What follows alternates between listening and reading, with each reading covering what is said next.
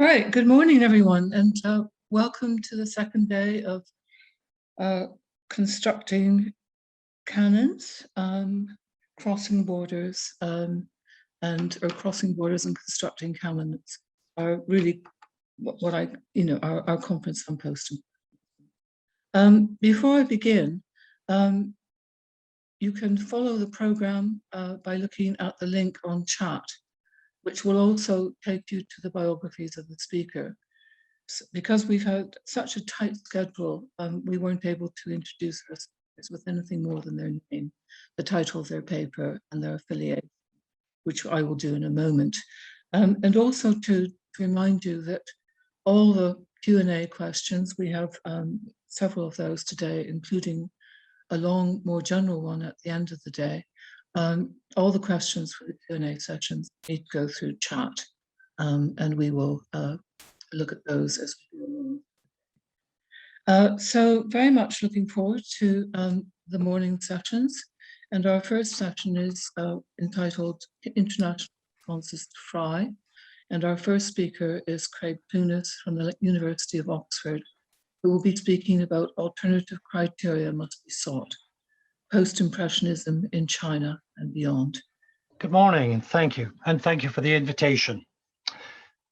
That global distribution of knowledge in which the West knows chiefly itself, while the rest must perforce add that Western knowledge to indigenous understandings, it has a history. And this history frames a famous passage in the writing of the Chinese artist and theorist Chen Shizang from his 1922 essay entitled The Value of Literati Painting. Much of Chen Shizang's formation took place in Japan, and he was certainly there when the painter Saito Yori came back from Paris in 1908 and publicized the work of Matisse and Gauguin, seen by him both at the Salon d'Automne and in the homes of Leo and Gertrude Stein, where it cohabited with occasional Chinese objects. As early as 1911, Chen had translated a Japanese essay on the current state of painting in Europe, so he was clearly up to speed with current trends, at least as they were being discussed in Tokyo. This awareness underlies his polemic on the value of literati painting, first published in 1921 in the vernacular language and then again in 1922 in classical Chinese. Chen one presumes, would have been appreciative of the statement by the British critic, curator, and scholar of Chinese art, Lawrence Binyon, made 10 years earlier in his The Flight of the Dragon, a statement that the theory that art is above all things imitative and representative no longer holds the field with thinking minds. When he wrote this in 1911, Binyon will of course have been thinking of events like the famous Post-Impressionist Exhibition, a show which he himself reviewed in the London Art Press. Another Chinese painter, Jin Shaocheng, passed through London and Paris in that same year of 1911, and he was struck by how, quote, new painting takes an ever more placid and remote path, unlike the close fineness of former oil painting, and it has turned towards a similarity with the painting of China. This is the context in which we need to read the passage from The Value of Literati Painting, in which Chen Shizang uses his own recognition of new developments in Western art to claim a modernity for his own practice and that of his immediate Chinese contemporaries. And this translation is my own modification of one originally made by Ida Wong. Western painting can be described as extremely faithful to form. Since the 19th century, in accordance with the principles of science, Western painting has meticulously rendered objects with light and colors. Lately, however, post-impressionism has run counter to that course. It de-emphasizes the objective and focuses on the subjective. Cubism, Futurism, and Expressionism have successively taken the stage, their intellectual transformations being sufficient demonstrations that verisimilitude does not exhaust the good in art, and that alternative criteria must be sought. What did the term post-impressionism as well as Cubism, Futurism, and Expressionism, mean to Chen Shizeng and his readers? What was at stake for him in invoking these Western modernist movements as part of his argument for the defense of a Chinese art, which he, like Binyon, saw as essentially non-mimetic? Now, these are by and large terms formed in Japan in the pre-1914 years, the years Chen spent there as a student. They were terms which by the early 1920s at the very latest, an educated person in China might be expected to know about. Note that Chen doesn't feel any need to explain them. The foreign language press in China was certainly well aware of such developments. For example, on 1st April 1914, the Peking Daily News carried an account reprinted directly from the London Times of that year's showing at the Paris Salon des Indépendants, art which, quote, revealed the untrammeled imagination of Cubists and Futurists. In 1916, Bernard Leach, who would go on to become famous as the father of British studio pottery, but who at this point described himself simply as a modern painter resident in the East, he published in the Peking Gazette a review of an exhibition of Chinese and European painting held in Beijing to raise relief funds during wartime. In addition to asserting that, quote, rhythm plays a dominant part in both Western and Chinese traditions, he makes yet again the point that there has been a recent convergence between them in a shared turn away from a slavish imitation of the outside of nature.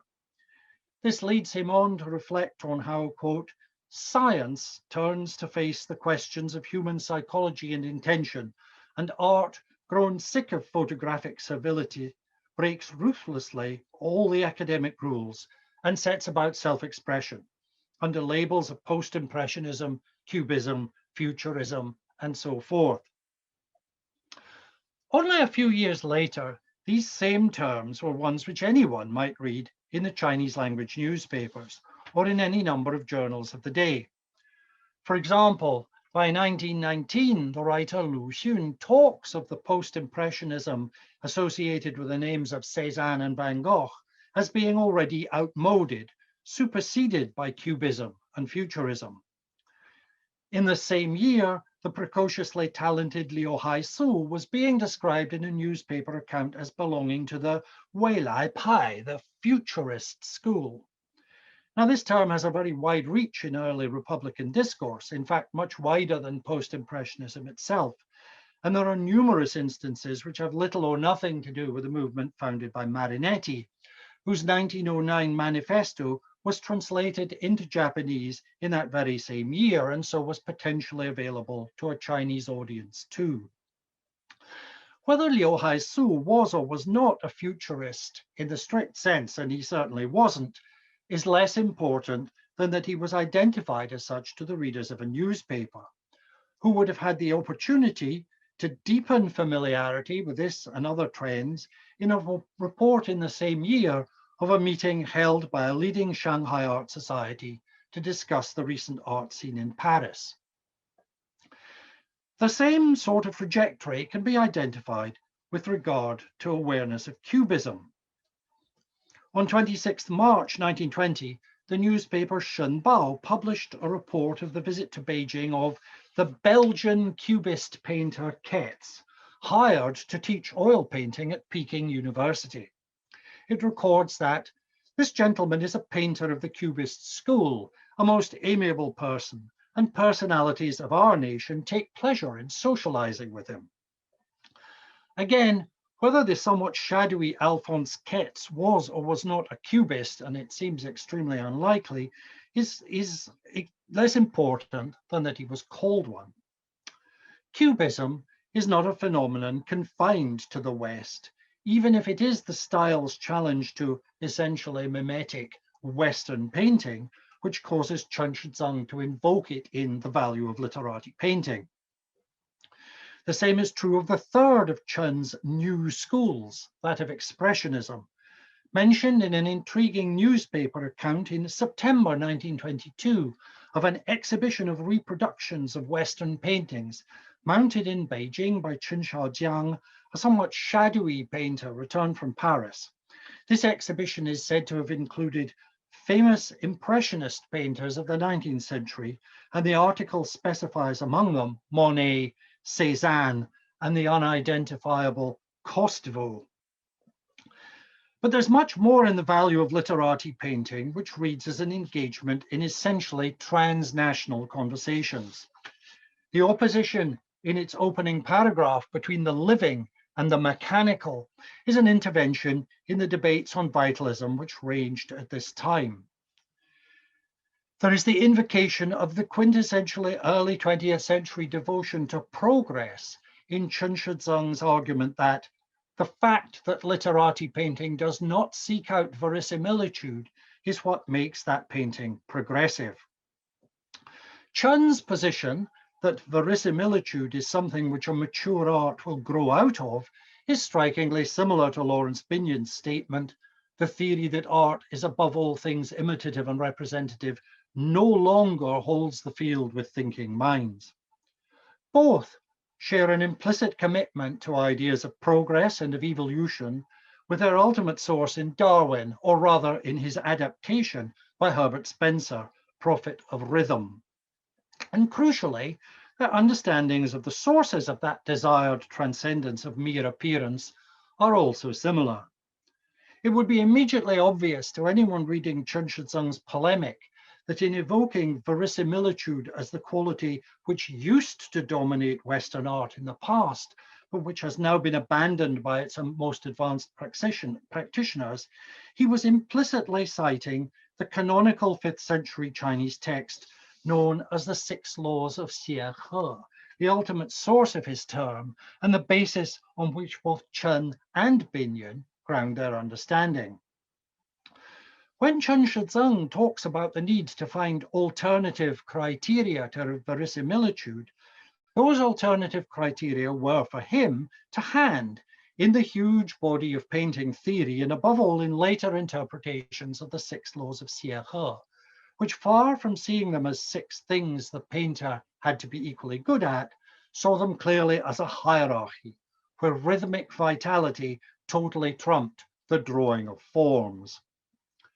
The materiality of those alternative criteria was equally to hand in the practice of painting across China's last 1,000 years, and especially in the modern art by painters such as Chen himself, for whom these non-mimetic criteria were still highly meaningful. Thus, at the precise point that the philosopher Liang Shuming's book, The Cultures of East and West and Their Philosophies, was drawing a contrast between vital East and static dead West, Chen was demonstrating that the West's new interest in non-representational art merely brought it up to speed with which China had been for centuries. But crucially, both Liang and Chen were doing so through an awareness of Western practice and indeed Western debates. They argued from understanding and not from lack of awareness. To quote Bruno Latour, one is not born traditional, one chooses to become traditional by constant innovation. The idea of an identical repetition of the past and that of a radical rupture with any past are 2 symmetrical results of a single conception of time. Literati painting was, as Ida Wong has shown, in essence a transnational creation, one which depended on the transnational circulation of both images and ideas about images. We see this clearly when the Japanese critic Taki Seiichi writes in 1922 on literati painting and expressionism, citing Benedetto Croce on how imitation is not art, and citing too Vasily Kandinsky on innerer Klang, inner sounding, a notion which Kandinsky associated above all with the East. But we need to recall that Kandinsky's English translator, Michael Sadler, was not only a close friend of Lawrence Binyon, scholars of the arts of the East, he's also on record as noting Kandinsky's deep respect and admiration for Chinese art. Exactly which aspects of Chinese art attracted Kandinsky, we do not know, and it's worth bearing in mind that they may in fact have been related to actual objects about as far removed as it's possible to imagine from literati painting. We know that Kandinsky's close friend, Franz Marc, was an enthusiastic collector of the highly colored images known as pith paper paintings, a sort of early tourist art. And indeed, one of these was reproduced in the Blue Rider Almanac, which Kandinsky and Mark produced together in 1912. But whatever Chinese art someone like Kandinsky saw, it will have been mediated for him by Western writers on Chinese art, even perhaps the writers of people like Binyon, for whom the triumph of rhythmic vitality over verisimilitude loomed so large as the key to an understanding of Chinese aesthetics. Tracing the paths of circulation and recirculation here isn't easy.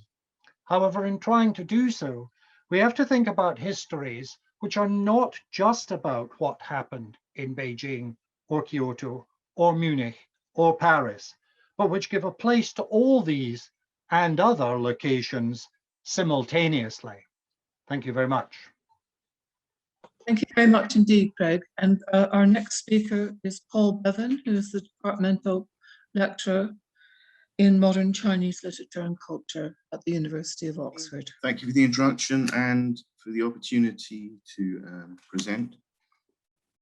I'm going to dive straight in because I have to speak rather quickly, so please forgive me. Western modern artists with various approaches to art from every conceivable school and background were known and admired in China during the 1920s and 1930s.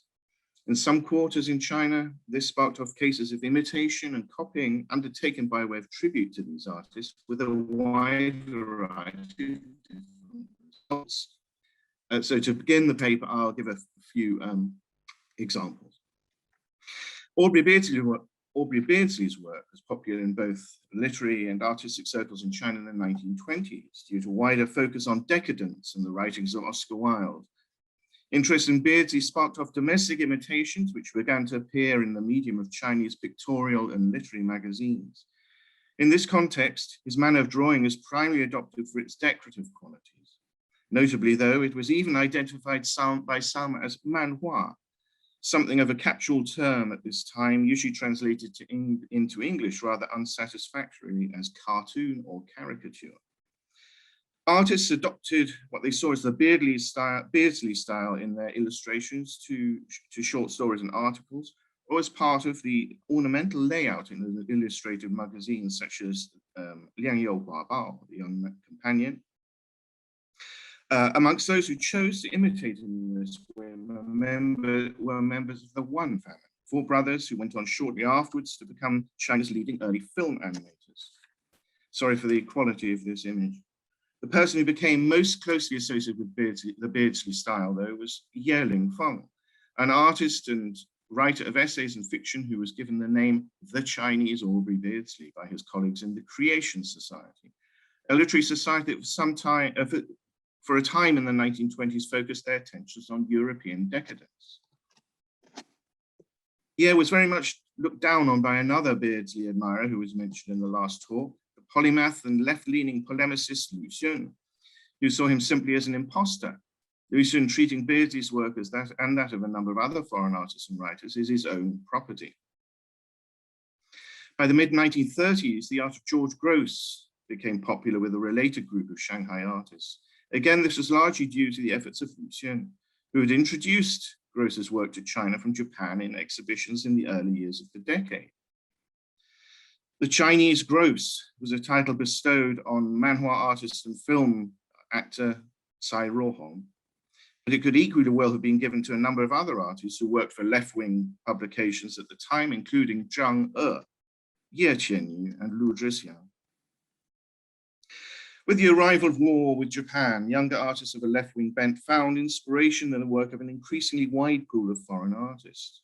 Te Wei was named the Chinese David Lo due to the political cartoons he drew that took inspiration from the London Evening Standard cartoonist's work.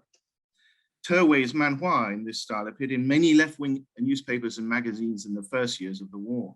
In common with his colleagues, the One brothers, who were some years his senior, he later went on to be involved in animation. In addition to those individuals who actually had the names of artists from the West attached to them, there were many more who, though closely associated with their chosen artists in the eyes of their colleagues and audience, were not directly named after them. well before the steady growth of overtly politicized art materialized in China, which happened as a result of approaching war and widespread ill feeling towards an ineffectual domestic government. The American artist Miguel Covarrubias was fashionable in manhua circles. The central figure in what became Covarrubias' Zhang Guangyu was particularly inspired by his art found in Vanity Fair. This had been the case even before Zhang actually got to meet Covarrubias when he visited Shanghai in 1933. Zhang Guangyu was the most famous artist to take on aspects of Covarrubias' art and was highly praised by Covarrubias himself. There were others too, though, who were enamored of his work, including Zhang's younger brother, Zhang Zhengyu, as seen here, Wang Zimei and Yan Zhexi. None of these imitators were named after the artist as the Chinese Covarrubias, but all produced work that was undeniably inspired by him in one way or another. By 1938, a year into the war with Japan, Tsai Rohong had abandoned his preoccupation with George Grosz, largely due to a rise in awareness of Soviet socialist realism in Chinese left-wing art circles.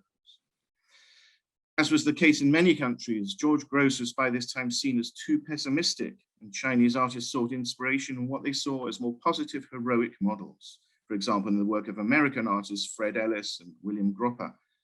The Japanese artist Yanase Masamu also found inspiration in Gropper and had previously used George Grosz's work directly in his own.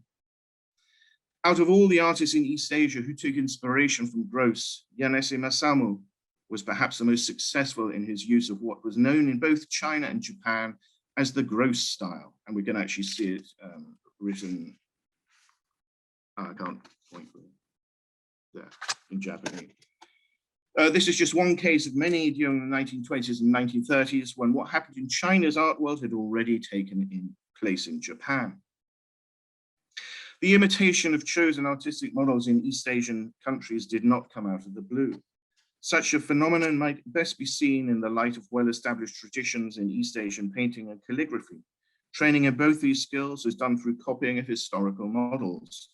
For example, in the case of calligraphy, this meant close imitation of works of masters such as Wang Xizhi from the 4th century AD, whose work had been copied by anyone who has ever picked up a calligraphy brush in China or Japan since the time of the Tang Dynasty more than 1,000 years ago. Imitation of the work of modern Western artists by their Chinese counterpoints was similarly both a sign of sincere respect and an attempt by the copyists to find their own feet through close study of the master. For those of us today who blanch at the use of terms such as influence in art, what we are talking about here is not an indication of a copyist's work being in any way inferior to the copied artist. In fact, in many cases, the act of copying sparked off important and original innovations, and the work produced as a result of Chinese art, by Chinese artists, was sometimes highly significant to the future of Chinese art and literature. With all this in mind, we move forward in our search for a Chinese Matisse. Bear in mind also, as we go along, a short-lived avant-garde art society, the Storm Society, as seen here, and a weekly magazine, Yishu Zhoukan, Art Weekly, also known by the French title L'Art. Styles reminiscent of Fauvism were practiced in Japan soon after its first appearance in Europe and were taken back to China in the early years by Chinese art students who studied in Japan. Other students from China and Japan took the decision to travel to Europe themselves. One of the most famous of these was Lin Fengmian, who studied in Paris and Berlin. Among many notable features of Lin's work was an adoption of aspects of European artists, notably the work of Modigliani and Matisse. Despite a clear debt to these artists, to my knowledge, he was never known as the Chinese Matisse or the Chinese Modigliani. There are at least two artists, though, who have been described in those two terms. Ding Yannyong, who studied in Tokyo, where modern art inspired by Western schools had already made significant strides, and San Yu, Chang Yu, who moved to Paris in the early 1920s and remained there until his death in 1966. In the case of San Yu, all over the internet, we are told by contemporary commentators that he was hailed as the Chinese Matisse. As is so often the case, this simply shows the free exchange of information between online auction houses and online encyclopedias But it is important to note that senior figures involved in 20th century painting in the past, Chinese painting in the past, recognize such a link themselves. Sanyu's close contemporary, Zhang Daqian, one of the best known Chinese artists of the 20th century, once said, I quote, "The famed Chinese artist living in Paris, Chang Yu, who is Sanyu, was one of the earliest Chinese Western style artists to study in Paris and has been regarded as the Chinese Matisse. As suggested by one historian, it is no doubt very heavy-handed to label Sanyu as the Chinese Matisse, and the same could certainly be said for the other examples given above, with the Chinese George Gross, Aubrey Beardsley, and David Lowe. In the case of Sanyu, it is clear that his inspiration came from a number of sources, from East Asia, most notably from his father, who was a traditional Wuhua painter, and from the work of a number of different European artists, including, as noted by several scholars, Matisse, Picasso, Modigliani, and Constantin Brancusi. Ding Yannyong has been dubbed the Matisse of the East, or the Oriental Matisse. And again, these are labels that have been popularly attached to him. With Ding Yannyong, we are fortunate that he left an autobiographical sketch of his early artistic life when he was in his early 30s. This can be found in Yishu Zhoukan, a weekly magazine that featured essays about art in Europe and the work of several Chinese Francophile painters who lived and worked in Shanghai. In his autobiography, his only contribution to this magazine, Ding recalls his time studying in Japan and his subsequent return to China to take up a teaching post. What is particularly interesting in this memoir is his discussion about he was heavily influenced by what he refers to as primitivism, and the names he mentions in connection with are Gauguin and Matisse. Perhaps most surprising, though, he sees his goal as perhaps most importantly, though, he sees his goal as an artist in response to this to arrive at a new modern art for China derived from the supposed primitive folk roots of his country. Looking to domestic folk customs for inspiration is by no means unusual at this time in China, but Ding's addition of a European-inspired perspective with the Parisian influence of African and Oceanic art is noteworthy. Together with this, some saw an Oriental influence, as found in Matisse's Moroccan-inspired art, something that is also found in the work of Sanyu. The so-called Oriental flavor is a quality that artist Peng Xunqin observed in Sanyu's work. Rather than having China or Japan in mind here, Peng is referring to the Orient of Matisse, Morocco, and North Africa. However, this Moroccan influence in Matisse's work was not the same Orient recognized by Roger Fry in 1920. In one example, rather than finding roots in North Africa, Fry went as far as to say that Matisse took on aspects of Chinese painting in his work. Matisse aimed at convincing us of the reality of his forms by the continuity and flow of his rhythmic line, by the logic of space relations, and above all, by an entirely new use of color. In this, as in his markedly rhythmic designs, he approaches more than any other European to the ideals of Chinese art. Rhythm or rhythmic line has been observed as a characteristic of the work of both Ding Yannyong and Sanyu, as observed by Sanyu's friend Shao Xunmei. Quote, "With regard to the white paper and shapes in black lines, such a line is not just the delineation of an outline. Such a shape is not just an object that occupies space. It has rhythm, 声韵, atmosphere, it has soul, it has vitality." However questionable a Chinese inspiration is with regard to Matisse's painting, this isn't the place to go into any detail about Fry's engagement with Chinese art. But I would like to bring in just one example, as this illustrates important links between some of the people mentioned thus far. A scroll in the collection of the Ashmolean Museum includes the work of several poets, writers, and painters from China, Japan, and England.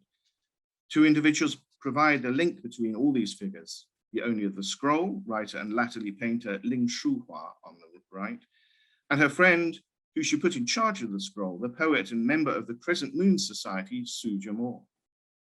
Contributions in the form of paintings and poems were sought out by him on his travels and included paintings by three of the names we have come across: Roger Fry, Lin Fengmian, and Zhang Daqian. Other contributors can also be loosely linked to Frey, but hover at a distance, one step away from him, figures he may have known about, but had actually never met.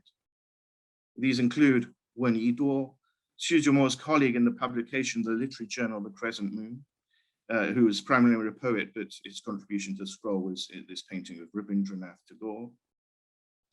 The Francophile painter Wang Jiyuan, a member of the Shanghai modern art group, the Storm Society, together with aforementioned Peng Xunqi. Both contributed to the magazine Yishu Zhoukan, in which Sanyu and Ding Yannyong's work appear. And Jiang Xiaojian, a friend of Sanyu, Xu Zhemo, and Shao Ximei, who studied sculpture in Paris. Having failed in the task of tracking down a Chinese Matisse, a task that right from the beginning was going to be a futile exercise, we have found some important links between Chinese artists who had studied and worked in France and some European artists, as well as an important link between Xu Zhemo and Roger Frey. What is in effect an exchange between the Chinese Crescent Moon Society and the London Bloomsbury Group. The term post-impressionism in both English and in Chinese translation is mentioned in a number of books from the Chinese Republican era from 1912 to 1949. Though it does not appear in the illustrated art journal Yishu Zhoukan, styles that Frey included under the post-impressionist umbrella were practiced by the artists who contributed to the journal and found an outlet within its pages, as well as in the annual exhibitions mounted by the Storm Society and other Chinese art associations in Shanghai. Thank you. Okay, thank you very much, Craig and Paul. I thought those really interesting papers. I really like the way that they both emphasize or point towards the really wide range of influences and temporalities that we might be thinking of with post-impressionism crossing borders. Not just, that is, post-impressionism going kind of beyond being influenced by Roger Frey and so on in 1910 in America and elsewhere, but things like national art traditions that fed into post-impressionism in the first place, and then people seeing post-impressionism as a kind of recovery of those. So I've been asked by Anna and Liz to just share an idea in each of my responses from this essay on post-impressionism that I've written. And it's that idea that I just want to develop very quickly, just kind of taking off from what Paul and Craig have said, and going back to this Frey scroll in the Ashmolean Museum. Well, this, so we've heard, we don't know exactly when Frey made this painting, but we do know that there was this dialogue with Xu Zhimu, and this idea that Frey, so this is in the letters between Frey and Xu Zhimu, that Frey might actually go to China and end up giving a lecture tour about modern art to explain modern art to the Chinese public. Now, in the end, this didn't happen, but Xu Zhimu did, at the end of that decade, debate another figure, Su Baihong, who we see the contribution to the scroll of below, in a debate about the importance of post-impressionism in China.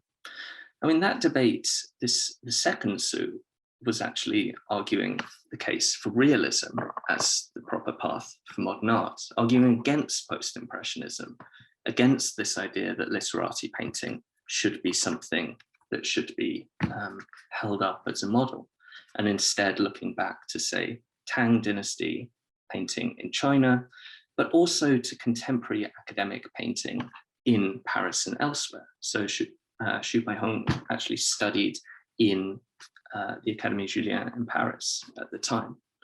And even, this is kind of gossip, but an interesting thing, I think, Xu also ended up conversing with Frey, we hear, in the National Gallery in London, when Frey, of all things, was copying a Rembrandt self-portrait in the mid-1920s. No, not quite the idea of the kind of arch-modernist that we might think of. Now, the reason I bring all of this up is to kind of emphasize this thing that Craig in particular brought out, that the artists and philosophers in China are working not from a place of ignorance, but really a place of knowledge. And both papers, we see this idea that post-impressionism, for this reason, is being seen in China not just as something to kind of take up and use as a direction for modern art, but also as a sign of the West catching up, in a sense, becoming aware of these art traditions, which have always been vital at present. This also is seen in Japan, as was briefly mentioned. Again, arguing that when artists were taking up post-impressionism there, they were really almost bringing something home. They were taking up something that had been created effectively in the East, first of all. Now, this, I think, is really important not to lose sight of when we're thinking about post-impressionism crossing borders. This idea that the return to tradition that people like Fry often talked about, we've heard Michael Sadler quoted as talking about this, very consciously for these figures around the formulation of post-impressionism, did not mean Western tradition, but meant something like world art traditions. You know, if you look at Vision and Design, it's barely a book about modern art. It contains, you know, endless essays about things all around the world and across time, right back to Paleolithic or Neolithic art. In this sense, then, I think this, you know, we should really be aware of this theorization of post-impressionism as already made up of long currents of past world art traditions, as allowing it to be received in different places and different ways, as more than just new and more than just Western. And I love these, you know, this is a kind of brilliant joke, but when we see in these works, this idea that this is it's very recent Chinese painting, but here this idea, not just that Van Gogh might have sort of forgotten to copy literati Chinese painting, or didn't know that he was supposed to, but somehow this is showing the painting that he would or should have made, him being influenced in this way he didn't even understand.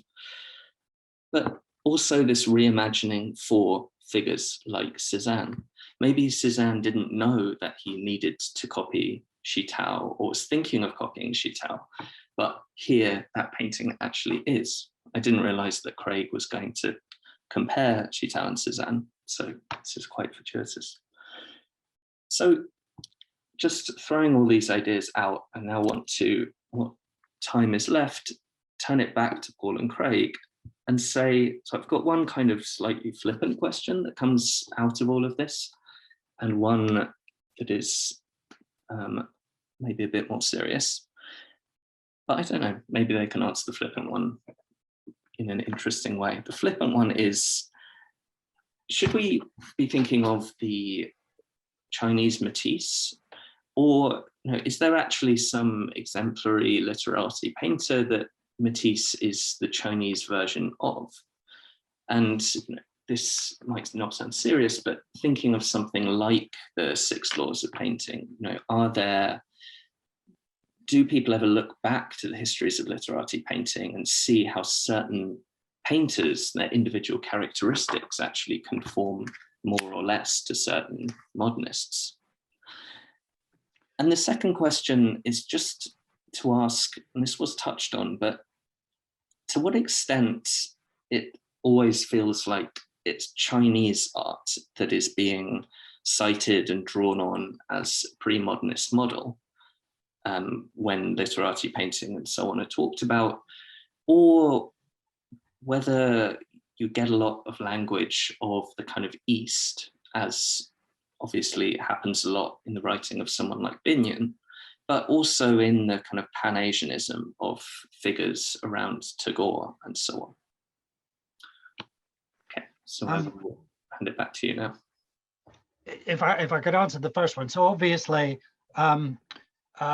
the first translation of the 6 Laws of Seurat into English is made by Okakura Kakuzo, a Japanese scholar whose the first sentence of his book is Asia is one. So he's one of the great kind of thinkers of Pan-Asianism.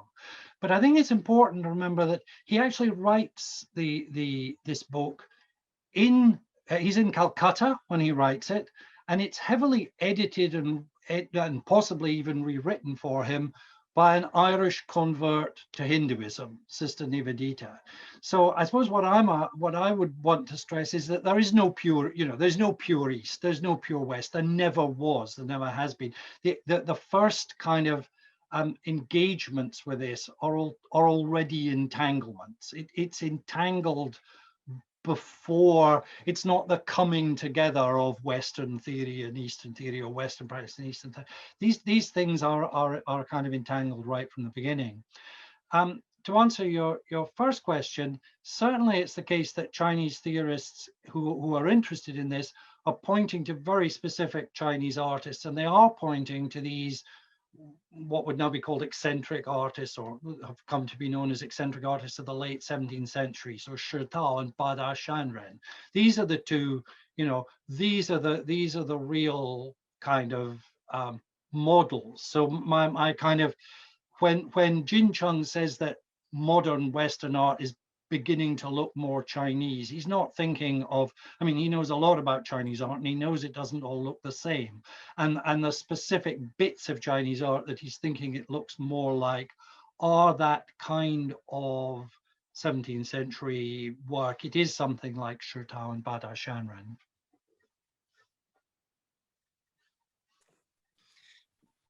I don't seem to have any video. I can't turn my video on, but I'll speak anyway. Here we are. Start my video, it says. Okay, there I am. I just wanted to, whether I can answer those questions is another matter, but just to pick up on a few things that have been said. It's very interesting, this Seurat thing, because in fact, what I hinted at in my paper was Shao Xunmei talking about something that his take on this. And so what we have is the intellectuals that Craig has been talking about, who might be, one could refer to as, sort of real intellectuals, and people who are more like Shao Xunmei, who sort of take things from here and there, and perhaps don't go into things in such great detail. But what we saw in what Shao Xunmei was saying in that very small quote is taking up his take on Seurat. And I think that's really quite interesting in itself. But also to see it was nice to see more of these scroll, or a little bit more of the scroll that you showed. That was a very nice thing. I should say that this scroll is very small indeed. It's no bigger than a sort of a roll of toilet paper from the point of width, and contains some very interesting things. As we saw, Xu Beihong, and on that scroll, indeed, there are the two main people in the argument you mentioned, because Lin Fengmian was the other side to that. His painting comes a little further on. And I should point out that also all those paintings that I showed are from the 1920s. So they are, including Roger Fry, we think it's either 1925 or 1926, and that goes for most of that. Yes, anyway. Not answering your questions. No, that's really interesting. Thanks. I always want to talk more about that scroll. I think we should probably wrap up because time, but just to end with one thought. We have 1 minute left, actually, Sam. Great. Well, I don't know. And a very interesting question from Richard Schiff, but you may want to leave that for the Q&A at the end of the day. It's a long question. I actually wanted to ask something that relates to this first, if I can just do that, which is to ask Craig, or say to Craig that, when I'm talking about this idea of people mentioning, Chinese art or Eastern art, I don't mean so much are we thinking it's Chinese or Eastern in its influence? I just mean among these intellectuals, artists, and so on, to what extent are these terms being used as kind of tactical things, basically, the kind of rhetoric of the East? And this ties in with Richard Schiff's question that I'm sure we'll come back to, which asks about universalism at the time. So the idea of it being a kind of national thing, Chinese, versus it being a more universal kind of Eastern or Pan-Asian or even global. Oh, so you're on mute. I think the short answer is that Japanese are much more interested in universalism than Chinese is. The Chinese, for Chinese intellectuals to be Chinese is to be universal. So they don't talk so much about the East. That's a Japanese strategic move. Great.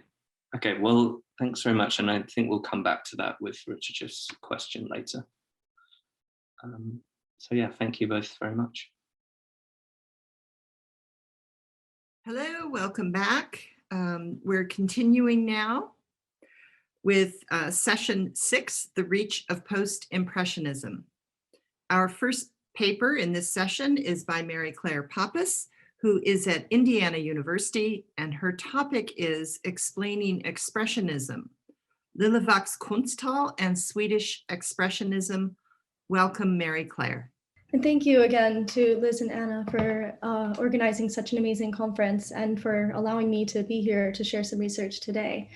And I'll go ahead and get started on explaining Expressionism. So the Expressionist Exhibition, featuring works by Isak Grunewald, Sigrid Hjertén, and Leander Engström, opened at Liljevalchs Kunsthal in Stockholm, Sweden on May 4th, 1918.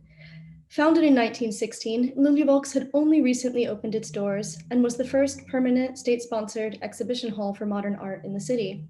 At the time, the 3 artists were all considered leading advocates for Expressionism in Sweden, and all had previously studied at the Academy Matisse, a short-lived art academy run by Henri Matisse between 1908 and 1911. And this school was particularly popular with Scandinavian students.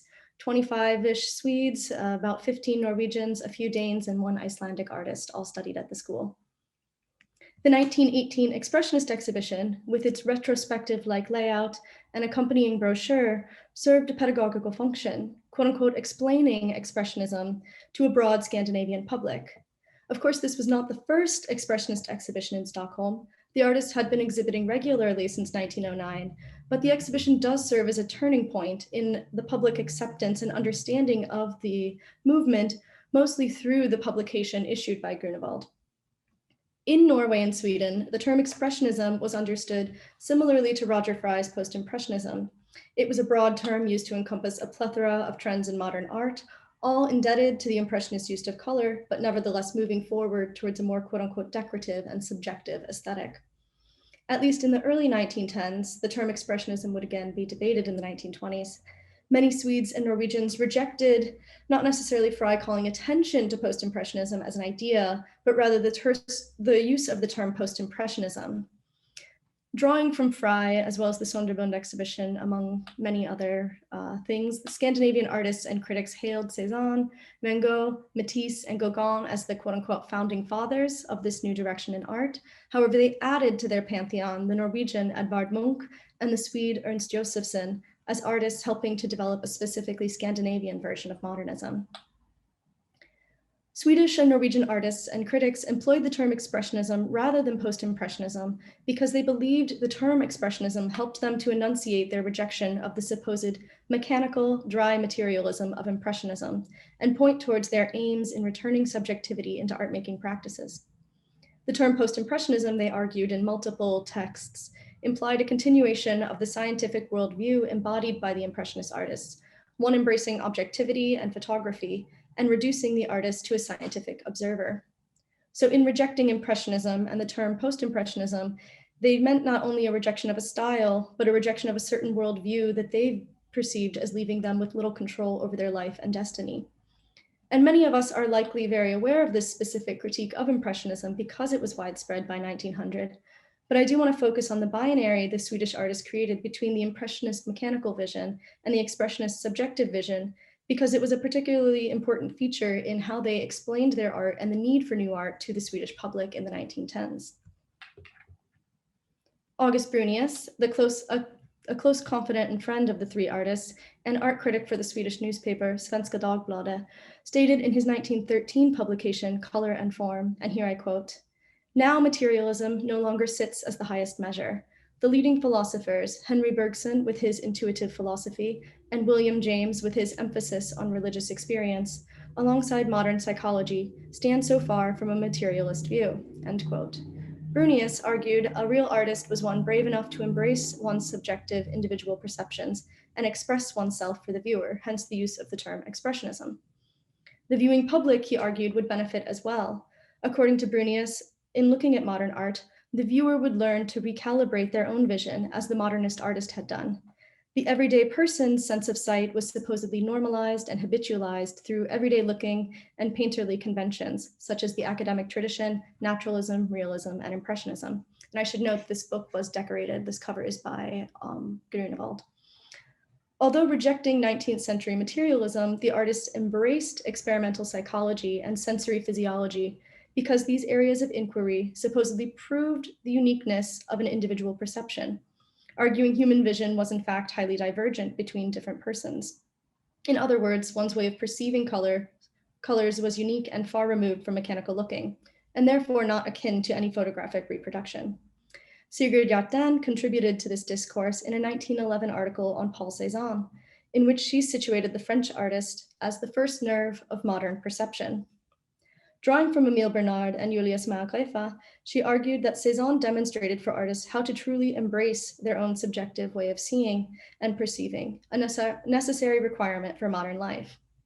So it's this message, expressionism as the first manifestation of modern subjective vision and its ability to help Swedes better engage with the visual experience of modernity, that the artists were attempting to convey in the 1918 exhibition.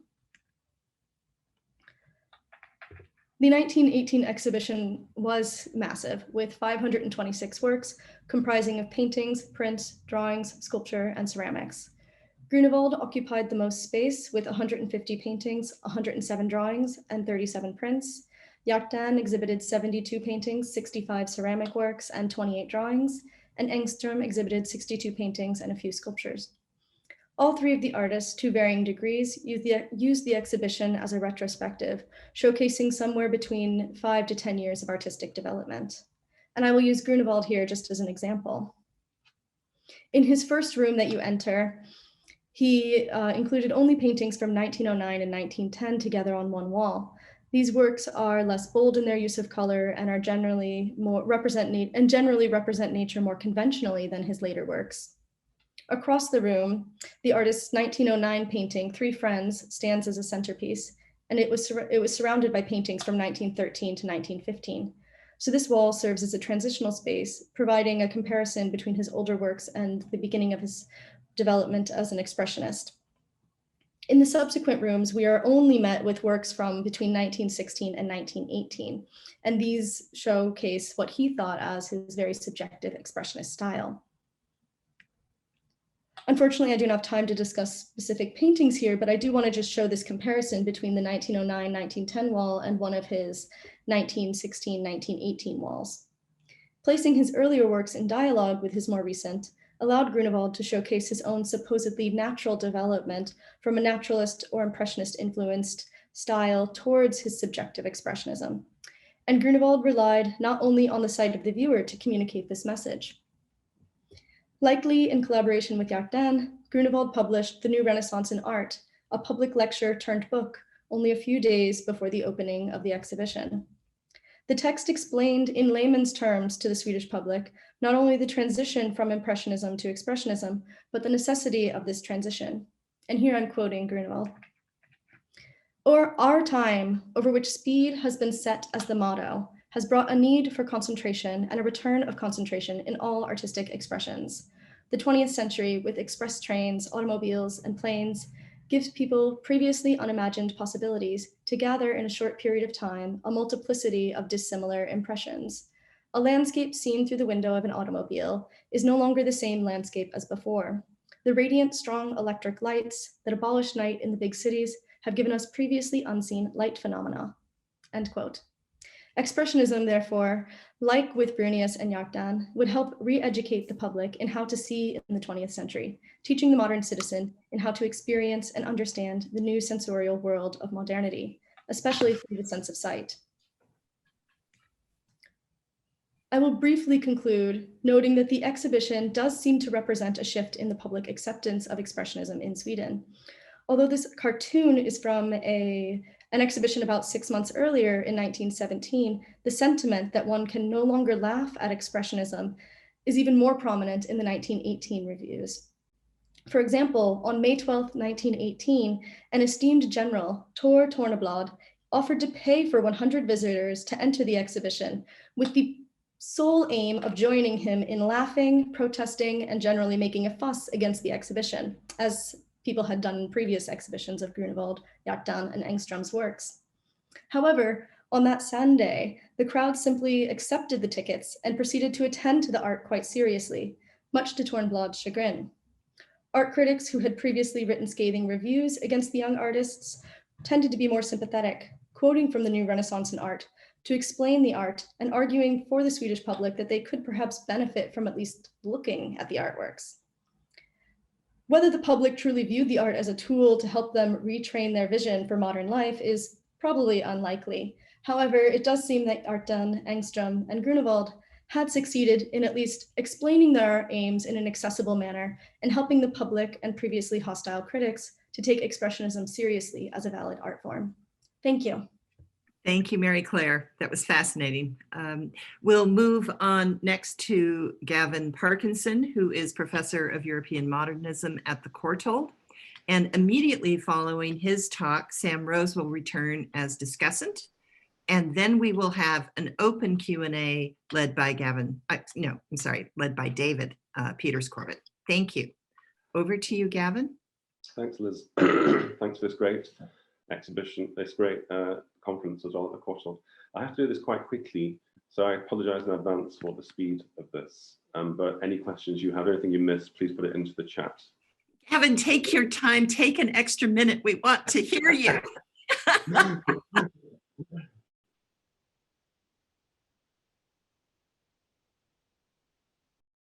In any depth. The concentrated published response to the art of the earlier movement in Surrealism itself only came after the Second World War. In this paper, I showed that the eagerness of Surrealism's leader, André Breton, to help revive symbolist art from the mid-1940s had very specific art historical determinants. So that's the first point I want to make. Secondly, that its central argument lies in an attitude towards the visual that runs exactly counter to what was then the dominant paradigm in art criticism and art history, namely modernist formalism, as we now think of it. And thirdly, that Breton's position culminated in the late 1950s, 1958, at the time of the rarely discussed exhibition held in Paris titled Cézanne Symboliste, which is the main part of the second part of my paper will be taken up with that exhibition. Many of the European surrealists were in the United States during the war at the time that the art critic Clement Greenberg published his critical essay titled Surrealist Painting, 1944. Greenberg had referred to Impressionism only rarely in his writing up to that point, but here it was presented as counter to pre-Raphaelitism, symbolism, and their heir, Surrealism, in a logic that expressly emphasized Impressionism's painterly qualities, as opposed to what Greenberg called, quote, the new and interesting kind of pictorial literature offered by Surrealism, which, he continued, is more literature or document than painting or art, unquote. A response by Breton to Greenberg's evaluation and to what we now think of as the modernist narrative of the ascendancy of the Impressionist abstraction lineage over the symbolist Surrealist one in art history can be seen initially in his, Breton's, correspondence from late 1945 and in the series of lectures that he, Breton, gave in Haiti at the time, where he quoted from Paul Gauguin's refutation of some Impressionist opticality and cast Impressionism as a reactionary movement that, in Breton's words, repudiated, in fact, the romantic imagination and all that which painters named with ill will literature, unquote. On the one hand, then, the significance of Impressionism is contested over its perceived opticality.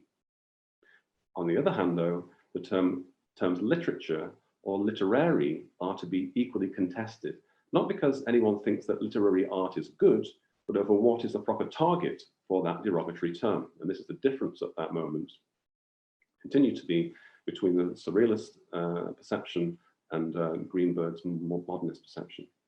There is evidence that this issue was thrashed out between Surrealists and their friends in New York during the war, and it resurfaced in the following year, 1946, when Breton's friend Marcel Duchamp was quoted as follows concerning his own early work. I was interested in ideas, not merely in visual products. I wanted to put painting once again at the service of the mind. And my painting was, of course, at once regarded as intellectual literary painting, unquote. A few years later, in February 1950, Duchamp responded to a query about his signature work, The Bride Stripped Bare by Her Bachelor's Even, or The Large Glass, as follows. I am indebted to Raymond Roussel for having enabled me, as early as 1912, to think of something other than retinal painting. André Breton will enlighten you on this term as we discuss it together, unquote. Along with an alliance with Breton over their shared rejection of the mere representation of the visible world in art, Duchamp confirmed through these statements an apparent dissatisfaction with the attribution of the term literary to painting on one register, while seemingly identifying the very same thing on another register through the person of Roussel, with a circumvention of the retinal in his own paintings since 1912 and their culmination in The Large Glass. So he's complaining about the literary term given to his own work, but admitting that Raymond Roussel, who is a writer, has an enormous influence on his work. Duchamp's fullest airing of the notion of retinal painting was made in November 1954 and invoked a larger art historical narrative. Imagine how out of place this remark looked against the flat, abstract painting that was currently being critically acclaimed by Greenberg, among others, in New York, where Duchamp had lived since 1942. Since the advent of Impressionism, visual productions have stopped at the retina. Now notice the hop in the historical record he gives. Impressionism, Fauvism, Cubism, abstraction, it's always retinal painting. Their physical preoccupations, the reactions of colors, etc., put in the background the reactions of the gray matter. This does not apply to all the protagonists of those movements. Some of them have bypassed the retina. The great merit of Surrealism is to have tried to get rid of a retinal content, of the halt at the retina. So note the historical gap between Impressionism and Fauvism in that remark. Breton would also make a distinction between the ideas of literary in art and consider their distinctive associations with the visual when he came to discuss symbolist art at the time of Cézanne's Symboliste, which once rescued from its current art historical obscurity, can be understood as nothing less than an act of resistance, the narrative of what we would now call modernist formalism. So I'm going to move on to the exhibition. I have to hop in my paper across Charles Filigère. I wanted to speak about Filigère because he's the means by which Breton met Mira Jacob, who was the owner and gallerist, the runner, person who ran the Bateau Lavoir gallery, which showed this exhibition. So I just quickly show, and Charles Chasset was important in this because Breton knew Chasset. Chasset had written a very important book on Gauguin in 1921, wrote about symbolism and acknowledges Breton's discovery, if you like, of Filigère in this book, where his Filigère's name is spelled wrongly, by the way, with 2 L's, as it was a few years earlier by John Revolt in his canonical book about post-impressionism. Breton would return to literary art and retinal painting several times in the 1950s, Surrealism's lean years, including the occasion of Cézanne's Symboliste, which ran from the 7th of March to the 12th of April, 1958. He co-curated at the Bateau Lavoir with the owner of the gallery, the collector Mira Jacob.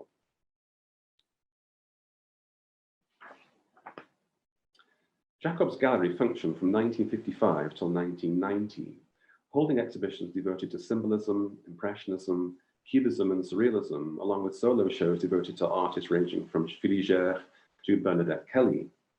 Jacob's own collection echoed emphatically the intermingling of symbolism and surrealism, containing works by surrealists such as Jean Arp, Hans Bellmer, Paul Delvaux, Max Ernst, René Magritte, and also works by Eugène Carrière, Émile Bernard, Pierre Puvis-de-Chauvin, Filigère himself, Gustave Moreau, Odilon Redon, Paul Serrusier, Paul Signac, and many others. Of the 19th century artists listed here, pastels, watercolors, engravings, and lithographs were shown at Des Indes Symbolistes by Bernard, Enzor, Filigère, Moreau, Puvis, Redon, and Serrusier. And two of the Filigères belonged to Breton, and one on the left was owned by Breton, the Filigère, alongside many others, including several by Gauguin and Seurat, in a display totaling 52 works and including some documents. Gauguin and Serrusier were the best represented with 7 works apiece. The slight booklet for the show carried a few reproductions and was printed in a run of 1,000 copies. A document exists, and I'm excited to show this. This has never been seen outside the Breton archive. So it's the first time it's been seen by an audience, in which Breton transcribed a clean copy of the first part of his essay or the catalogue in red ink, under a chronological table in green and red, with green representing rightists Alfred Jarry, Isidore Ducasse, Arthur Rimbaud, and Duchamp's inspiration Roussel, and red ink used for artists Filigère, Gauguin, Edvard Munch, Henri Rousseau, and Serrusier. The table covers a period of a century from the birth of Rousseau in 1844, the death of Munch in 1944, coincidentally, and I'm assuming it's a coincidence, the year of Greenberg's critical essay on surrealism. It's as though Breton was trying to imagine a long history of symbolism via a revised canon conceived by way of a new definition of symbolism that could accommodate both artists and writers. And inside it is boxed the birth of Lautréamont in 1846 and the death of Roussel in 1934, which actually took place in 1933. Breton's essay appears under the striking title Préface Manifeste. The author of the Manifestos of Surrealism could hardly have been unaware of the denotative force of the word, so we should view it as a piece of writing that aimed to state an ideological position. It's a manifesto. This is already evident in its opening complaint, protesting again the literary label given by some to any art that was neither realist nor merely for visual delectation. The aim is flagged here to revive the much criticized art of symbolism and increasingly marginalized art by them, of surrealism specifically, in protest to the resurgence of interest in Impressionism, particularly in the end of the 1940s. Impressionism kind of comes back into art history, and it can be inferred the triumph of abstract expressionism in the United States. If the present times offer any kind of common ground capable on its own of exposing the shamelessness of certain commentators, it's certainly that which consists of hanging the label literary onto any paintings whose ambitions go farther than offering us the image of the outer world, or alternatively, than appealing in the last analysis to visual enjoyment only, the optical painting he's complaining about. In its pejorative sense, the term literary painting, so this is how Breton turns it back upon a Greenbergian view.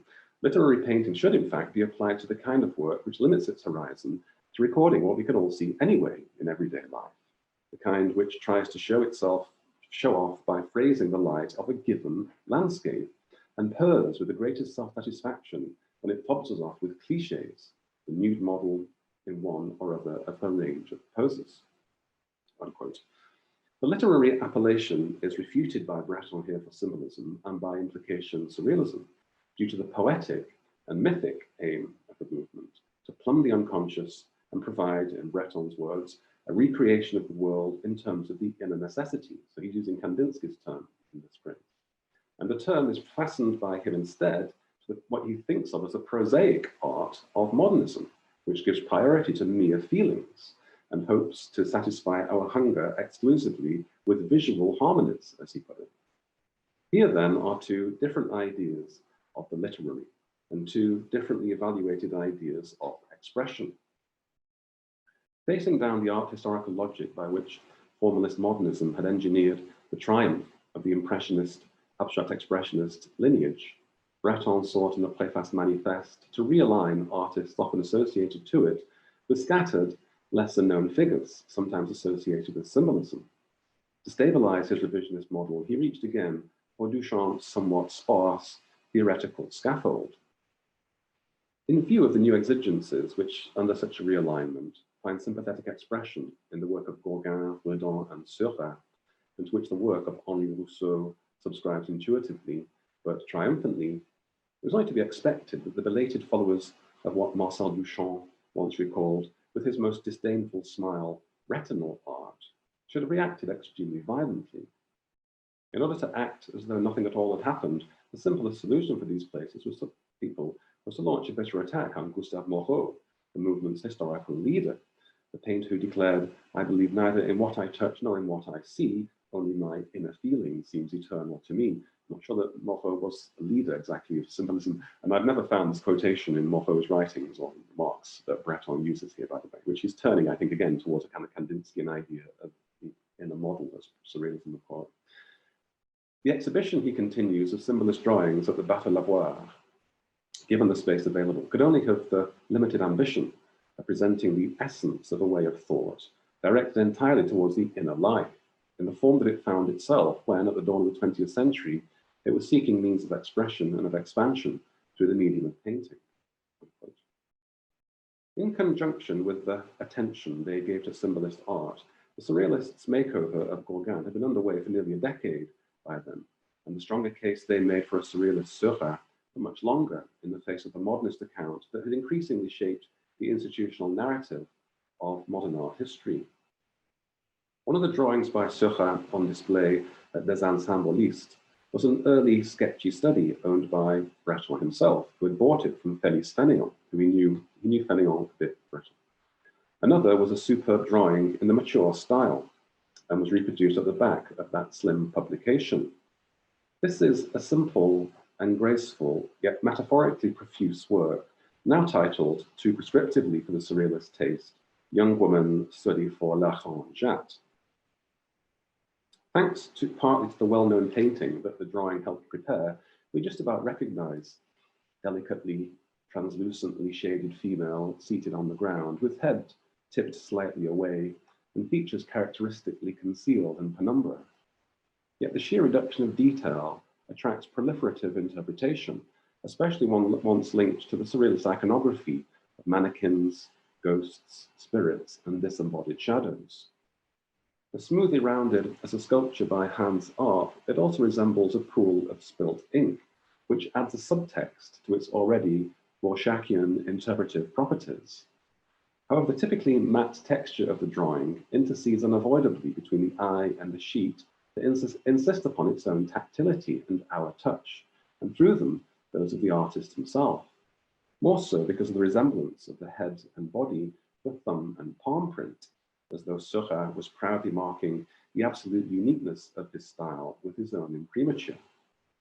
No wonder Breton attempted to appropriate Gauguin and Seurat in the Préface Manifeste of the Des Ensemblistes catalogue, stating starkly that the whole exhibition hinges upon this deliberate juxtaposition of the work of these two masters. In this way, he attempted to detach them from modernist formalism to return them to symbolism and therefore to a history that was relevant to surrealism. The Préface Manifeste appeared in the year after Breton's major survey, L'Art Magique, had announced at length the importance of symbolism to surrealism's heritage. Munch is lauded in the introduction of the book as the initiator of what Breton calls the internal tumult that constituted Expressionism's contribution to modern art, and his, quote, again, internal apocalypse, Munch's, is evident in the faces of his suffering figures, according to Breton, as he granted Munch his place on the long path of magic art as it wound its way towards surrealism.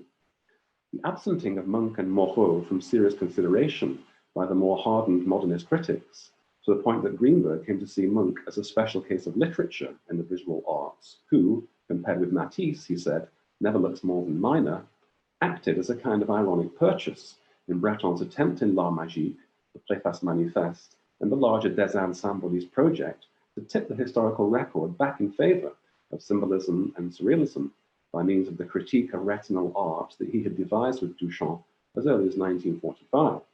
This is my last paragraph.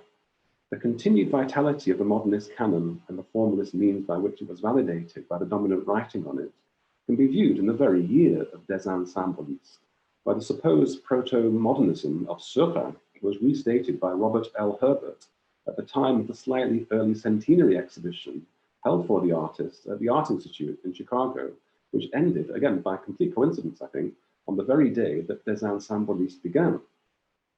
By the time that Herbert devoted a study to Seurat's drawings in 1962, the challenge to the supremacy of formalism in modernist art history was just about beginning, and he sounded apologetic, Herbert, when he acknowledged, "We delight in investigating the abstract components of art, and too often give a secondary place to the artist's ties with the tangible world.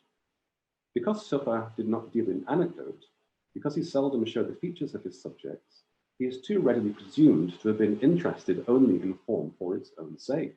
Unquote. Breton's prescient counter-narrative, begun after the Second World War, culminated in these writings of the late 1950s on symbolism was unknown at the time, but it shows a determined resistance to modernism's marginalization of the earlier movement. Aiming to forge a new canon of symbolist art from forgotten or neglected artists such as Filiger, Moreau, and Munch, positioned alongside those such as Seurat and Gauguin, whose importance had long been asserted by modernism through formalist values, Breton turned their absence from the literalist optical canon of modernism into a virtue by crediting their recourse, rather, to an inner vision, what Surrealism called, quote, "a purely internal model." Thank you. Okay, thank you both. That was great. I want to start by picking up on this. Marie-Claire mentioned this binary set up by critics very quickly. And in both papers, I thought you really see this idea of people setting up the possibility of there being something like an ideal of what modern art should be, even a kind of general theory of modern art. And obviously very different, Surrealism and Expressionism, but in both cases, this is defined, interestingly, against Impressionism. Impressionism, in the first case, being this kind of dry, mechanical way of perceiving the world exactly as it is, which needs to be replaced by a unified expressionism that's an art of personal vision, kind of individual subjective seeing. And in the second case, and I'd say I basically got this from reading Gavin's work, but particularly visible in Breton's lectures in Haiti, this idea of Surrealism, of Impressionism as, you know, just again, this totally dry, totally lacking in imagination reproduction of mere appearance. Now, this is interesting in the context of post-impressionism, apart from anything, because, and as Marie-Claire mentioned, this is exactly the kind of binary that Frey himself set up and draws on often, talks of impressionism as the last stage in the Western science of appearance. So the last state, effectively impressionism is a kind of hyper-naturalism, even more naturalistic than academic painting, which aimed at kind of photographic vision. And on the other hand, this idea of something like a kind of imaginative or conceptual art, even an art of subjective vision. So this is, I suppose, Frey's own version of the idea that there could be something like modern art in general. Modern art not as the mass of movements and trends that we often think of it as now, but just a single thing, a single shared aim. Now, in Frey's hands, these are from some of his lectures. He's talking here about child art as a lead-in to talking about modern art. In his hands, you know, this draws in a lot of ideas of conceptual or mental imagery from particularly German philosophy and art history, this idea of the imagination filtering the perceptual data through concepts in the mind and giving representations that have been made this way, these characteristic forms. So we see the kind of profile, the eyes flattened against the picture plane, things shown in their most characteristic aspect. This all coming from Emmanuel Lervy's writing on conceptual image and on primitive art in relation to that.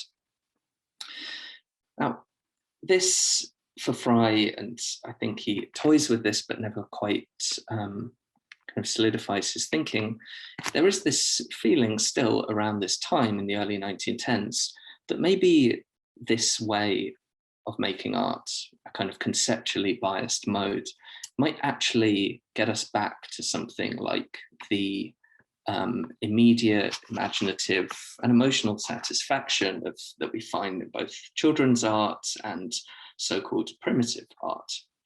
And this actually sets off these huge, kind of enormously influential across the 20th century schemes of art education and so on, based on ideas very much like this. Now, as I'll mention quickly, this all falls apart, but Gavin talked about Greenberg at this point and the kind of hop he makes from cubism to abstraction, leaving out what's in between.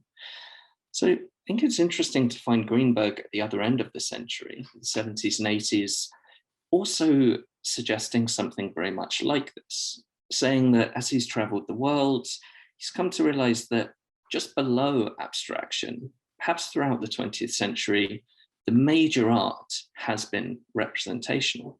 But more than that, the major art of the 20th century is mainly based on this single mode, which derives from nothing after 1910.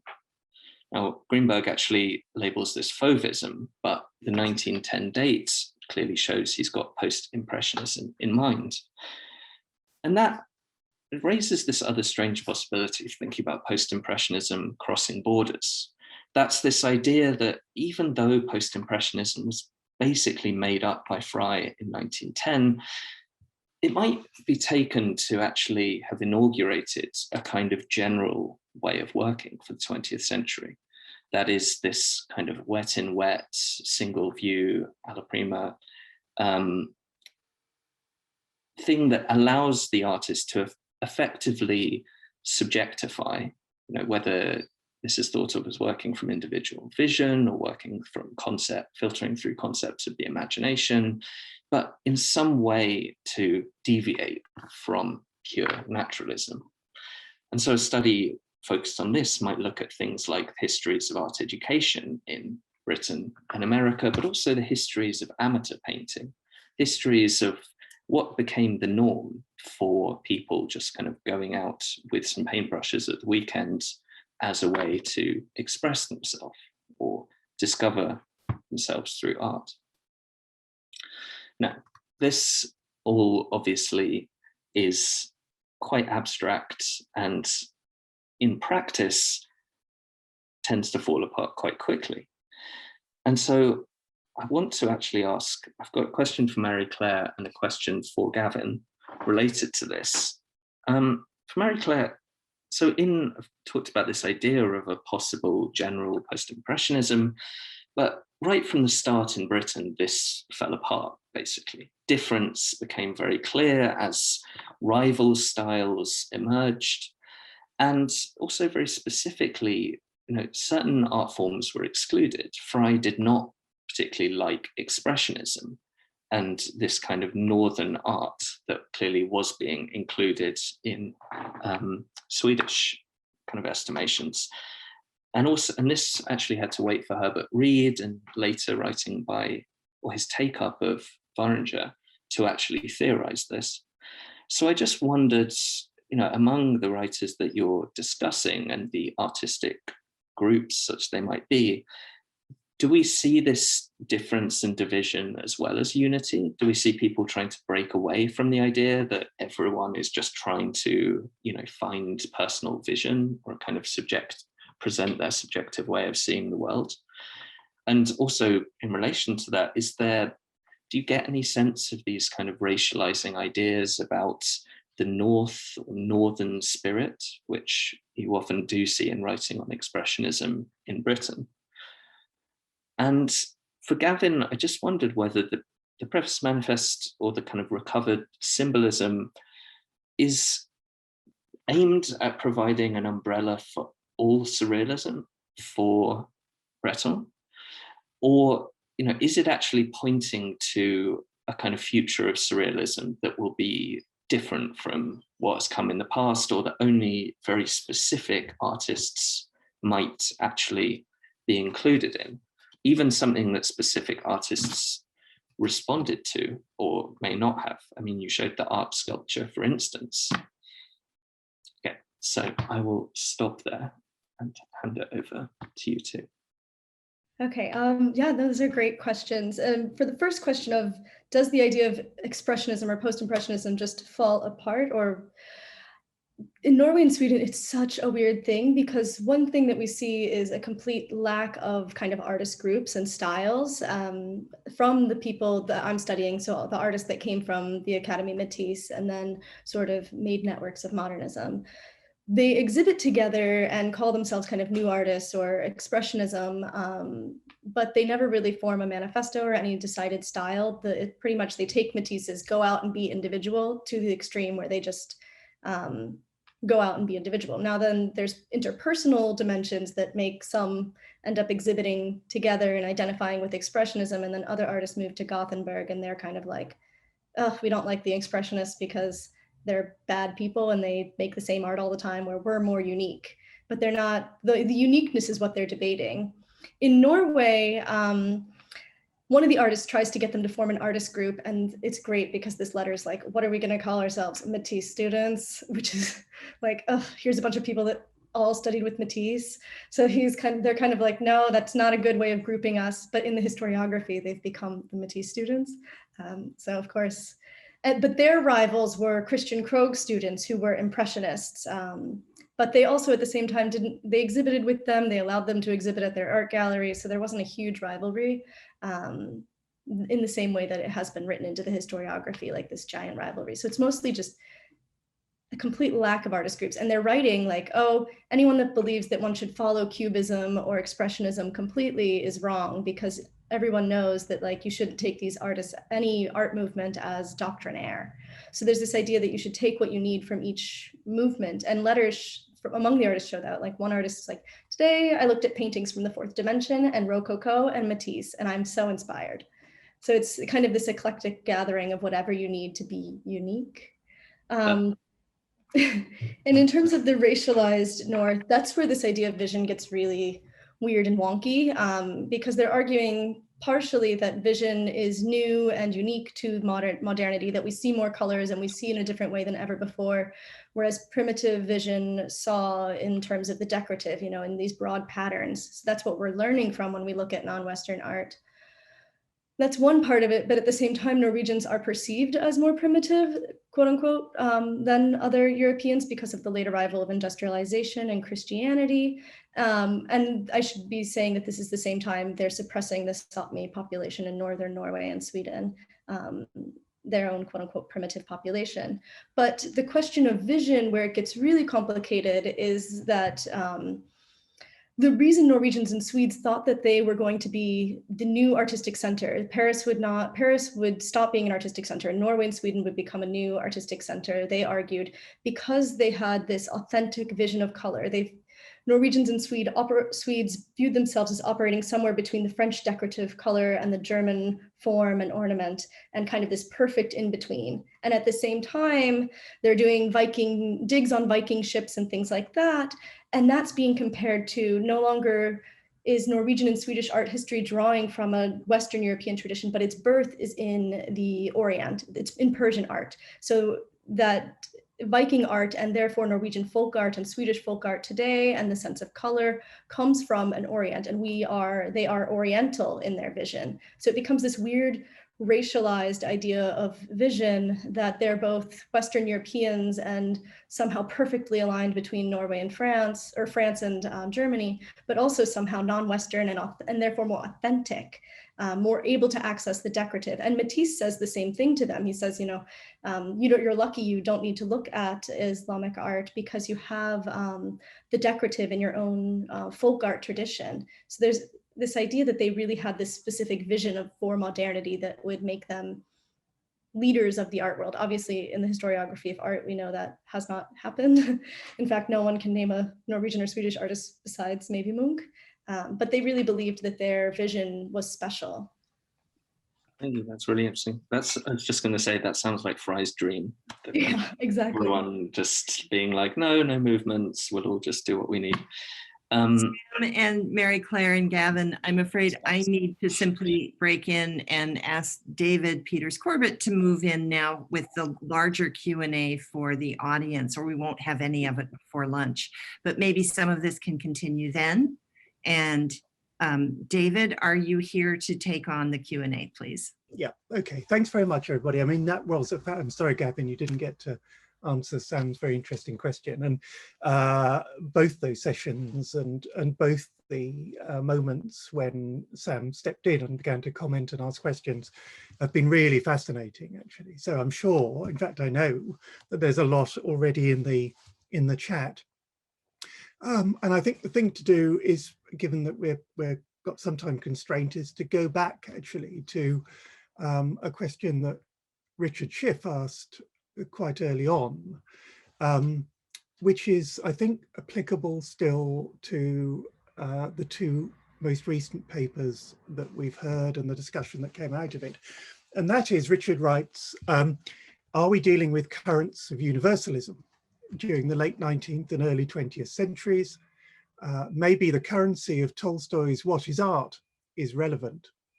And he also observes in that question that I.A. Richards taught in China between 1929 and 1930, and asks the question, was that connected with Richard's interests in the possibility of universal language?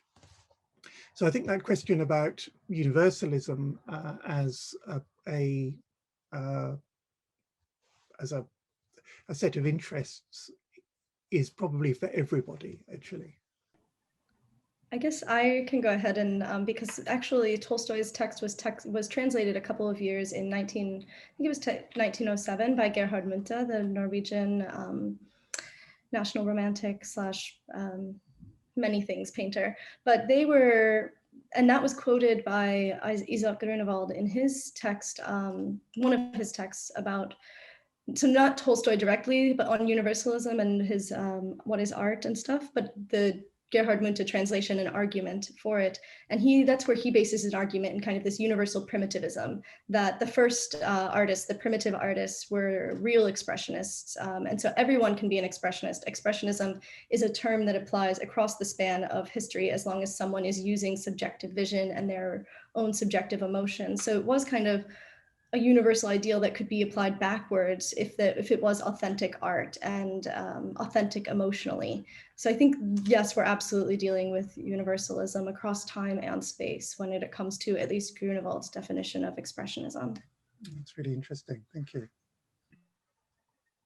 I think it might be Craig who can answer this question in the most relevant way for this conference or for the two sessions. I mean, I would say just very quickly then that La Magique, which is the last book by Breton, still to be untranslated, by the way, published in 1957, and it's in the process of translation now, should come out next year, which is quite exciting for scholars of Surrealism, but also, I think, for scholars of modernism, because it seems to take a position that is directly opposed to Greenberg's position on late 19th and early 20th century art. But then it goes beyond that and gives a whole history back to Paleolithic cave painting of magic art that extends up to and ends with Surrealism in the 1950s. So universalist, magic art is universal in that sense. That's one thing. The other thing I'd say, which is probably less relevant to this conference, is there is indeed a Surrealist group in Stockholm, and there's Surrealist groups all over the world. And Surrealism regards itself as has always regarded itself as a global movement. I'm not sure the word universal is ever used, but Surrealism does indeed have a kind of a global reach and has a universal attitude, certainly, towards race and ethnicity as early as the mid-1920s. This is something that's overlooked a lot, really, by critics of Surrealism, but a lot of writing since the end of the beginning of the 20th century has looked into this now, this Surrealist efforts against colonialism. I think my response would be that it's extremely important to be precise about chronologies here, because things in the Chinese context are changing so fast, so rapidly that even a term like the 1920s, you know, the kind of intellectual climate of 1921 and the intellectual climate of 1929 are so different from one another. I think one of the interesting things is that, you know, in 1911, it's possible to write about the current state of art in Europe without really knowing anything at all about the history of European art before the contemporary.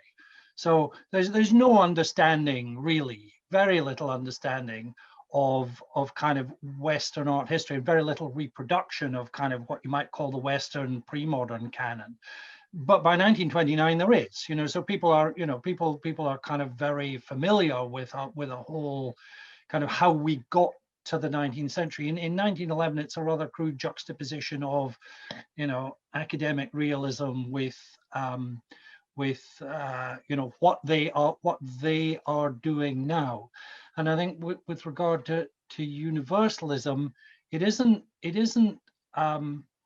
let's all do the same thing, but I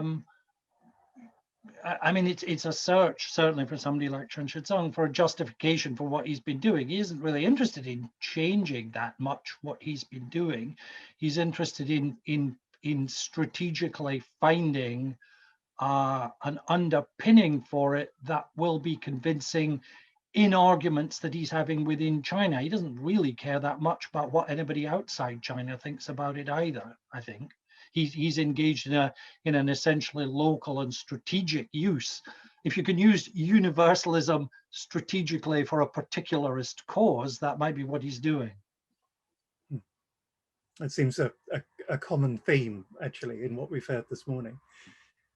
Paul, have you got anything to add to that question? Well, I'll just follow up from what Craig was saying, just from the point of view of the difference between his presentation and mine, which I tried to express earlier and didn't do a very good job of it, is what Craig was dealing with is people who theorized, and perhaps we could describe them as highbrow, and a lot of the people that I was talking about, with the exception of San Yu and Ding Yannyong, the two main people, they were very middlebrow. And but this was something that some of the people of the time were really trying to push themselves forwards as, and this goes for Shao Xunmei, who I mentioned, who was very interested in the ideas that I think, you know, Craig was actually talking about, the 6 laws of Xiehe, but he only knew them from a certain angle. So, and his angle was a sort of 18th century poetic angle. And so a lot of the people, including him, would have taken what they could from these theories, but without really theorizing these ideas themselves. This is the case with people like, as I say, Shao Xunmei. And I did notice another question that was to do with Xingsi, the idea of verisimilitude. And I thought I should just say, you know, Xiehe is obviously central to this, but with people like, again, you know, the people I was talking about, I think their main source for this would have been Su Dongpo from the 11th century, who talked about, he said, if one discusses painting in terms of form likeness, one is no different from a child. And I think that fits into a few things we've been talking about. Thank you very much. I think we do have to draw this to an end. For me, I mean, it's just fascinating to see so many really wonderful models of how one might write this type of inquiry that is about the both about the local and about the transnational, right? Without wanting to privilege one of those or sources over the other, so that the local detail of how these ideas get processed, fed back, enter into, as Craig called it at one point, a sort of exchange, I think was really fascinatingly dealt with by all of the speakers and by Sam Rose indeed. And we should be grateful to all of them. I should say just before we finish for lunch now that Liz and Anna's intention is to extend the programmed Q&A at the end of the conference this afternoon from half an hour to an hour, because I think they're very aware that what's getting compressed in the interest of what we're hearing throughout the conference is the Q&A opportunities. So there will be an expanded one. And particularly, questions that we've got from Richard Schiff, from Marnin Young, and from Paul Smith, who asks a really interesting but very complicated question. Will, I hope, get a chance to be aired later on. So thanks to everybody. I think the intention is that we come back from lunch at 1:15 as on the programme, and many thanks indeed. Hello, I think we're back after your lunch. Welcome back to the beginning of session 7, Fry's Artists Addressing the Legacies, Cézanne and Van Gogh. I want to begin with a short presentation. So let me share my screen. As we enter this part of our conference devoted to tracing the legacies of the major artists in Fry's pantheon, it seems appropriate to take a few minutes to honor briefly and with respect Joe Rischel, a key historian and curator of these artists. Joe passed away last November at the age of 80, and he served for 40 years as curator of the John G. Johnson Collection of European Painting at the Philadelphia Museum of Art. He brought to that role a tremendous curiosity and energy that resulted in a very distinctive and broad range of programs, from the memorably inclusive Second Empire exhibition in 1978 to his typically ambitious project, The Arts in Latin America of 2006, that spanned 300 years of decorative and fine arts from multiple cultures and traditions. Yeah. But among his art historical passions, none was greater than his sharply focused love of Cézanne, spurred on by the exceptional collections at the Philadelphia Museum. These formidable tomes bear witness to just 2 of his massive curatorial enterprises, Cézanne in 1996, which he co-organized with the Tate and the Orsay, and that was attended by over 500,000 viewers, and Beyond Cézanne of 2009. The latter, which tracked the legacies of Cézanne's art in the 20th century, looking at artists from Picasso and Leger to Popova, Morandi, and Kelly, was one of the inspirations for this present conference, in my view. And when asked about returning repeatedly to this singular artist, he typically quipped, "Cézanne is rather like a fine ham. You just keep slicing and slicing and slicing." Our colleague and our keynote speaker yesterday, Professor Richard Schiff, had the great pleasure of working with Joe on Cézanne and Beyond. And Richard recalls, Joe Rischel had the curatorial genius to create unexpected juxtapositions, so utterly convincing you thought they ought to be permanent.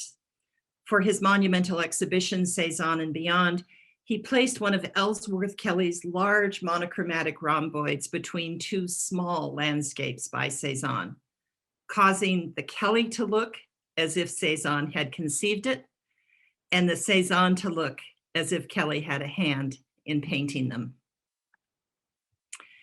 To that tribute, I would add a personal note of appreciation for Joe's consistent ability to make you see the most familiar works afresh, to be more fully aware of their physicality in all its dimensions. I applaud the memory of his bubbling humor, his boundless energy in welcoming students to close-up experiences of his collections.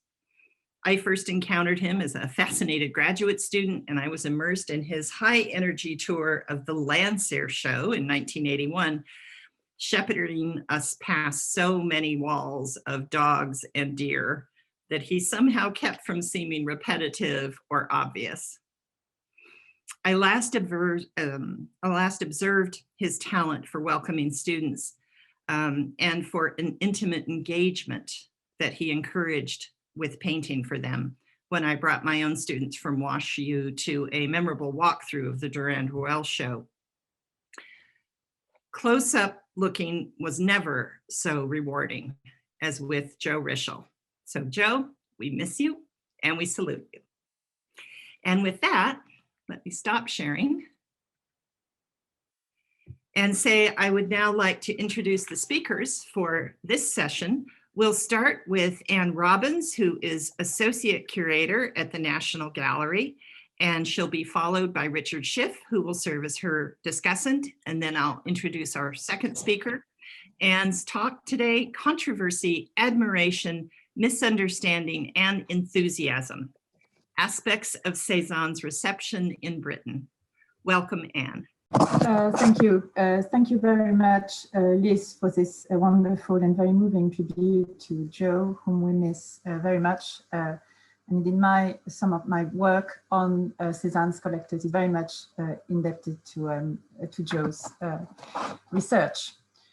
So a number of publications and research projects in the past 15 years have shed new light on the early representation of Cézanne's work in this country, in pioneer exhibitions as well as in private and public collections. These have helped sharpen our knowledge of the difficult and eventful history of Cézanne's reception in Britain. So in looking at key moments in the story of the appreciation of Cézanne's work in this country, this short talk will attempt to examine the way in which Cézanne's reputation rose in Britain from the initial lack of visibility for his art to its gradual endorsement by dealers, collectors, and museums. We also want to ask why the art of Cézanne has been the subject of such intensely heated debate, and looking at facts, try and understand why, for several decades in Britain, the artist polarized opinions of critics and the public in such a way. So Cézanne's reputation in this country has been almost entirely posthumous. The first introduction of his work in an exhibition in Britain happened just a year before his death. Yet strikingly, this was just 3 months after a major showing of his work at the 1904 Salon d'Automne in Paris, which was a full retrospective of 31 paintings, which had prompted the critic Louis Vaucel to declare with his characteristic sarcastic tone that Cézanne was resolutely à la mode. And I quote, "Cézanne is fashionable this winter in Paris," he exclaimed. Yet in London and in Britain as a whole, Cézanne had not yet been shown and his work had not yet been directly experienced until the following January of 1905, when a major exhibition opened in Mayfair, organized by dealer Paul Durand-Ruel, comprising 315 Impressionist paintings, among which no less than 10 Cézanne. There was a great visual integrity to this group of pictures, all painted within 10 years, from 1872 to 82, and which had all formerly belonged to collector Victor Choquet, whom you can see here to the left of the screen in one of Cézanne's portraits of him. Choquet was one of Cézanne's earliest patrons and a great friend of the artist.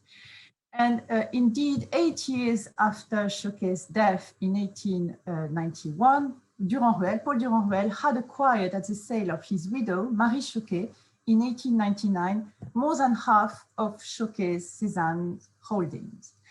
So representing about a third of Choquet's entire Cézanne collection, the Cézannes on view at the Grafton Galleries that winter of 1905 formed a particularly homogeneous group. They were highly finished, tightly executed works, reflecting Choquet's refined taste, as well, of course, as Durand-Ruel's wishes. The dealer was no doubt keen for these 10 works to blend in easily with the rest of the displays, which were intended as a major ambitious survey of Impressionism through some of the very best examples of the movement. And here you see the two still life of flowers here hanging on the wall on both sides of Manet's Eva Gonzalez, and more Cézannes from the 1905 exhibition. So deliberately marketed and presented as an impressionist, even though arguably these 10 works were largely missing the essential characteristics of the movement, namely spontaneity and speed of execution. Cézanne was not in any way singled out in the 1905 Grafton Gallery exhibition. And in any case, Durand-Ruel would have been a rather imperfect champion for his art. For all his promoting of the so-called new painting in the 1870s, 80s, and 90s, the dealer's faith in the art of Cézanne always remained fragile. And here I quote a letter of 1908, so a little later, to Renoir, quote, "The Cézannes are from the Choquet collection. Although remarkable, they are, in my opinion, and in the opinion of real connoisseurs, quite dull next to the Monet and your paintings." So Durand-Ruel is addressing Renoir. "We have terribly overrated the reputation of this excellent and conscientious painter, and the fools who pretend that only 3 artists, Cézanne, Gauguin, and Van Gogh, are great masters, have unfortunately mystified the public, especially in Germany and in Russia, by taking advantage of the ignorance of amateurs." On a total of just 13 sales out of this huge 1905 exhibition, it is not surprising that none of the 10 Cézannes on view found a buyer. The next significant showing of Cézanne's art in Britain came 5 years later and took place in the very same exhibition galleries, which were a space for hire at the Grafton Galleries, but with an entirely different selection of works and in a very different context. Not anymore as part of a retrospective of Impressionism orchestrated by a Frenchman, but as Roger Fry's first Manet and the Post-Impressionist show, a watershed exhibition forcefully stressing Cézanne's identity as a major avant-garde painter, a position that Fry will further consolidate in his second exhibition from October 1912, and I apologize for showing slides that Anna has already shown yesterday.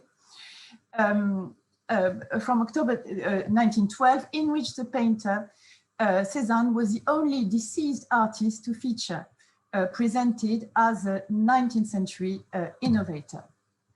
So Cézanne's work at this point started to attract the attention of collectors in Britain with, for instance, this rather austere picture believed to have been the first Cézanne to have entered the private collection in this country, that of Michael Sadler, and Francis has already introduced the figure of Sadler yesterday. He was an education theorist from Leeds, then the Vice Chancellor of the University of Leeds, and a pioneer collector of Gauguin's work, who bought La Maison Abandonnée from Vollard shortly after it was shown in the 1910 Manet and the Post-Impressionist exhibition, and then sending it together with his group of stunning Gauguins to an exhibition at the Stafford Gallery in 1911, the following year. And here all the Gauguins you can see on the wall on the Spencer Gauguin pictures were then in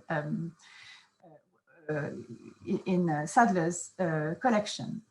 In fact, prior to the First World War, less than a handful of works by Cézanne had made their way into British collections. In addition to Sadler's groundbreaking purchase, 2 important paintings and a fine watercolor were bought by Herbert Coleman, or Coleman, as he spelled his name, from 1916, a shipping merchant from Manchester, who sold them a very short time afterwards at auction in Paris. Here you see the sales catalog. So these pictures were barely in Coleman's collection for 2 years. And in fact, he reformed his collection after the war. But it is only with the collection of Gwendolyn Davis from Wales. I'm sure you're all very familiar with the story of the Davis sisters, which by 1918 comprised 3 paintings by Cézanne. It is only with Gwendoline's collecting that the issue of the painter's acceptance by public museums came to the fore, soon proving extremely contentious. Miss Davis offered 2 of these recent acquisitions bought in 1918, which had all been most recently on view at the Victoria Art Gallery in Bath. She offered them as long-term loans to the Tate, or the National Gallery at Millbank, as it was then known. This offer, made by Hugh Blaker, who worked as an advisor to Gwendoline Davis, as a kind of curator, came just 2 years after the gallery missed a chance of acquiring a Cézanne painting at the sale of Degas's collection in Paris in March 1918, despite having been granted a special budget for the acquisition of modern foreign art. This small still life, now very famous and kind of epitomizing the story of the response to Cézanne in Britain, was instead acquired by the economist John Maynard Keynes, who formed a part of the delegation traveling to Paris for the Degas sales in March 1918. But Keynes purchased it for himself, and the picture soon became a sort of talisman for the Bloomsbury group. With the gallery's subsequent refusal to accept the loan of Gwendoline Davis to Cézanne's, the reticence to Cézanne's art in official circles was now manifest, and the conversation between detractors and supporters of Cézanne took a public turn when Hugh Blaker used the newspapers as the platform to express his indignation. And I quote, "Are we always to remain a generation or 2 behind our continental brethren?" he wrote in The Observer on the 3rd of April, 1921. The debate was soon transferred to the Burlington magazine, where Fry proved the most vocal advocate for the cause of Cézanne. And here I will read his famous editorial in the Burlington magazine in May 1921, just over 100 years ago. "All have come to an agreement about Cézanne, who was born as long ago as 1839, is universally recognized as the father of the whole movement, and is now given a place in great public collections throughout the world. A gallery of modern foreign art without Cézanne is like a gallery of Florentine art without Giotto." And these 2 pictures on the screen were reproduced at the end of his editorial. In the end, after an 18 months battle, Fry's voice was heard, and the loan was finally accepted by the Tate. The argument put forward by the Tate, or National Gallery at Millbank, to justify its reluctance to take the Cézannes on loan had to do with lack of space. Although evidently disingenuous, it is clear from Etken and Holmes, respectively director of the Tate and National Gallery, it is very clear from their letters that it was the proficiency of Cézanne that was being questioned, as well as his art historical importance. The gallery's position towards and ability to accommodate modern foreign art was at the time being reviewed in the wake of the recently published Curzon report, which specifically addressed this issue. Following the recommendations of the Curzon report, a new wing was being planned and then built behind the Tate at Millbank, funded by Joseph Bevin, to house specifically modern foreign art, a suite of new galleries which were to open in July 1926. It is also in this context that Samuel Courtaulds' benefaction towards the nation took place in 1923 in the shape of the Courtauld Fund, a gift of £50,000 for the acquisition of modern foreign paintings. Having had the revelation of Cézanne's work in 1922 in an important exhibition of French art at the Burlington Fine Arts Club, which was a well-established venue at the time, which organized mostly exhibitions of old masters. So there at the Burlington Fine Arts Club in 1922, Courtauld saw Miss Davis's mountains in Provence, so it's now called the Françoise de la Danne, which prompted, as he put it himself, a sort of religious conversion. So from that point on, Courtauld, textile manufacturer and philanthropist, embarked on shaping two extraordinary collections, one for himself and one for the nation through the Courtauld Fund, of which he was the sole backer. So Courtauld came to own 11 Cézannes within his private collection. The artist, Cézanne was the artist on whom he spent the largest amount of money.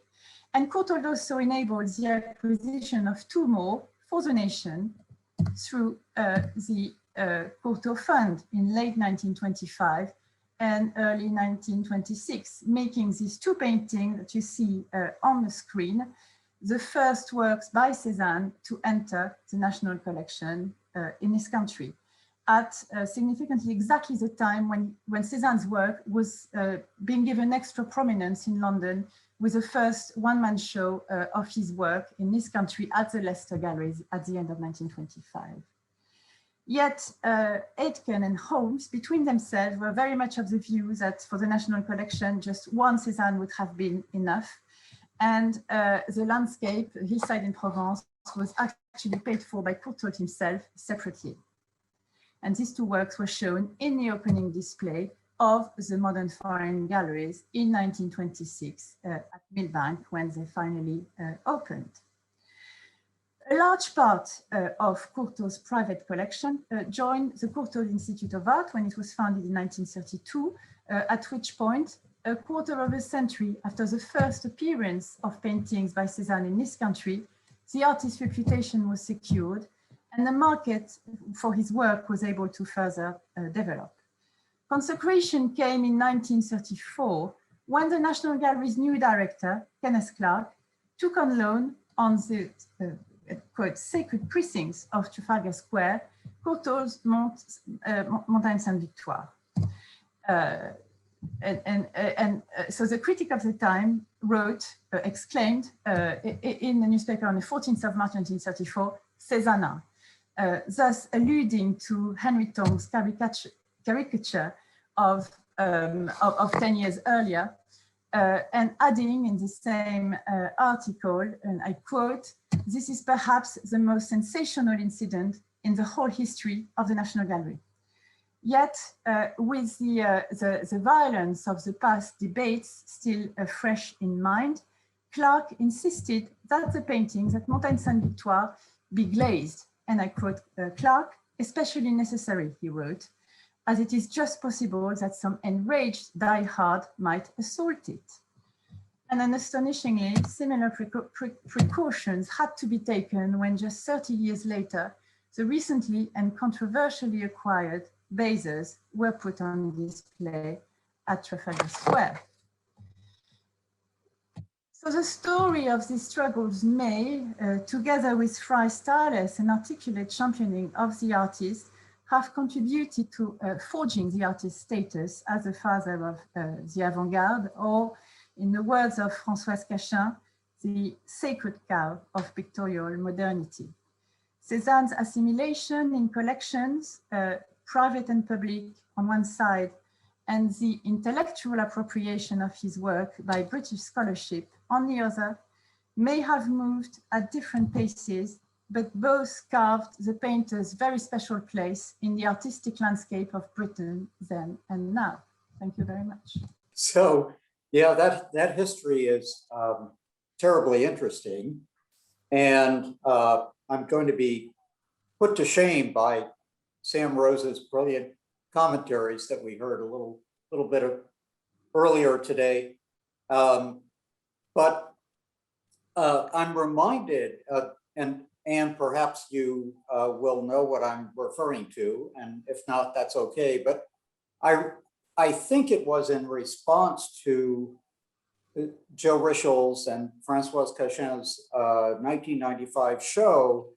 There was a commentary in one of the British journals or one of the newspapers, which repeated the same kind of thing that you would have heard in 1915 or 1920, that Cézanne was a total fraud, and it was a national disgrace that the gallery walls were being taken up by so much of this art. So that was as late as the 1990s, or it may even have been a response to a show in the early 21st century.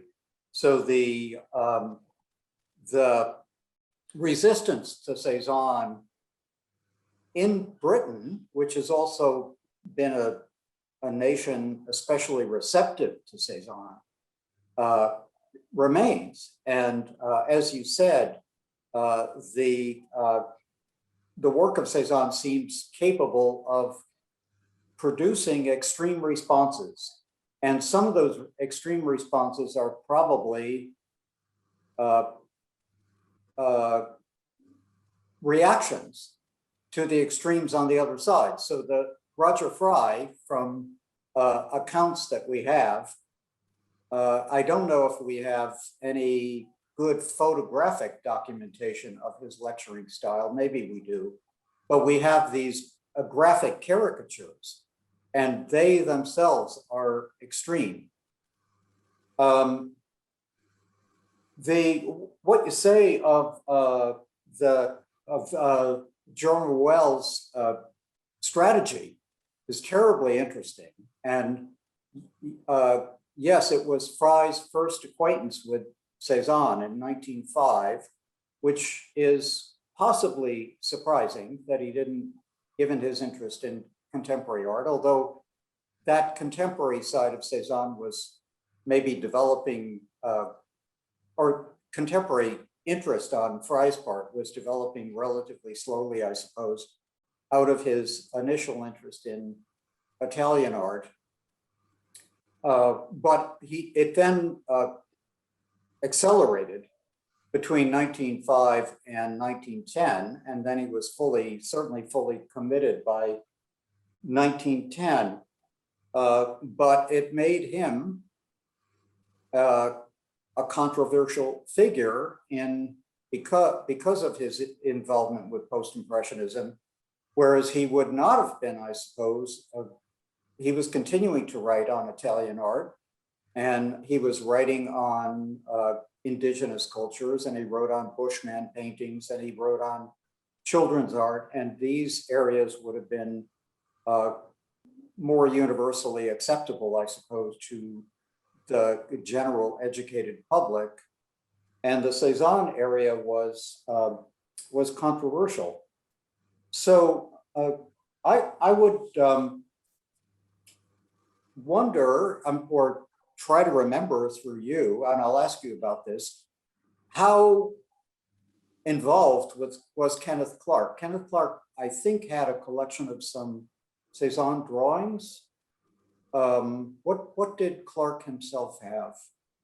Yes, he had about 30 drawings by Cézanne, which he bought all in one go from Paul Guillaume.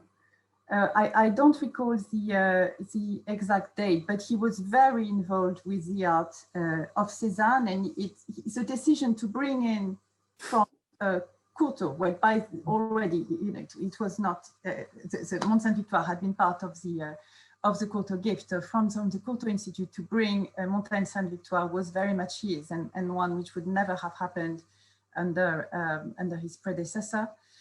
What Clark had in mind was to create a French room at Trafalgar Square, which eventually happened, but not until 1937, with representative examples of impressionist and post-impressionist art borrowed from Courtauld. And at that point, the bar, Manet's bar, was on loan to the gallery, and had to subject to the same treatment, had to be glazed as well. to add. But just to expand on what you've just said about Fry's first encounter of Cézanne, I was wondering about this, whether that moment happened in 1905 in the Grafton Galleries, or whether he would have encountered examples of his work in France earlier, or maybe this is something that Anna can answer.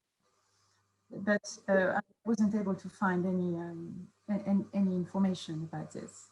I know you're meant to be asking the questions and not me, but.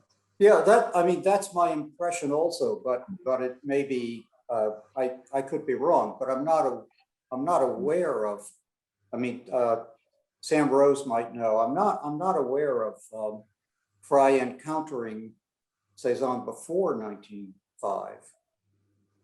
Although you would think that on a trip to Paris, he would have.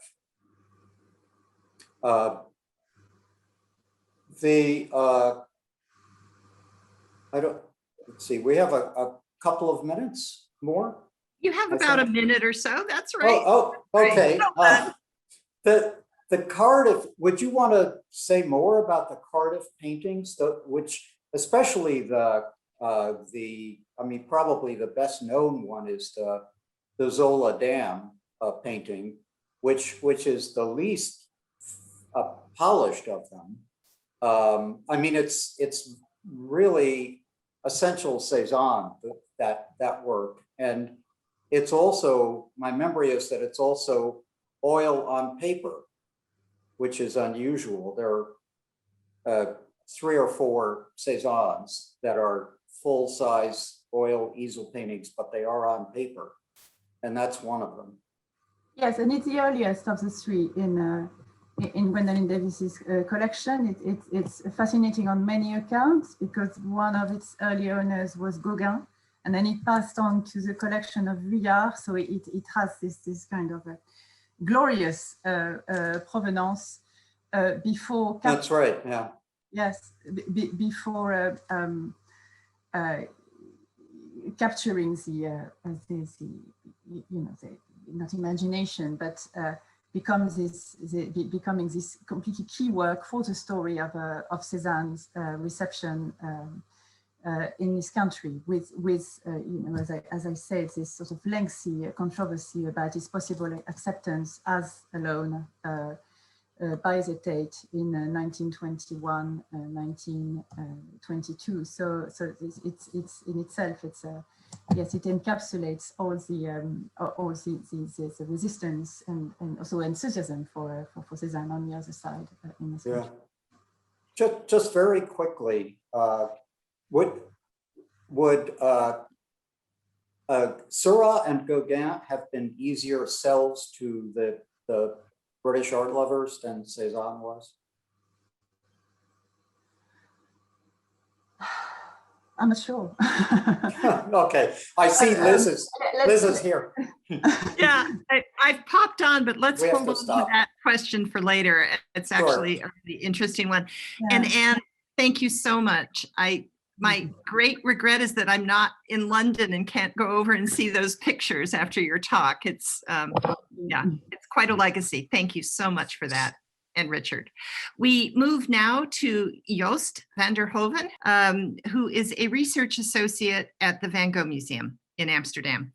And he'll be speaking today about Van Gogh's popular status and the canon in America, 1913 to 1936. And then that will be followed immediately by Francis Fowle, University of Edinburgh, as discussant. And then we'll take our break at the end of session 7. Joost, over to you. All right, thanks, Liz, for the introduction and for the opportunity to speak at this amazing symposium. Liz asked me to say a few things about post-impressionism in relation to an essay I wrote together with a colleague of mine at the Van Gogh Museum, Roelie Zwicker, for the forthcoming exhibition on Van Gogh in America at the Detroit Institute of Arts, which is opening in October 2022. And Roelie is also writing a biography of Vincent Willem van Gogh, the nephew of Van Gogh, who's the one who inaugurated our wonderful museum. And that biography is set to appear probably at the end of 2022 or the beginning of 2023. Among other things, we looked into the comprehensive monographic exhibition of Van Gogh's work that toured the US in 1935 and 1936. This was already briefly mentioned yesterday by Sandra Zellman. It started and ended in New York, and in between it had no less than 9 venues, of which one was in Canada. And at the end of the tour, nearly 1 million Americans had seen the work of Vincent van Gogh for the first time. Americans flocking to art museums was an unprecedented phenomenon that raised many eyebrows, is what the reviewers wrote. The general consensus among those reviewers of the show was that its popularity was related to the 1934 publication of the novel Lust for Life, Irving Stone's fictionalized and romanticized biography of Vincent van Gogh. Stone portrayed Van Gogh as an isolated, tormented, poverty-stricken, underrated mad genius who, in isolation and in a feverish trance, flung one masterpiece after another onto his canvas. A martyr for his art, he gave everything he had and paid for it with his untimely death. The image sparked a popular interest driven by curiosity and sensation, and in a way, the touring exhibition provided the artifacts to the life story of this intriguing individual about whom so many Americans had read in Stone's novel. Both the presentation and the popular critical reception of Van Gogh in 1935 in the US were in opposition to his introduction to the Anglo-Saxon world by way of the 1910 exhibition, many in the Post-Impressionists at the Grafton Galleries in London, where Van Gogh was presented as a key figure in the Post-Impressionist school.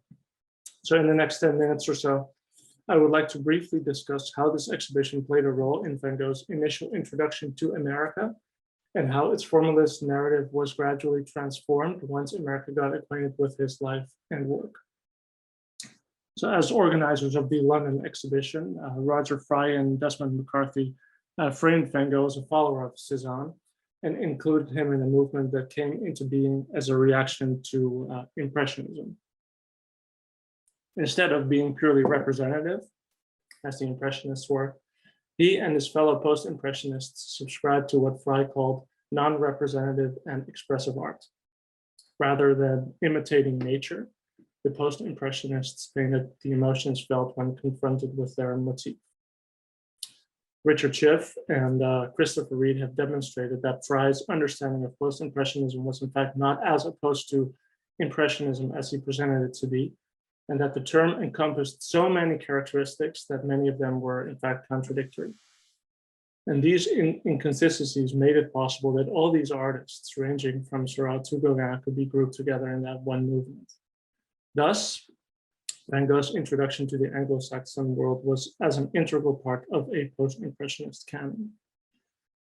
Fry's narrative was echoed by the extensive British press coverage, as many art critics, both sympathetic and opposing alike, quoted from the introduction to the catalog, in which Fry's theory was explained.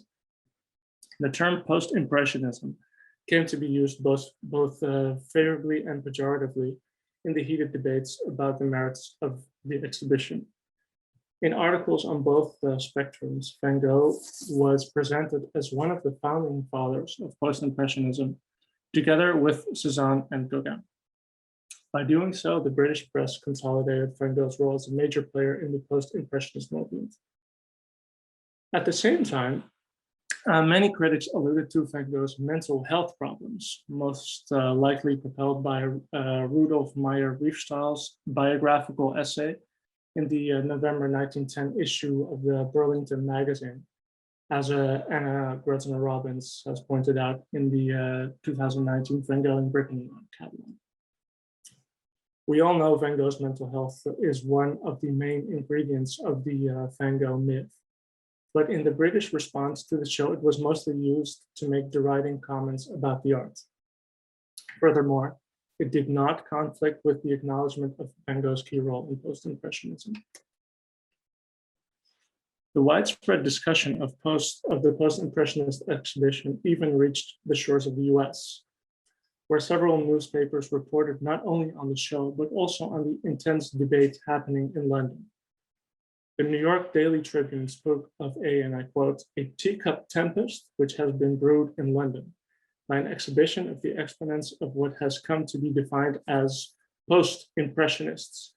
The English papers have been full of the fracas, which to a distant onlooker is distinctly amusing, end quote. And even though it was amusing, to observe the uproar from afar.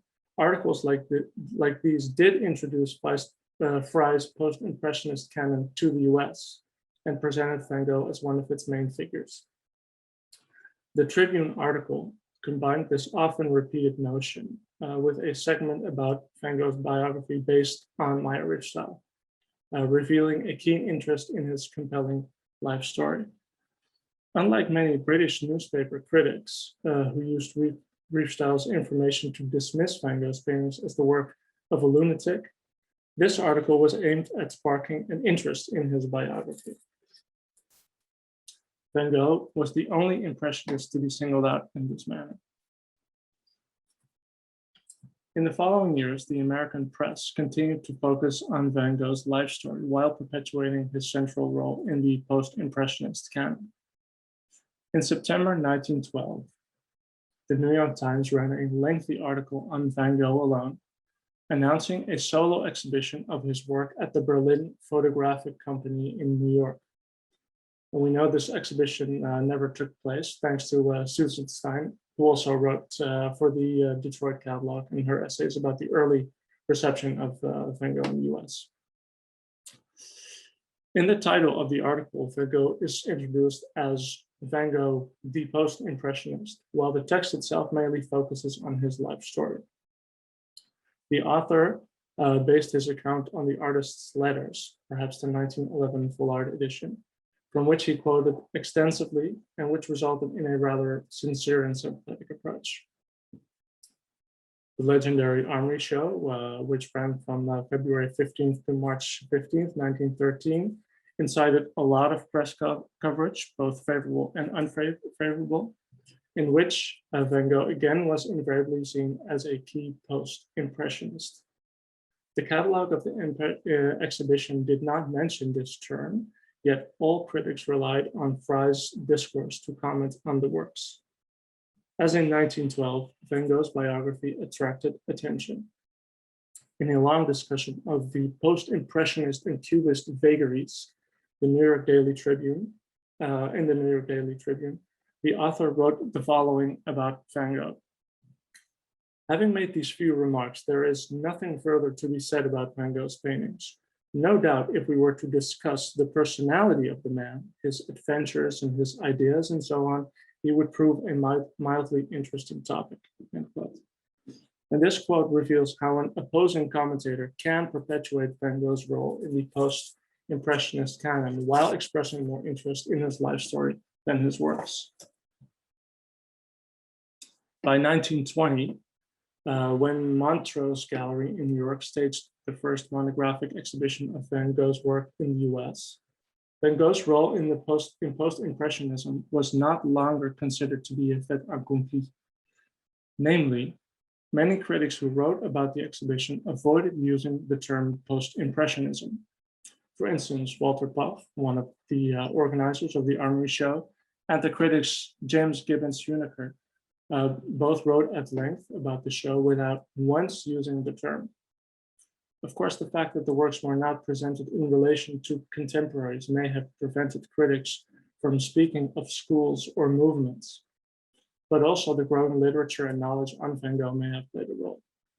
For instance, an English translation of Van Gogh's letters became available right after the Armory Show, as did the personal recollections of his sister, with an introduction by Catherine Dreyer. As these books are both unconcerned with understanding Van Gogh's work in the terms of a post-impressionist canon, they have opened up a discussion that is more about the individual artist than his role in a formalist development. The articles discussing the Montrose Show were not as speculative in their approach to Van Gogh's biography as earlier press coverage has been. Thus, the increase in available information may have contributed to a containment of the sensationalism regarding his life story on the one hand, and the decline in the usage of post-impressionism as a device to understand his art on the other. There was only one problem with this more sincere approach to Van Gogh. It didn't sell. Attendance to the Montrose exhibition was disappointing, and hardly any of the works on display were sold. Even though the collecting of Van Gogh slowly caught on in the following years, the general American public remained largely indifferent until Van Gogh's work and his life story were lifted from the realms of formalism and sincerity to popular culture. And so this happened in 1934 when Irving Stone's novel was published and when the Van Gogh myth was canonized. Alfred Barr, director of the Museum of Modern Art, felt that the time had finally come for an ambitious retrospective exhibition. And within little than over a year, he succeeded in gathering 127 works for his show, of which 2/3 came from the Netherlands. MoMA heightened the excitement by circulating a press release stating that the insured value of the loan from Holland surpassed $1 million, while echoing the tragedy that the artist had only sold one work during his lifetime. There was no mention of post-impressionism. It is clear the museum sought to ride the waves of popularity, which it did very successfully. The raving press coverage unanimously adopted the narrative of Irving Stone and the press release, definitively disconnecting Van Gogh from the post-impressionist narrative. And you can see here in the articles that I have in my slide there how the narrative is echoed. And a lot of these smaller articles also mention how many people visited that exhibition on one day. So here there's 5,961 on closing day, which was never seen that before. So that's my talk. Thank you. Thank you very much, Joost. Oh, I'll mute myself. Can you hear me all right? I can hear you. Great, Yes. thank you. That was great. It's so interesting that really the press hasn't moved on much from those days, I don't think.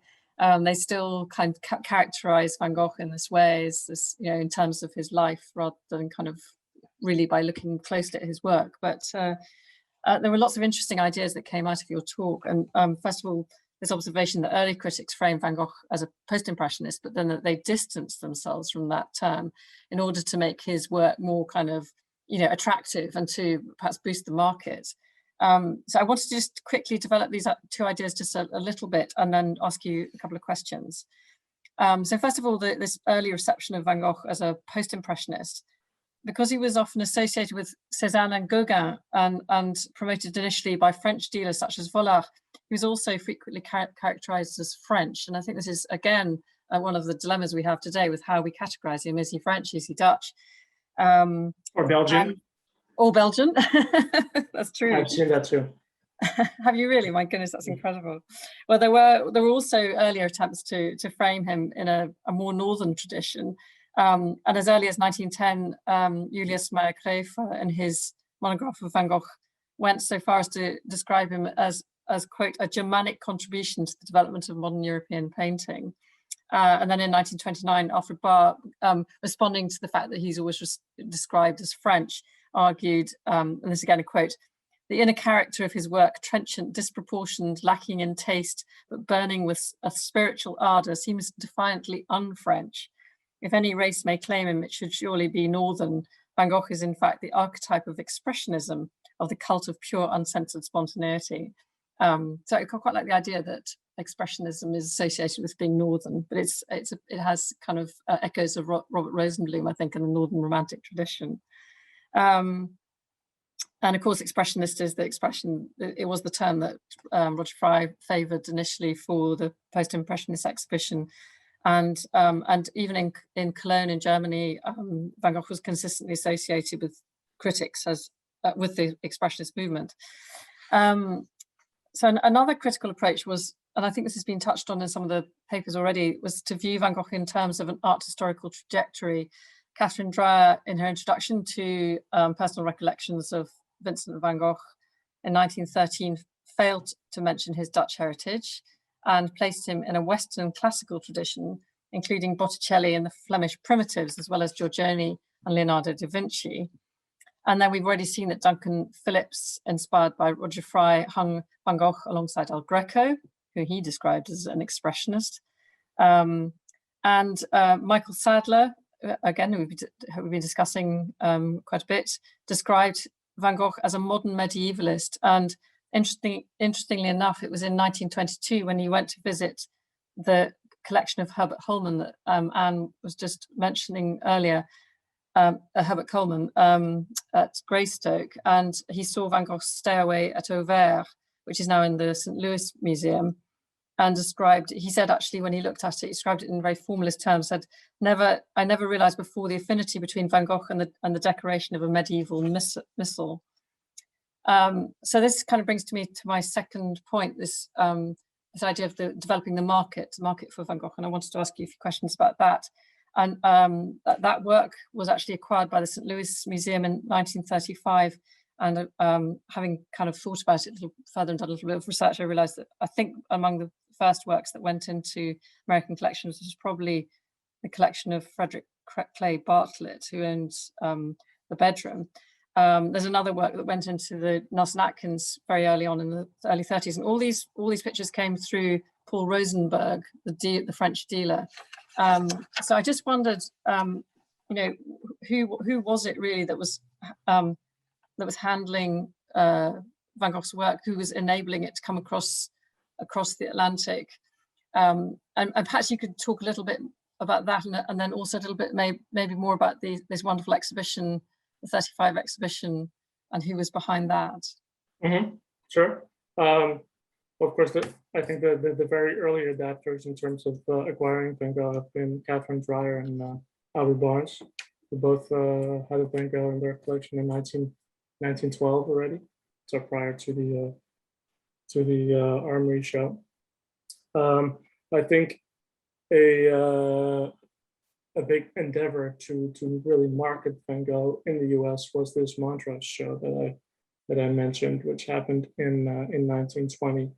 And he actually received 67 works from the engineer, so the artist's nephew, with the purpose to sell to find clients in the US.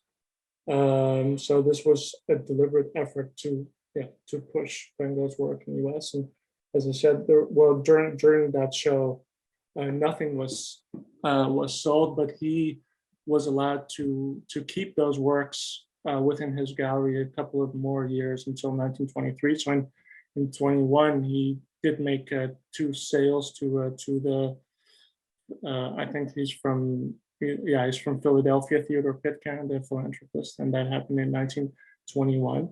And then Montrose also endeavored to have those pictures on display in museums or other exhibitions. So he loaned a couple of the works to an exhibition at the Met, which also happened in 1921. It's called the Loan Exhibition of Modern French Paintings. There it is again. And it also a couple of those works traveled to the Arts Club in Chicago.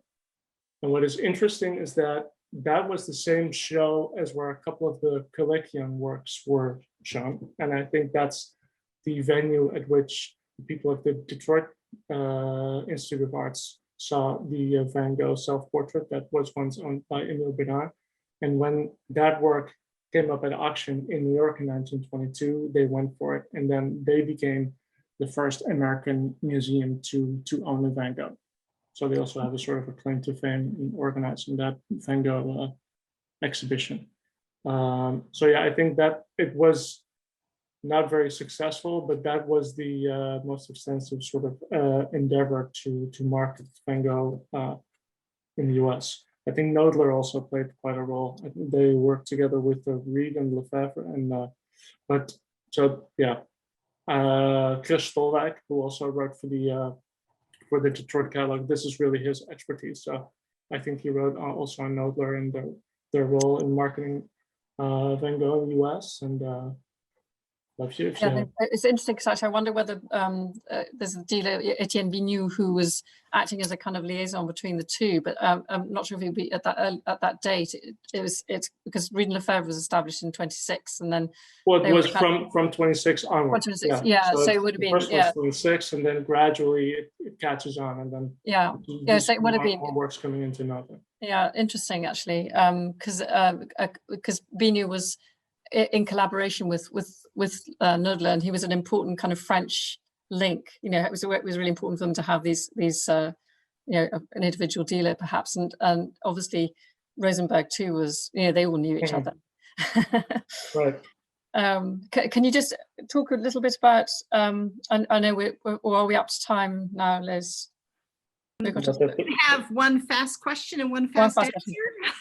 Could you just, I just wanted you to talk a little bit about Helena Kroller-Müller and her role in the exhibition. Yes, because that's actually what the article is about that I wrote for the Detroit catalog. And of course, she was also an early collector of Van Gogh. She amassed 88 paintings, so it's the second largest collection of Van Gogh in the world, also in the Netherlands. And we wrote about how Alfred Barr persuaded both her and the engineer to lend large amounts of works to that exhibition in the US. And her reason to give as many works was she needed money from the Dutch government to build a museum for her collection. And in order to sort of show the Dutch government the international importance of Van Gogh, she lent as many works to that traveling exhibition. So, she could use all the newspaper clippings that she requested at Barr and then show them to the Dutch government and, show them, hey, look, in the US, everybody's catching on, and this Van Gogh is so important for the world. We really should, keep him, safekeeping him for the Dutch nation. Basically. Fantastic. So that's why, and it's also interesting in terms of thinking about post-impressionism and the whole sort of formalist narrative of art and the role Van Gogh plays in that. And that's she was taught by Bremer, H.P. Bremer, her advisor, that Van Gogh was one of the most important figures in sort of the gradual movement of modern art, and that's why she acquired so disproportionately many paintings by him. Yes, so she bought Van Gogh, but not Gauguin, Cézanne, but she did buy Neo-Impressionism. Understand? Is that right? There's a couple of Gauguins, there's a couple of Cézannes, a couple of Impressionists, but by no means 88. So yeah. So I'm afraid I need to break in. This is wonderful. Joost, would you put details about the new dates for the show in Detroit into the chat? Because I know it was changed and people would appreciate knowing when the exhibition's coming up. Francis, Joost, thank you so much for this session. And that concludes session 7. We'll be back in just 10 minutes with talks on Gauguin and Seurat. So it continues. Thank you both so much. And we can continue this, of course, later on at the end of the day. Thank you. See you all in 10 minutes. Thank you.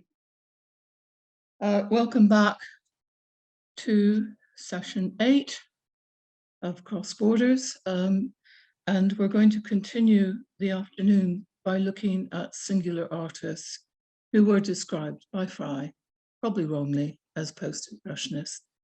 Our first speaker is Elizabeth Childs from Washington University in St. Louis, and she is going to look at case studies in Gauguin's reception, or case study in Gauguin's reception in Chicago, 1913. Here we go, Liz. There we go. Thank you, Anna. And thank you to everyone. I think Anna and I are enjoying this so much. We thank you for all of your contributions. Perhaps no exhibition in American art is more studied than the Armory Show, or properly called the International Exhibition of Modern Art in 1913. The massive installation in New York was, of course, the watershed moment when America, broadly speaking, encountered progressive American and European modernism. But New York City is not equal to the nation, and its history in the arts tells only part of the story.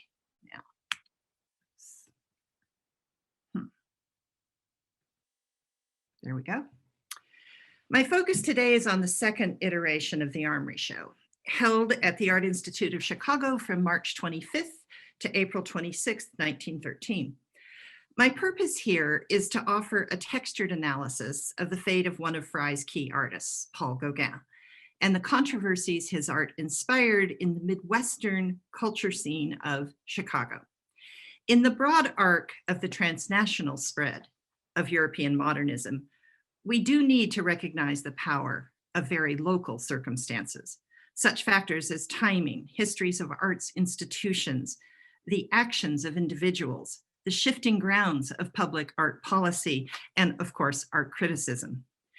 In particular, I think it's the histories of hesitancy, ambivalence, resistance, and threatened and actual censorship that help us break down notions of some conquering wave of modern art into a more nuanced and I think significant view of the actual ebb and flow of international interest. In brief, as we've heard, Gauguin was richly represented in Frye's first show, and as Anna has published extensively. The show's poster even featured a Tahitian work, but American interest in Gauguin at that point was still very scant. One of the first Gauguin paintings to come to the US was this Tahitian scene on the right, very decorative in its patterning, particularly in the water, feminized in its vision of tropical nature, was bought by Albert Barnes in Paris in 1912, shipped to Pennsylvania. Similarly, New York collector John Quinn bought a late Gauguin from Vollard in the fall of 1912. But these, I must stress, are the exceptions, a very few cosmopolitan American collectors. Gauguin had been widely shown since 1892 throughout Europe and Russia, as we heard yesterday. But in 1913, this artist was still largely unknown in the US. In Paris in 1912, the Armory Show organizers, Arthur B. Davies, Walter Pock, and Walt Kuhn, had frequented the galleries of key dealers, such as Vollard and Drouet. And the three of them together selected a core group of Gauguins to be brought to the New York Armory Show, and they complemented it with a number of private loans. The impact of the Gauguin works in New York, and there's no singular photograph that shows those works, but it appears to have been diffused, scattered between several rooms, and hung among multiple artists.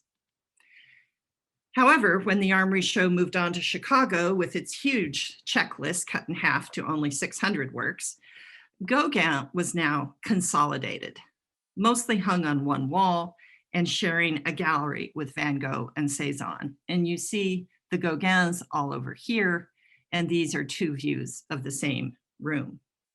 There was one sculpture in a gallery to the side with a selection of sculpture, and the prints appear to have been elsewhere in a place where they could be ordered and sold. So this selection, as you can see in this one slide, reveals a Gauguin who was a consummate colorist and a symbolist with a taste for decorative form and pattern. The display also showcased his intermedial versatility, an artist apt at working across painting, sculpture, chalk drawing, monotype, and zincography. The Volpini prints, which are the yellow ones at the lower right, depict scenes from Brittany and Martinique, and the interior scene of Schufenecker's studio at upper right, and the bright still life with Japanese print, also at the right, all come from the Paris period. But the other 10 works are from Gauguin's Polynesian years, perhaps shaped by what was left at the dealer's stock at that point. It adds up to an interesting cross-section, weighted towards figure studies and towards the artist's South Seas imagery. And here I'll just briefly show the works in smaller groups, broken down by media. Here are the 6 paintings shown in Chicago, and there's one still life from 1888 I've not been able to locate. And here's 4 of the 5 works on paper, these 4 by Emily Shadbourne, who is a Chicagoan collector who lived in Paris and London, very sophisticated and international. This is the one sculpture, the one small Gauguin sculpture that made it to Chicago. And I'm so interested in what Ilya showed us yesterday about Gauguin in Russia.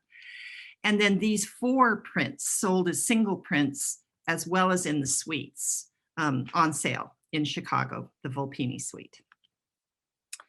So when the show opened, it was not in a neutral art environment. The Chicago scene had been roiling with controversy. And first, a rather innocuous artist caused a scandal at the Art Institute the previous month. There was a show, Contemporary Scandinavian Art, and a work by Bernhard Folkestad, which was generically called Summer Days, had been dramatically yanked from public view by director William French as, quote, women had hurried away from it after first glance in shock, end quote. The specific painting's now lost, but the scene was probably nothing more than a boy urinating in the garden, or maybe the coupling of a barnyard animal or two. But a cautious tone of preserving the moral high ground had been set by the director for the museum's spring season of 1913.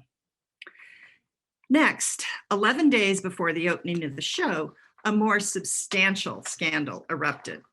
A policeman entered a photography shop near the museum and impounded a full-scale black and white reproduction of this salon painting, September Morn by Paul Chabat, on the grounds of offense against public decency.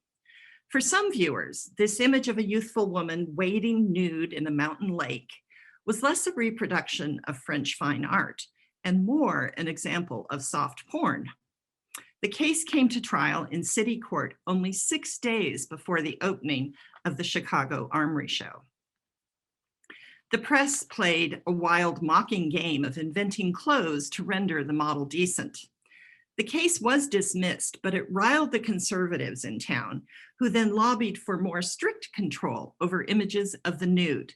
So on March 28th, just a week into the Armory Show's run, Chicago passed more strict laws on nudes displayed in public on roads or in places frequented by children, with the single exception, supposedly, of museums.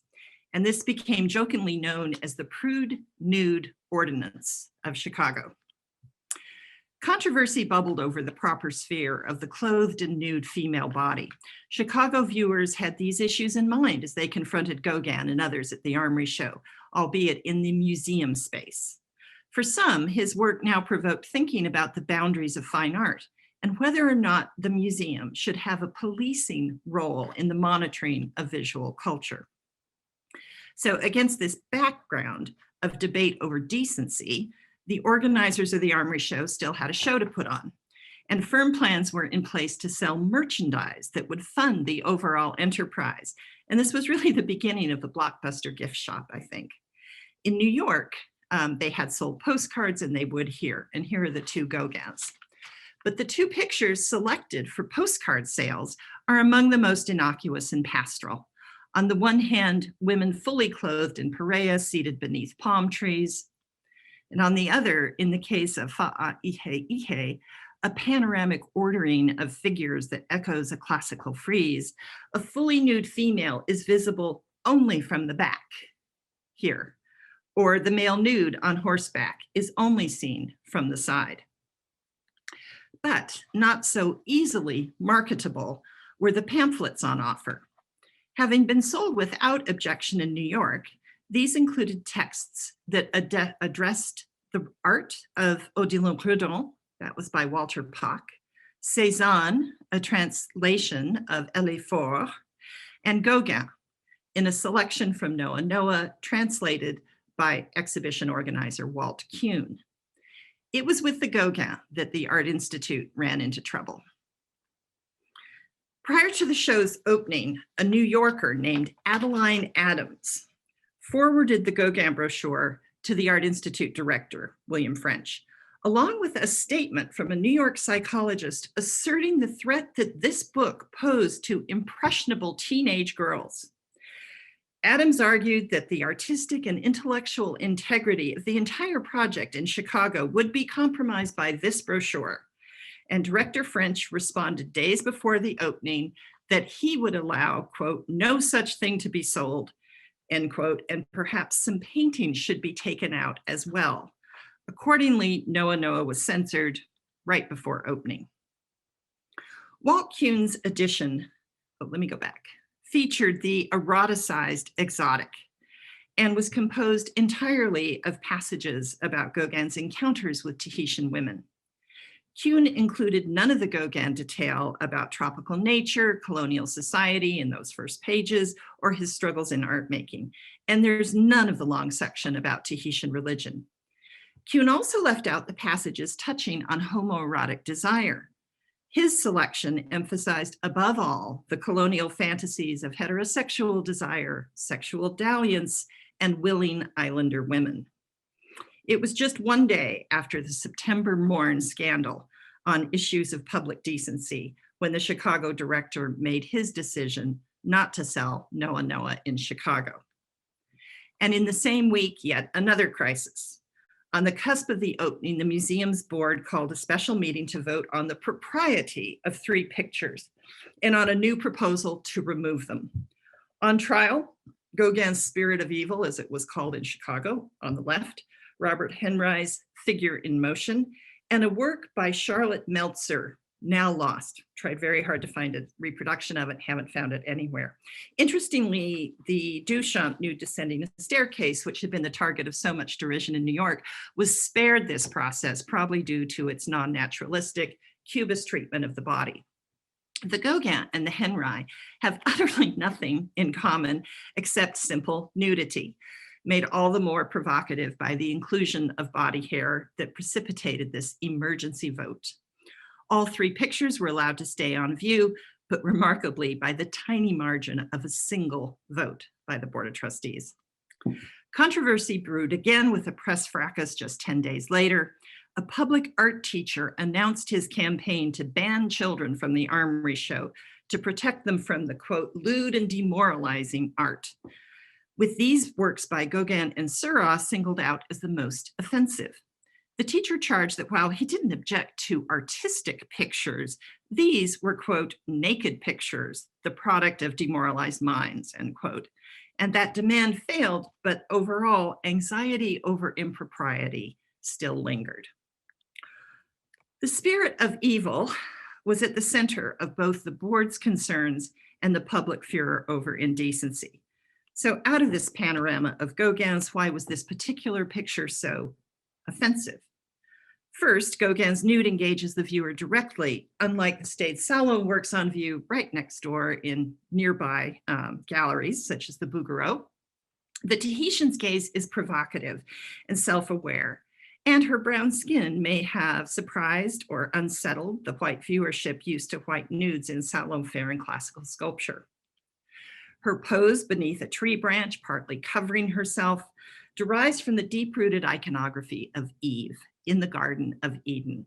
And the clear biblical references here, a fallen Eve, both justify and complicate her nudity within Western traditions. The scene, however, is also a hybrid, laced with oceanic references that Gauguin intended to be obscure and illegible to his viewers. The seated figure at back with splayed fingers, monstrous foot, and mask-like face visualizes a Varua Ino, which was a Tahitian malevolent spirit that eats other spirits, a really scary figure. Mysterious light emanates from the ground around them. Other strange spirits peer out from the foliage. The dissonance between the very legible Eve at the front and her mysterious companions of the forest in the night unsettled those who wanted a less exotic Eden. A scathing review, well, let me go back one more time, sorry, deemed Gauguin's picture obscene and vile and dismissed her as abhorrent. For several critics, his disregard for Western norms of feminine beauty, as well as for clear biblical narrative, was asked, whose Eden is this, was the least confusing, and perhaps it was blasphemy. Not everyone took these extreme positions, however. Notable exceptions were Chicago critic Harriet Monroe and artist Monier Dawson.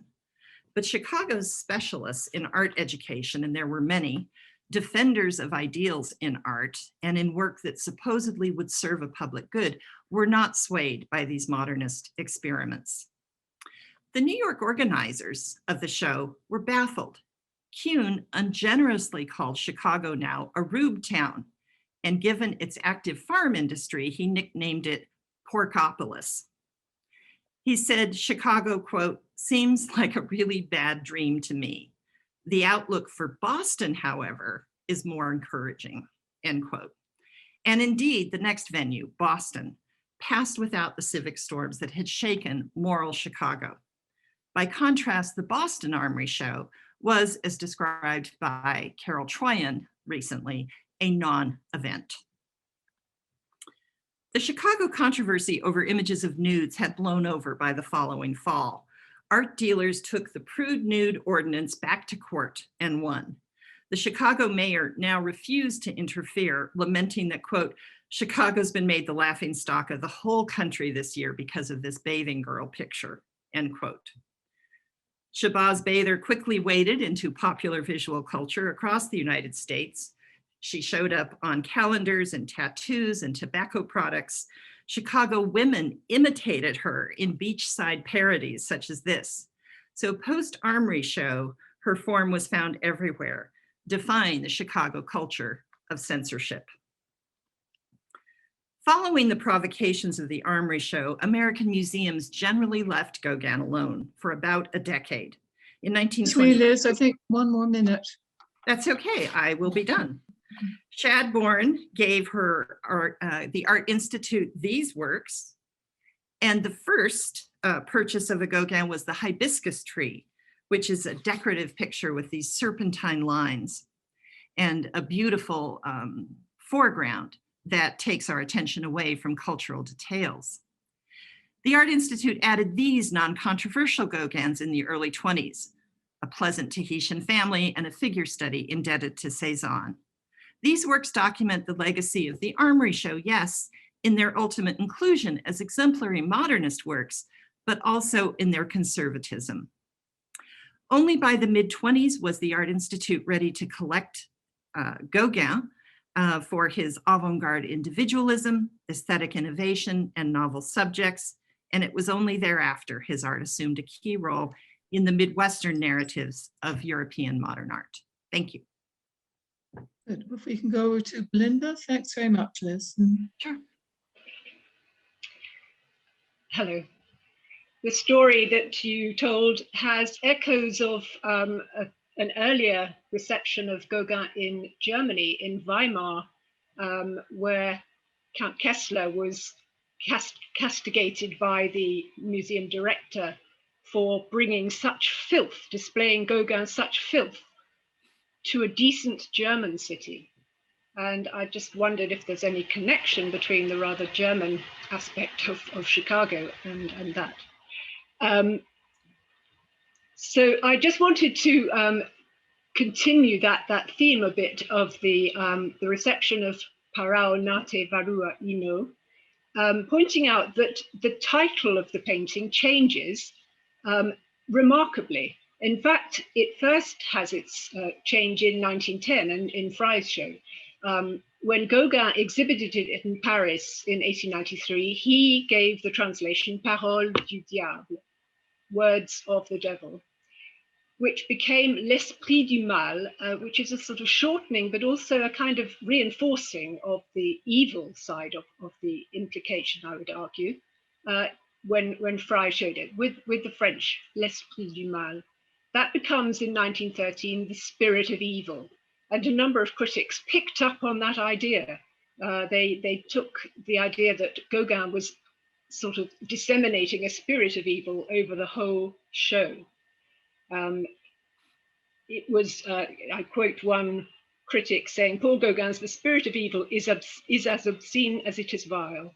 The nude woman is profanely suggestive. Even the face is detestable in its evil leer.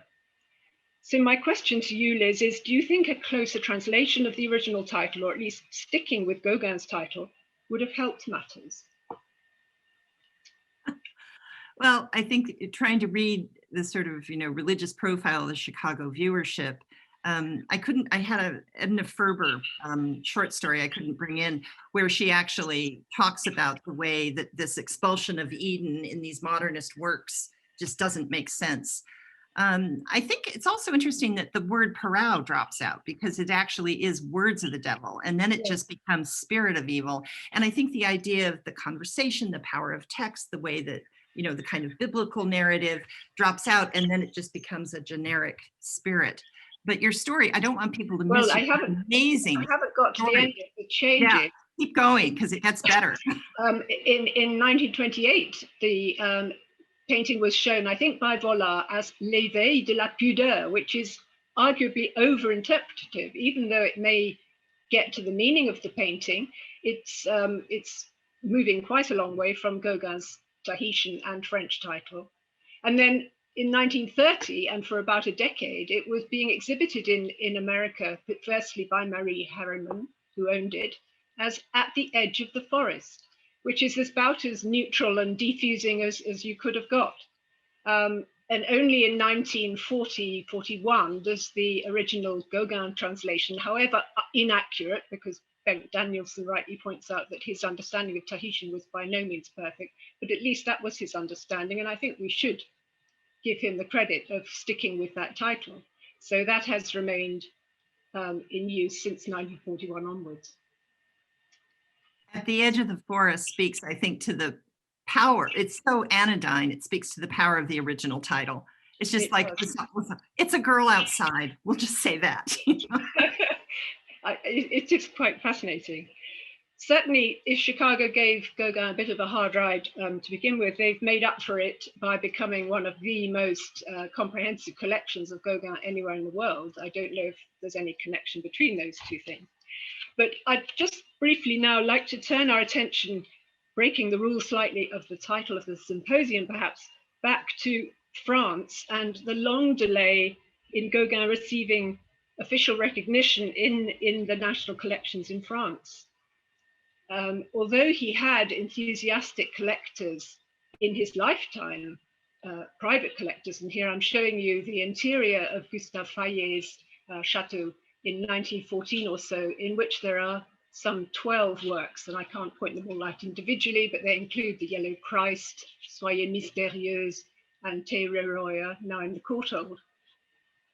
In spite of that, and he had a very productive correspondence with Fayet and was very excited by the fact that Fayet was buying his work, there was an extraordinary delay and reluctance in the museum quarters to buy Gauguin. And it wasn't until 1927 that they first acquired a painting that was Le Cheval Blanc for the Musée du Luxembourg at the time, and then La Belle Angèle, which came by a ruse of Vollard's. Vollard lent it to be an illustration in a lecture for Robert Ray, and said, well, since it's now in the Luxembourg or in the Louvre, it should stay there, and he gave it. And so really it's a very tardy recognition by France of Gauguin. And I just wonder if you think that was always bound to be the case. He was such a contested and deliberately confrontational artist, particularly his attitude towards officialdom. Do you think he was inevitably going to find it hard to gain acceptance in his home country? It's a great question, I think one issue is how powerfully the Americans absorbed the post-impressionist model, so that Chicago is acquiring by 1922 what even France itself won't acquire until 1927. So my short answer might be he had a lot more competition in Paris. You know, there wasn't the kind of clarity created by the filter of Fry and the Grafton Gallery and the Armory Show, and that in a way he had to compete with all the other symbolists. He had to compete, not to mention the kind of pockets of work and, you know, Vollard's choice, you know, what he was promoting and not. So the date for the Belle Angèle is what? Is it the late 20s? 1927, and that again is not a purchase, it's a gift. Well, here I would repeat something that Craig Clunas said in the earlier session, that we need to not think of things in terms of decades, as tempted as we are, but there's a very big difference between 1922, when Shadbourne's works get into Chicago, and 1927, that those are the years, and that in even just a few years, things have moved on tremendously. But it's so interesting that Chicago gets Gauguin after all that in the permanent collections before the French do.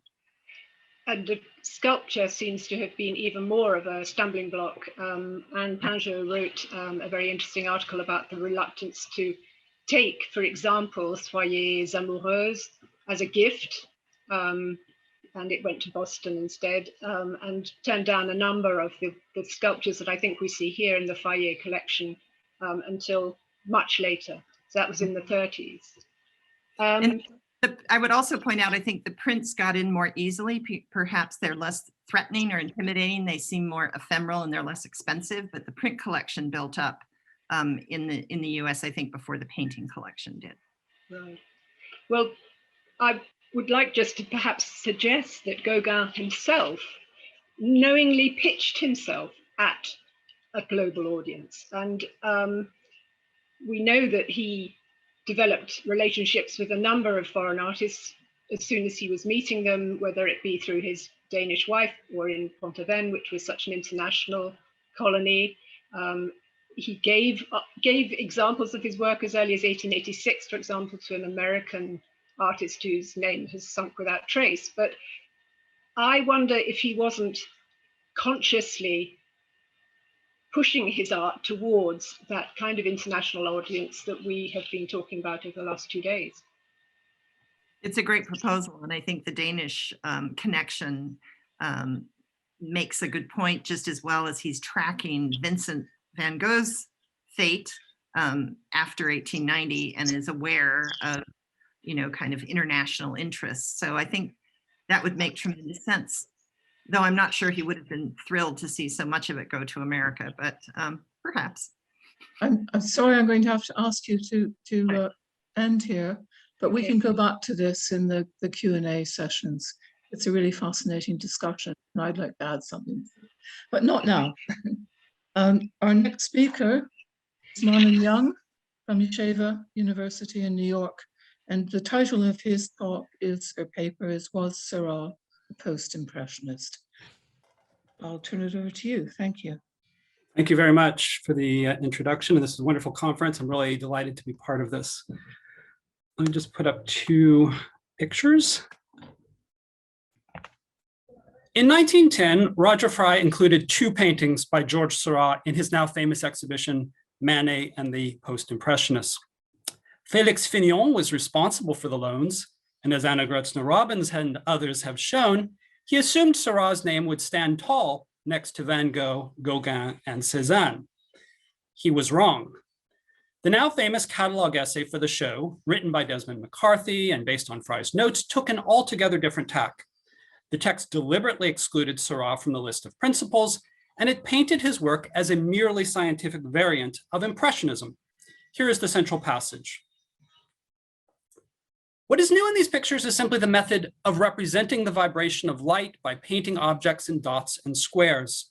The post-impressionists, on the other hand, were not concerned with recording impressions of color or light. However much the term post-impressionism was one of convenience, as Roger Fry later put it, Seurat was explicitly excluded from its earliest definition. In the second post-impressionist exhibit of 1912, the painter did not appear at all in the Grafton galleries. 2 of Seurat's paintings found their way into the Armory show the following year, but the critical understanding of his work seems not to have changed. Here, for example, is the influential American collector Arthur Jerome Eddy writing in 1914. Neo-Impressionism was not a reaction from Impressionism, but an attempt to advance still further the painting of light effects. Seurat and Signac simply attempted to out-Monet Monet. They were the last word in Impressionism. After them, the reaction, post-impressionism, something fundamentally different from and opposed to the very theory of Impressionism. In the years immediately after the 1910 exhibition then, Seurat was generally considered much closer to Impressionism than to the generation of artists that followed after or reacted to it. Today, of course, textbooks and museums almost invariably group him with Gauguin, Van Gogh, and Cézanne. One prominent publisher declares he is one of the most popular and admired of post-impressionist painters. How this came to be, how Seurat became a post-impressionist, is the topic of this short paper. The historical and critical process, I will argue, was twofold. First, Seurat had to be pried apart from Impressionism. Second, his pictures had to be understood as offering a model of self-contained aesthetic autonomy.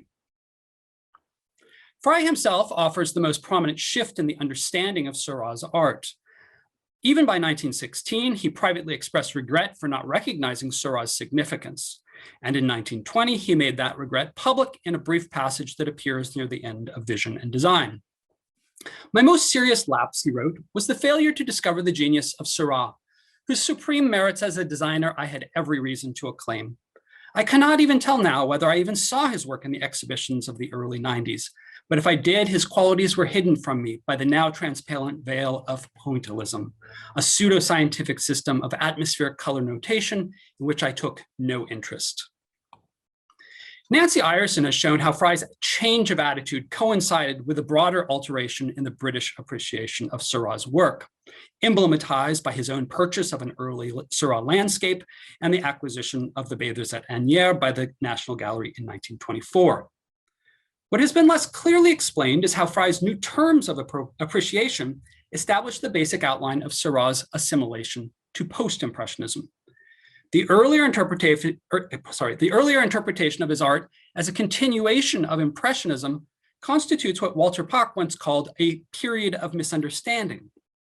Pull aside the Impressionist veil, however, and a designer is revealed. Fry's use of the term designer in a book called Vision and Design is not insignificant. Earlier in the book, he had derided the way Impressionism's own pseudo-scientific method produced pictures that, quote, lacked design and formal coordination, end quote. By contrast, Cézanne, Gauguin, and Van Gogh had rediscovered, quote, the principles of structural design and harmony, end quote. This internal logic clearly established certain generational and aesthetic allegiances, but Fry did not actually connect the dots between Seurat and the artist he had earlier called the post-impressionists. The first to do so was, as best I can tell, André Salmon. Salmon was a well-known French poet and critic, a key player in the Parisian avant-garde, who turned his attention to Seurat in an article that appeared in the Burlington magazine in September 1920. Like Fry at the same moment, his defense of Seurat rested on a distinction from Impressionism. Here's what he says. Georges Seurat is much more than one of the leaders of post-impressionism. Seurat was the first of the great reconstructors at a time when the Impressionists, excepting Renoir, were still trying to enslave art to the amorphous. Earlier defenders had thus wrongly assimilated Seurat to Impressionism, a mistake not made by more recent artists. We should remember, he writes, that the first Cubist studios were hung with photographs of works by Ingres and Seurat, notably the Chaillot, one of the great icons of the New Devotion. The term reconstructor, or also constructor, thus functions to establish Seurat as a model for both Cubism and the emerging return to order. It is also of a piece with the widespread revival of interest in Seurat's work, initiated by a large exhibition at Bernheim Jeune in January 1920, and followed by the artist's entry into major collections, including those of Helen Kohler Muller in 1922 and the Art Institute of Chicago in 1926. But the term constructor also serves as a rough synonym for Fry's designer. And Salmon's article circles round a more developed definition of Seurat's distinction from the amorphous lack of design in Impressionism. Three key phrases stand out. 1, Seurat was the first to be concerned in the return to the great classical composition. 2, Seurat was teaching the forgotten art of the picture at a time when recognized masters held it in contempt. 3, Seurat was the first who ceased to consider objects according to their apparent existence and preferred their value as a means of expression. While the emphasis on Seurat's classicism in the 1920s has been widely acknowledged, the parallel concern with his composition of pictures has not. In other words, Seurat, the constructor or designer, can be more concretely understood as reviving the older French conception of the tableau. In the 1860s and 1870s, as Impressionist landscape painting came to prominence, critics had lamented the way younger artists exhibited what they considered to be mere sketches or unfinished morceaux, rather than fully realized tableaux. The latter was meant to offer, in Michael Fried's terms, compositional and coloristic unity, as well as formal expressive closure. Early critical responses to Neo-Impressionism, from Félix Fénéon to Alphonse Germain, had likewise sought to find in Seurat's painting precisely the quality of the tableau, in contrast to Impressionism. By 1920, it had become additionally clear that a key difference between Seurat and earlier practitioners of the tableau form, Raphael and Delacroix, for example, could be found in his turning away from the representation of objects in the world to a formalist arrangement of tones, colors, and lines on a flat surface. In this regard, Salmon twice quotes, or rather slightly misquotes, Seurat's own words. Art is harmony. Harmony is the analogy of contrary elements, contrasts, and the analogy of similar elements in gradation of tone, tint, and line. An understanding of Seurat's combination of a classical return to composed pictures and a distinctly modern formalism, or formalist modernism, became the norm in the interwar period, effectively ending any earlier association with Impressionism. Various writers followed Salmon's lead, including Roger Bézières, Amédée aux Enfants, Walter Pack, and Robert Ray. And of course, Gavin Parkinson's recent work, from which I have learned a great deal, has shown how complex the reception of Seurat's work was in the 1920s and 30s, firmly establishing a surrealist Seurat alongside the better-known classical one. As he points out, the color reproduction of Seurat's young woman powdering herself in the first issue of L'Esprit Nouveau in October 1920, 1 month after Salmon's article appeared across the channel, placed the work firmly within the new spirit of construction. The painting appeared a few months later in New York as part of an exhibition that helped popularize the term post-impressionism across the Atlantic.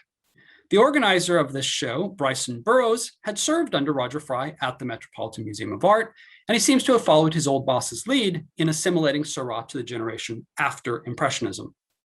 But unlike Fry, he more clearly connects the dots.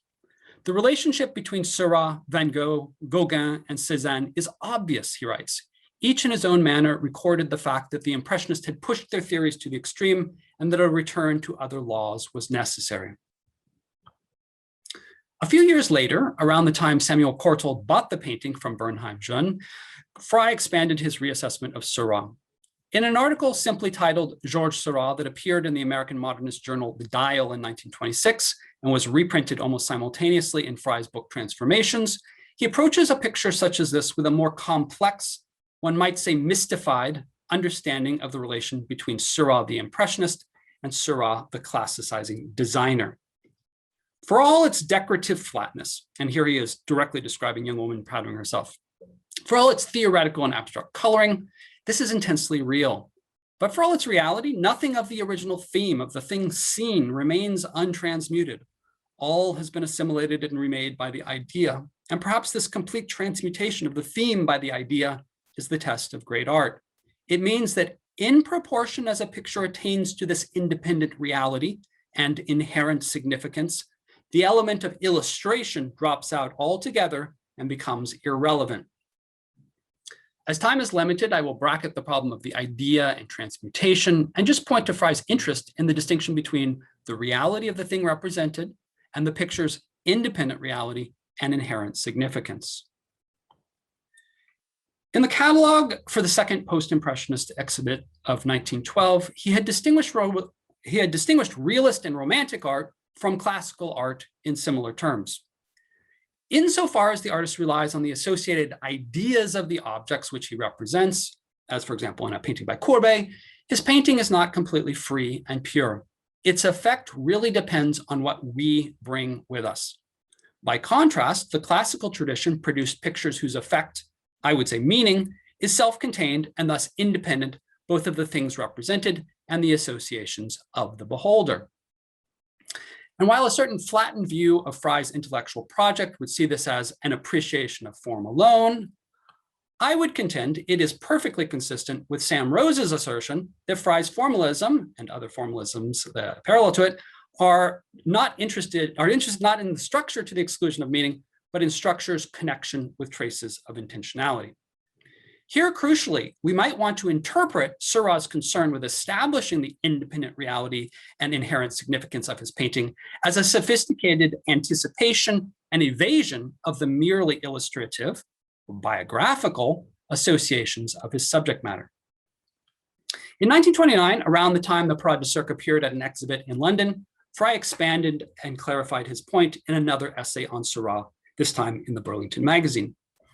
In 100 different ways, critics have tried to express a peculiar feeling which great works of art arouse. The feeling, I mean, of their isolation from all else. The feeling that the great work of art exists and persists by its own internal coherence rather than by its references to what lies outside of it. That it is, as it were, a self-conditioned, self-subsistent organism containing within itself, if anywhere, the justification for each part of it being what it is. As Elizabeth Pratt-John has shown, this is a consistent concern in Fry's writing, one she calls the problem of the formal autonomy of the work of art. And by bringing in this concept of autonomy to describe the critic's defense of Seurat, I mean to underscore his interest in the work's internal consistency or self-sufficiency, rather than it being, as later modernists might put it, hermetically sealed. Again, for Fry, a good work of art depends for its effects and meanings neither on the associations of the subject matter, nor the identity or disposition of the beholder. In this sense, I also want to draw a parallel to Lisa Siriganian's more recent conception of autonomy in modernism. Autonomy, defined as the spectator's or reader's irrelevance to the meaning of the art object, produces something closer to a parallel political world, an account of the art object's freedom from readers that reflects a relation to the liberal political world in a fully allegorical, symbolic way. This version of autonomy, as I have argued elsewhere, is fully consistent with the political reading of Seurat's relation to anarchism. And for Fry and others, Salmon's conception of the picture is similar. The autonomy of the artwork in Seurat and Post-Impressionism could function not only as a model for modernism more broadly, but for the value of art itself in a world confronted by crisis after crisis. It is therefore not surprising, perhaps, that the fullest and clearest integration of Seurat into the canon of Post-Impressionism occurred in New York City 2 weeks after the Wall Street crash of 1929, a conjunction Sandra Zellman has mentioned both yesterday and today in the chat. Finally and decisively, in the inaugural exhibition of the Museum of Modern Art, Alfred Barr firmly placed Seurat alongside Fry's key post-impressionist of 1910, even if he himself did not use that term. Today, anyway, the museum calls this an exhibition showcasing 4 of the most celebrated European post-impressionist painters. And I do believe, to return to another question from yesterday, that this is indeed the first time that these 4 were shown together as equals, constituting the major figures of post-impressionism. By the early 1930s, anyway, Seurat's central place in the development and growth of modern art was secure. A final graphic representation of his popular status will serve to confirm the point and bring this talk to a close. In a magazine illustration from 1933, Seurat appears as one of the 3 branches emerging from the impressionist trunk of the tree of modern art. Gauguin and Van Gogh share one other branch, and Cézanne a third. But Seurat's post-impressionist branch stands tall, the central development connecting tradition and modernity, the post-impressionist who binds the other post-impressionists together. Thank you. Thank you so much. That was terrific. And now we have Paul Smith, who's going to discuss. I should say that to bring this in on time, I've written something. It's not at all historical, I'm afraid, but here we go. Now, Marnin argues quite rightly, I think, that Fry's strategy is to establish the autonomy of Seurat's work by drawing attention to its transmutation of reality and its insistence on its own decorative qualities. But autonomy is a contentious and problematic concept, especially in Fry's writings, as commentators and particularly Charles Harrison have pointed out. So I'd like to take a closer look at how he uses it with respect to Seurat. Now let's start with Fry's argument in his 1929 article on the Parade, which Marnin cited. This states that, quote, the work of art is a self-conditioned, self-subsistent organism. But what does this mean? Well, Fry's argument on this score is not especially precise or rigorous, but he makes a clearer claim about Seurat's autonomy elsewhere in the same essay, where he states that the painting expresses, quote, a peculiar feeling, unquote, in being composed of formal elements expressing, quote, abstract spiritual values, unquote. Fry also talks here of, quote, the innermost significance of forms, unquote. Now, these statements closely recall the arguments set out by Clive Bell in his book Art of 1914, and it's sometimes said that this argument is circular because Bell defines the peculiar character of aesthetic emotion in terms of the significant character of form, and vice versa. It's perfectly okay, however, to call something peculiar without knowing what makes it peculiar. The philosopher Wittgenstein pointed out that the word has what he calls an intransitive use, in which it simply registers our impression that something is distinctive and nothing else.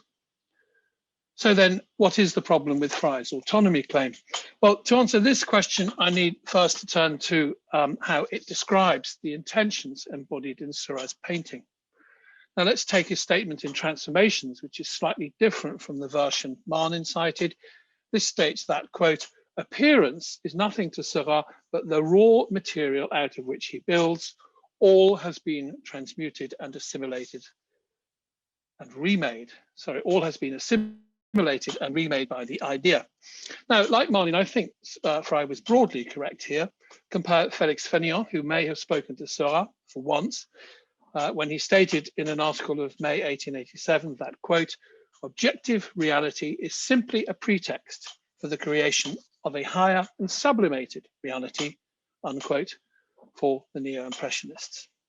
Now, I doubt that Frye meant the same thing by the term idea as the symbolist writers who were close associates of Seurat, who took their cue from Schopenhauer.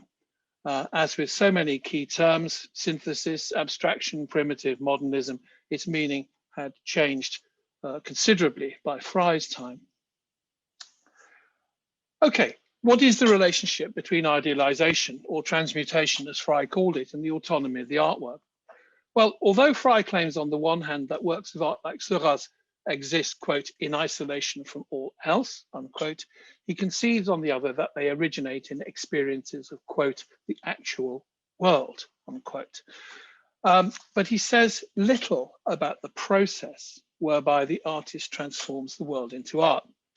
Now, instead, Frye concentrates on identifying decorative features in paintings which supposedly belong to their nature as aesthetically autonomous objects. He points out in Transformations, for instance, how Seurat exploits, quote, infinitesimal changes of value, unquote, and, quote, imperceptible changes of color, unquote, to create pictorial harmony, using language similar to Seurat's own, as Marnin has demonstrated.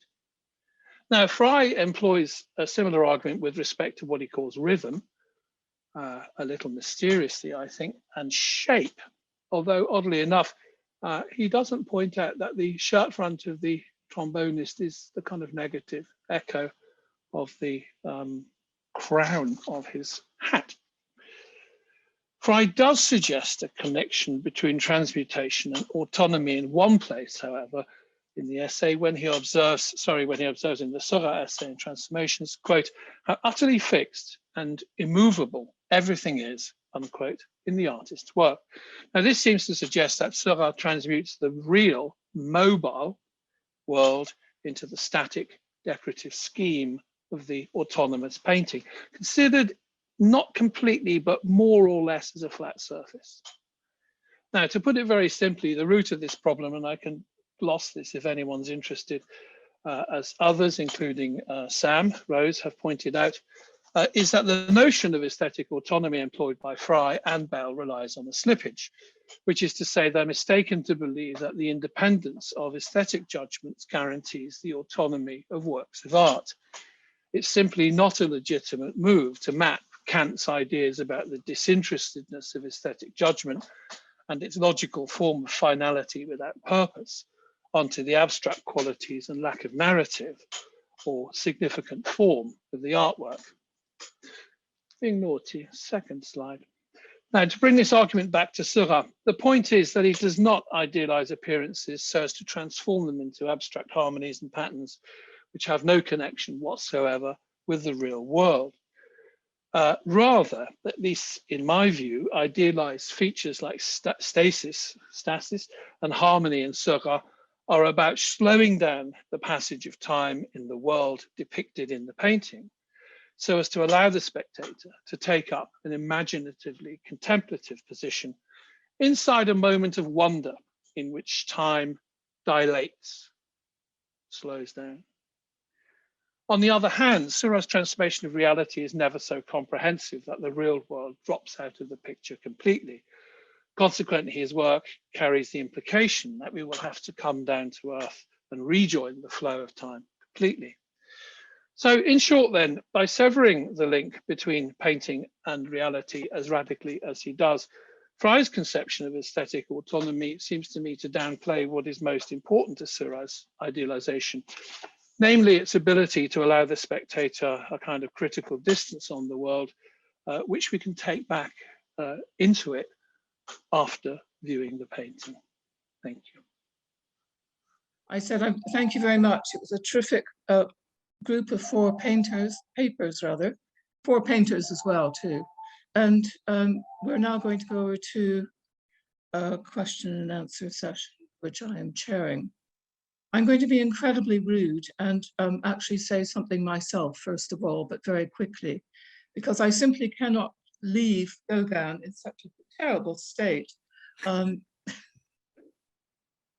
in terms of his early reception.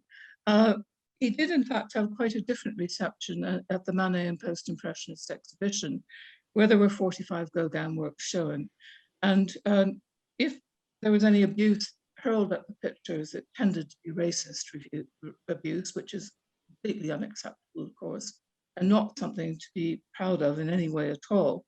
However, he did have supporters, and I wanted to draw your attention to what Seurat wrote about the picture, The Spirit of the Dead Watching, which is now in the Albert Knox Gallery in Buffalo, which Michael Sadler bought, as Anne Robbins mentioned earlier today, and hung in an exhibition in 1911 with Vision of the Sermon and Christ in the Garden of Olives.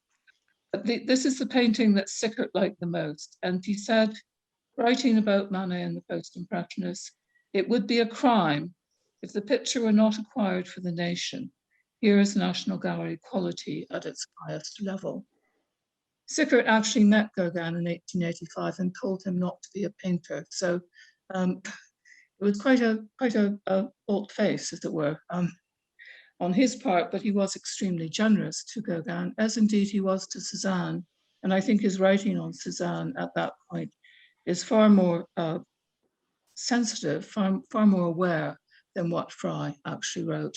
And then the second point also goes back to Fry. I think Fry knew the wrong people in the 1890s, quite honestly.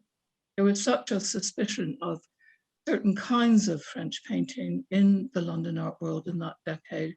Gogh was an absolute kind of king of the Impressionist painters, but the others did not fare very well. And I'm sure that Fry would have read George Moore's really vitriolic review in 1892 about neo-impressionist painting, where he essentially suggests it all looks the same and it's very mechanical, and that it has no kind of validity at all. And that seems to be what is driving Fry still in 1910, because Fenelon certainly wanted Fry to take more pictures for that exhibition than Fry actually did. So I will stop now, but I didn't want to leave them all kind of swimming around in this, unknown water without adding those. And we now are going to take some questions from the chat, I hope. Well, we've had lots of questions. First of all, an apology from David Peters Corbett, who has to go to another conference where he's speaking, and he thanked us, and thanked you rather, not us, for a fantastically conference. And I would absolutely agree with you. Thank you. But we do have quite a lot to talk about, I think, in relation to the 4 papers which we've just heard. And I know that Paul Smith, who also has to go a little early, wanted me to put the question which he raised this morning about the significance of rhythm within this context. I don't know whether we would mind if we took that question before we knew on to discuss the papers as such. But Paul, I can't find it now, so. Anna, I've got it if you want me to read it Yes, out. would you mind? Yes. Yeah, this was his question following session 5 this morning.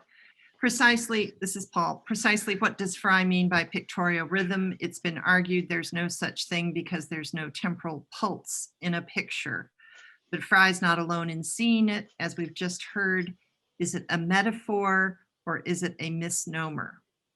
So I think Paul also hoped to address that question to Craig and Paul and Gavin. So I'm not sure if yes, I mean, Paul is this has to leave. yes. Is this a question, Paul, which you still want us to discuss? Well, are you leaving in a moment? I certainly will not leave at least till half past. Let me just say that Richard has put a question here about empty space. So let me see if I can combine the two. I think the problem is I was at a conference with philosophers and somebody gave a paper on the concept of pictorial rhythm and said you can't tap your foot to a painting, so there's no rhythm in it. Well, it's a very narrow definition of a rhythm, but when I challenged this view, he said to me, well, what is it? And I simply could not say what it is.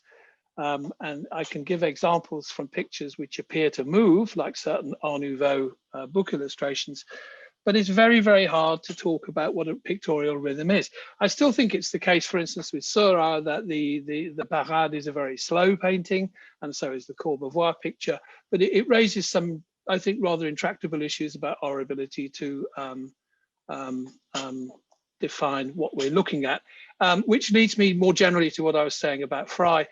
Richard's question here about slowing down time in Seurat and the use of nothing, as it were, as in a positive way, I think relates to this, but it's something which is exceedingly difficult to analyze. I think just to make a very quick point here, that Marnin elsewhere has certainly shown that Fry sometimes, is more capacious than Bell in his arguments about form, that he does admit three-dimensional shapes and features into his formal analysis, although increasingly less, I think, as time goes on. I'll stop there. Could I say something about, I don't know if rhythm's the right word, but in Fry's discussion of Les Poseuses, he talks about Seurat's use of this concept of analogy. So he argues that the central model is a vertical line, and then next to that is another vertical line constituted by the left-hand figure who extends into the Grand Jatte in the background. So there are two vertical lines which are parallel, they're analogous. And I think that's what he means by rhythm. And then he talks about the pyramid of the figure on the right-hand side, which is echoed by the bent leg of the central figure of the model at the center of Les Poseuses. These two lines, the pyramid and then the line, are these analogies in Seurat's terminology. But I think that's what he means by pictorial rhythm. And you don't think, sorry. So I was going to just ask, is there any connection, and I'm probably showing my ignorance though, with Bergson's notion of rhythm, which was published much earlier in 1889 in Les Données immédiates de la conscience, because he talks about rhythm as, it was certainly picked up by Michael Sadler's son, when he produced, when they produced that journal in Paris, which was 1911, but the lectures were much earlier, and certainly if you read French, you would have been aware that idea came directly from Bergson. Yes, I was going to say the same thing, actually. I think I'm right in saying, but I'm thinking from memory, that Bergson actually gave some lectures in London around 1910. And certainly, as Francis has mentioned, the journal Rhythm, which you can access online. And in fact, I sent Liz an essay on the Spirit of the Dead Watching to Liz this morning, which Sadler's son published in one of the first issues of Rhythm. But Rhythm was closely associated with J.D. Ferguson, the Scottish colorist, and his rhythmist group, and they certainly were affected by Bergson.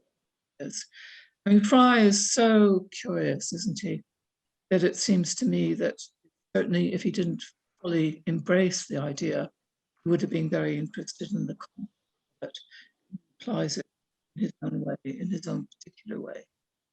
There is a response from Craig in the chat that maybe you should read out, Anna, because it takes up a different notion of rhythm. Right, okay.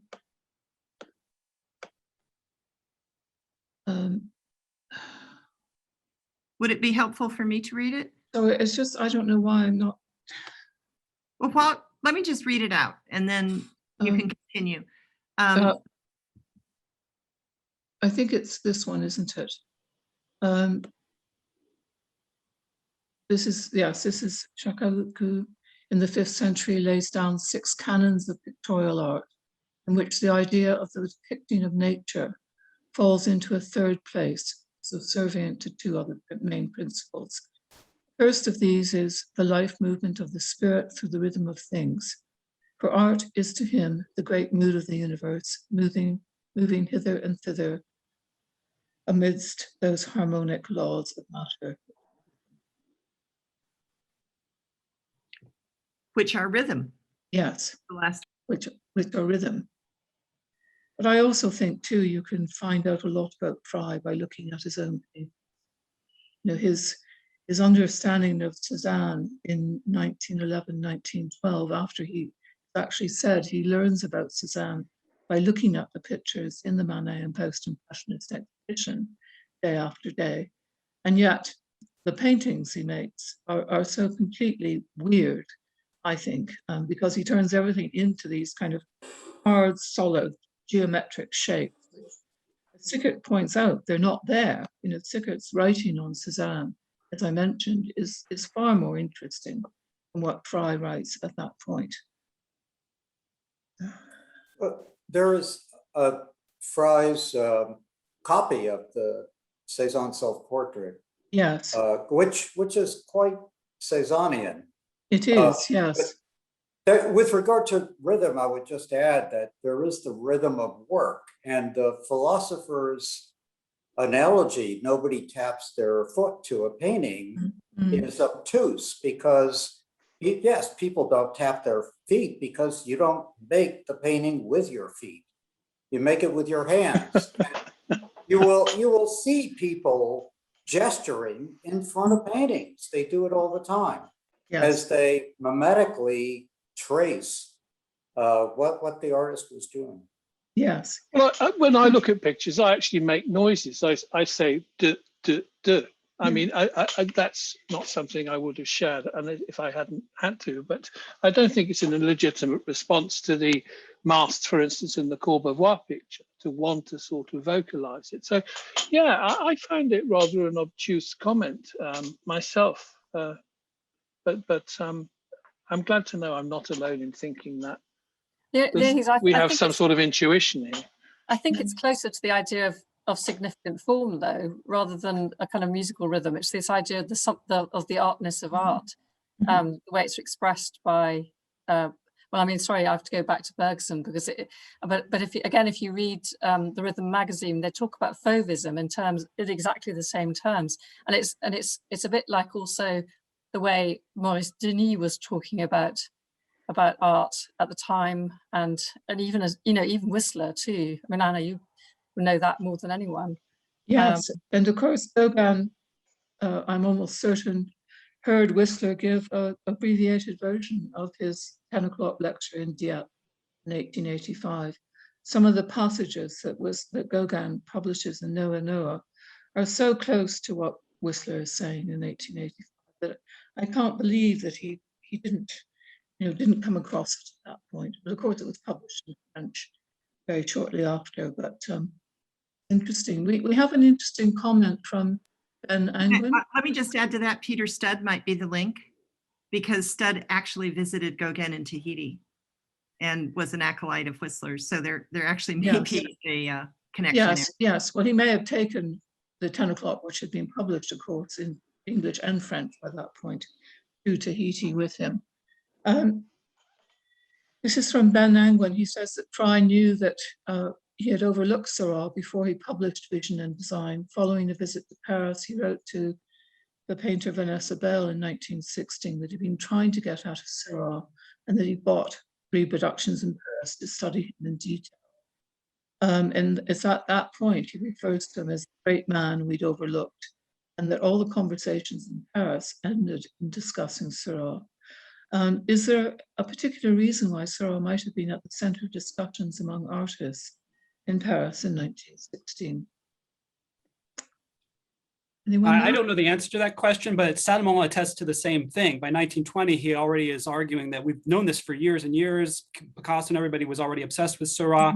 The reproductions were hung in the studios and so forth. I've never seen a photograph of this. There's the famous Cartier-Bresson from 1940 showing Pierre Bonnard with the bathers, but I don't know any documentary evidence that people were obsessed with Seurat before the 1920s.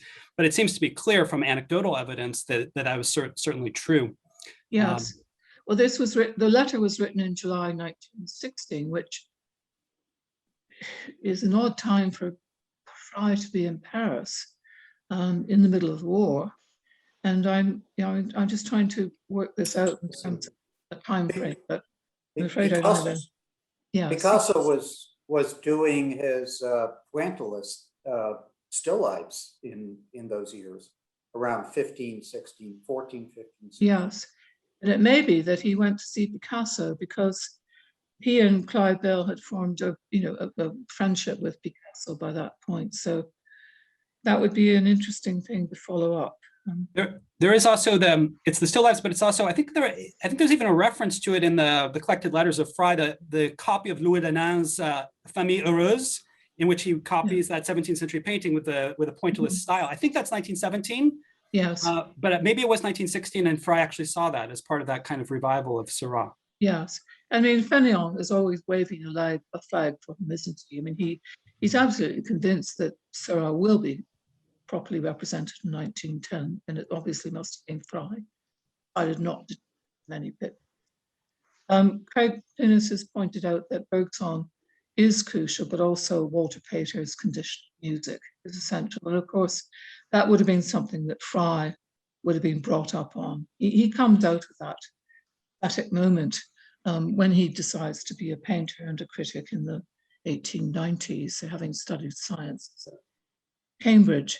And Laura Marcus has drawn our attention to a book, Rhythm of the Rails, Sound and Locomotion, which he highly recommends, and that the reference to that is on the chat. We've apparently come to the end of our session, and I look forward very much to seeing you in 10 minutes' time. Right, we're about to begin our, I'm about to begin, we are session 9, which if you've looked at the conference program is entitled Fry's Artists, a panel discussion of Matisse and Picasso. And we had hoped that Elizabeth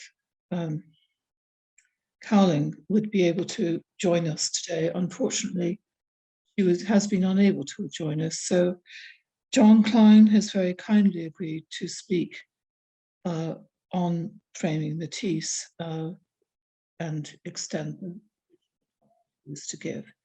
So I'll turn it over to you, John. John Klein from Washington University in St. Louis, I should have added. Thank you, Anna. And thanks to the other conference organizers for a very stimulating conference. I've enjoyed these 2 days very much. I won't be saying very much about Picasso, but there may be an opportunity in the discussion to address the reputation of Picasso. And I'll be confining my remarks mainly to the United States, but again, there's possibly an opportunity to talk about Matisse with respect to his reputation and how it developed in other countries. Henri Matisse's grandson, Claude Dutuit, reminisced a decade ago about his grandfather's devotion to his American patrons, saying, Matisse had a very close tie with America. He said something that always struck me, and now this is Matisse. I have the pleasure to serve through certain arrogance, compatriots, and with sincere pleasure, Americans. Now, even through the convoluted wording of this statement, Matisse's affection for his American collectors is clear. The development of Matisse's initial skeptical reception and ultimate renown in the United States is a large subject that I'll endeavor to sketch or frame today. And the most important actor in the fostering of that reception may have been the artist himself. to a greater degree than other European avant-garde artists of the early 20th century, much more than Picasso, for example, Matisse collaborated with dealers, collectors, exhibition organizers, and museums to propel familiarity and appreciation of his work in this country. His fingerprints are the common factor in the formation of the most important collections of his art in the United States. This is not to minimize the contributions of the other figures I'll mention today, but Matisse himself actively participated in the early incursions of his art into the relatively conservative American cultural scene.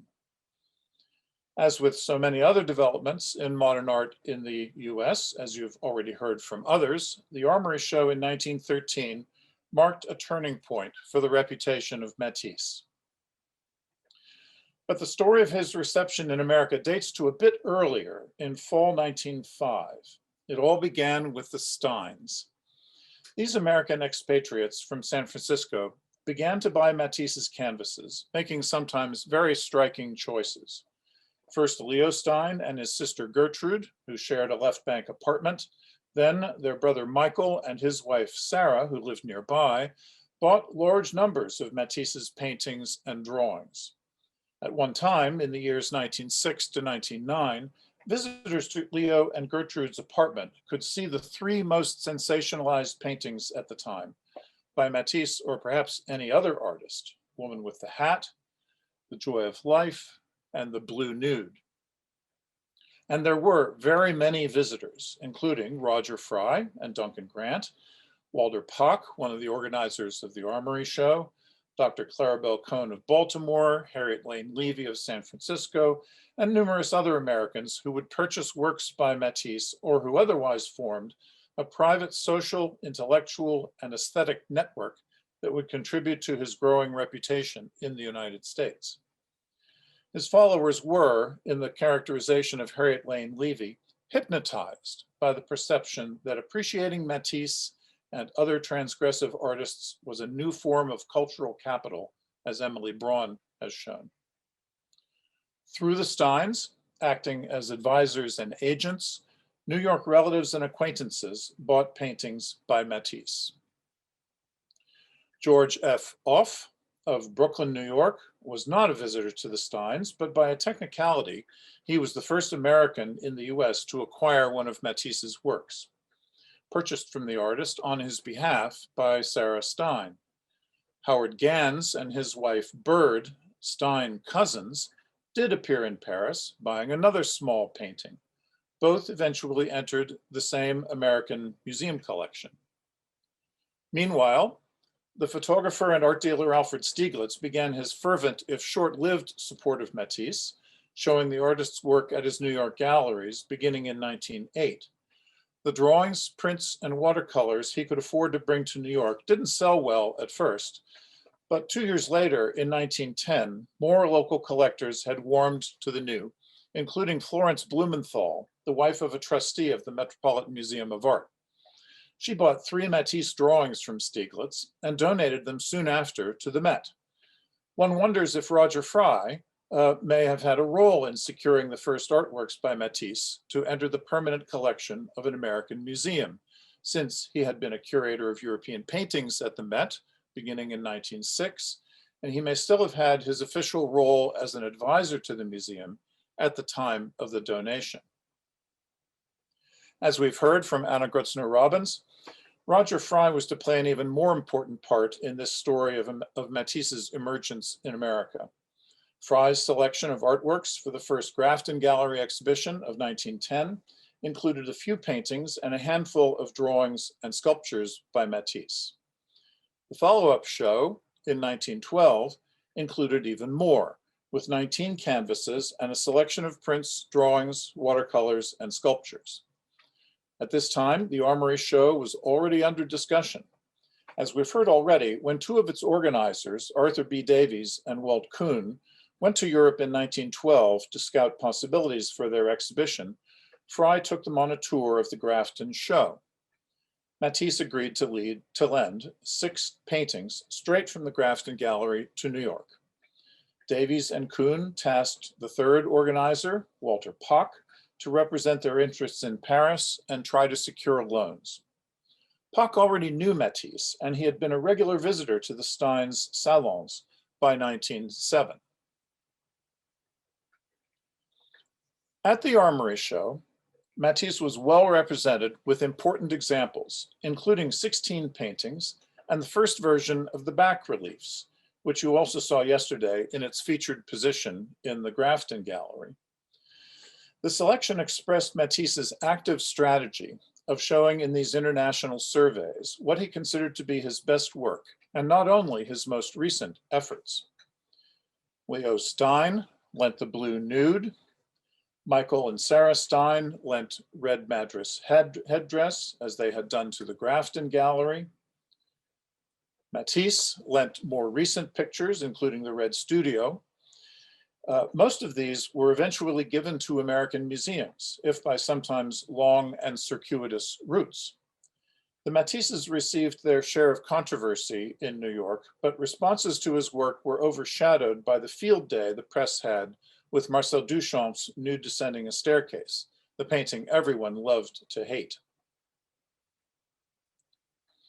As you've heard, the version of the Armory show in Chicago was held at the Art Institute, which therefore became the first museum in the US to exhibit Matisse's work. The largest gallery was designed so that the visitor would initially see an entire wall of Matisse's paintings, which would, in the words of Walter Puck, enunciate the character of the exhibition. High hopes Puck had for this room.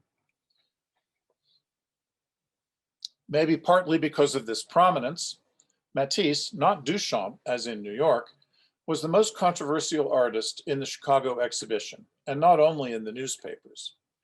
Students at the School of the Art Institute rose up in righteous protest against Matisse's deformations, burning replicas of the Blue Nude and 2 other Matisse paintings, and that only because the students were barred from hanging an effigy of the artist himself. Goodbye, Henry Hair Mattress, one of several larkish names bestowed by the Chicago press. Charlatanism was a running theme in American assessment of Matisse's work, unlike in France, where even in criticism, Matisse was generally acknowledged to be an artist with sincere intentions. The view of Matisse as a charlatan, putting one over on his audience, was clearly expressed in the American painter Kenyon Cox's newspaper review of the New York Armory show, which was reprinted in the pamphlet For and Against, produced for the Chicago event and sold there. This is Kenyon Cox. Up to the time of Matisse, the revolutionaries, I believe, were for the most part sincere enough. But with Matisse, with the later work of Rodin, and above all with the Cubists and the Futurists, it is no longer a matter of sincere fanaticism. These men have seized upon the modern engine of publicity and are making insanity pay. Cox concluded that Matisse has his tongue in his cheek and his eye on his pocket. However popular this idea of Matisse cadging an undeserved reputation may have been in the US, such a sentiment did not prevent substantial collecting activity, which was interrupted only by the First World War. Probably the single greatest blow to migration of Matisse's work to the United States came when the 19 paintings Michael and Sarah Stein lent to an exhibition at the Gurlitt Gallery in Berlin in 1914 were confiscated after the beginning of the First World War. Then, when the US entered the war in 1917, they were sold at below market rates to eager Scandinavian collectors. The Steins never recovered any of them. The war did benefit some American collectors. The New York lawyer, John Quinn, who had been the single biggest purchaser from the Armory show, became even more adventurous and eclectic in his acquisitions during the war. After the war, he turned his attention to artists he considered modern masters, Matisse, Brancusi, Picasso, and others, and bought in depth, including at least 17 Matisses. His estate sale in 1926 dispersed his astonishing collection, another of the few important American collections of Matisse's work that did not enter an American museum more or less intact. Of the many prominent supporters of Matisse's work, I am limiting this account to his other principal collectors of the 1920s, the Cohn sisters and Alfred C. Barnes. Etta Cohn had bought this still life, one of her first purchases of a Matisse, in 1906. Neither Claribel nor Etta Cohn bought additional Matisse paintings between 1906 and 1922, but then they accelerated and made many purchases. The Cohns eventually compiled the largest collection of Matisse's work by number in the United States. They focused on his work of the 20s, 30s, and 40s, but with the artist's help, they also sought to represent his work thoroughly and retrospectively, even making the bold and very expensive purchase of Matisse's Blue Nude from the Quinn sale. Albert Barnes had met Leo and Gertrude Stein in Paris in 1912, and during the next decade, he bought 9 Matisse paintings from Leo, entering into a serious rivalry with Quinn. Barnes eventually amassed 54 Matisse canvases, as well as the commissioned 45-foot-long mural, The Dance, from the early 1930s. In 1922, he was offered the chance to buy Matisse paintings owned by one of the Danish collectors who had taken advantage of Michael and Sarah Stein's wartime misfortunes, including The Joy of Life. What might have gone to San Francisco was now destined for Philadelphia. Unsurprisingly, and as I've already indicated, the most important museum holdings of Matisse's work in the US were formed largely through these and other private collectors who donated or bequeathed their Matisses, and in most cases, a single collector or a small group of closely associated collectors was responsible. This is but a sampling that leaves out several other American public collections. The San Francisco Museum of Modern Art, from Michael and Sarah Stein's friends, Elise Haas and Harriet Lane Levy. The Baltimore Museum of Art, from Claribel and Etta Cohn, whose bequest came to the museum in 1950, supplemented more recently by gifts from the Matisse family. The Baltimore Museum of Art is also the home of the recently established Center for Matisse Studies, whose ambition is to become a think tank for scholars and curators working on the artist. The Barnes Foundation, now in Philadelphia, whose entire collection, including 69 works by Matisse, was amassed by the singular Albert Barnes. The Metropolitan Museum of Art in New York trailed the field for decades with irregular purchases of Matisse prints, bolstered by a Stieglitz bequest of drawings, watercolors, and sculpture in 1949.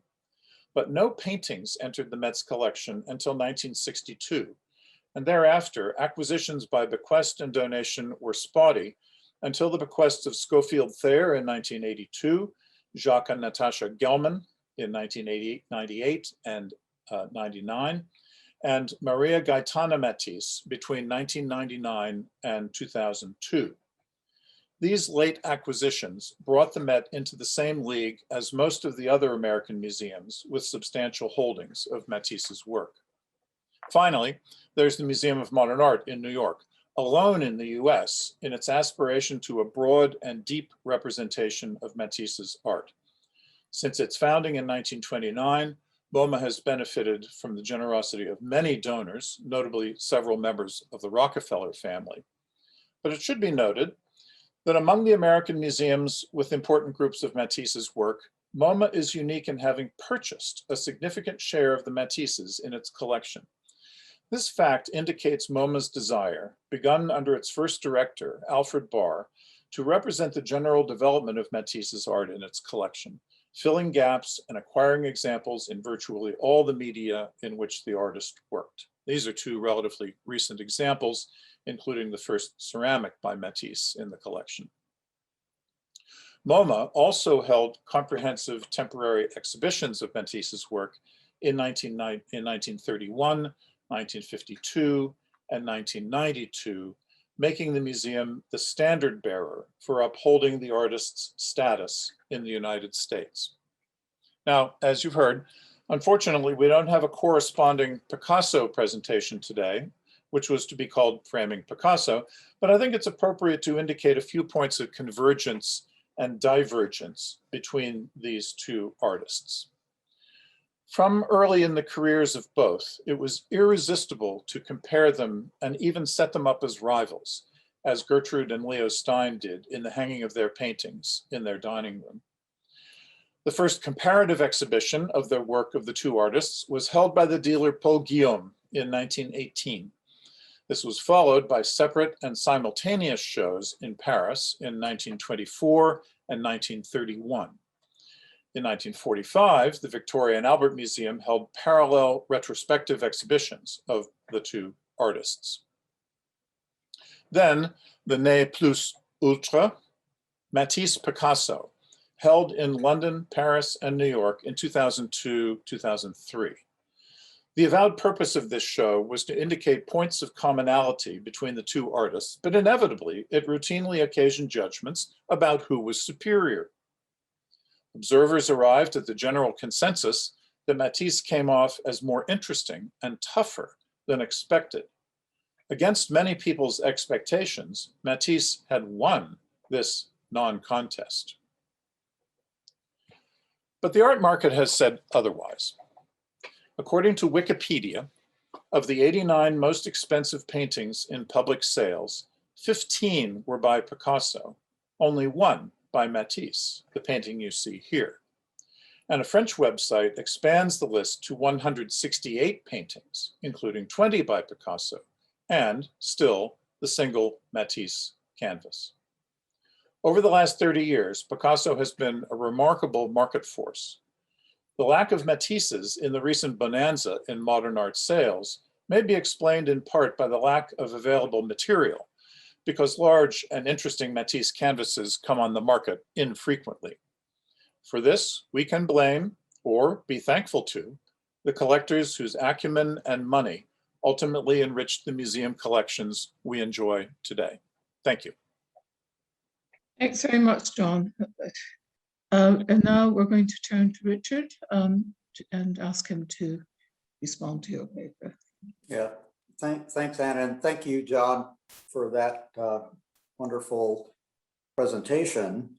And with regard to Matisse and Picasso, for what it's worth, Leo Steinberg, who was, of course, a great Picasso scholar, was deeply offended by what he took to be the Museum of Modern Art's preference for Matisse in the way that they organized exhibitions, and especially the presentation of the various comparisons between Matisse and Picasso in the joint exhibition, which did set them up as rivals, which he thought they were not really, that was an exaggeration, and that the juxtapositions always seemed to favor Picasso in very subtle ways. Mm-hmm. Favor Matisse in very subtle ways over Picasso. But that was his opinion. Your presentation and Gavin Parkinson's as well bring to mind a different way of sorting out these various characters whom Roger Fry had put together in the Grafton Gallery show in 1910. I'm thinking of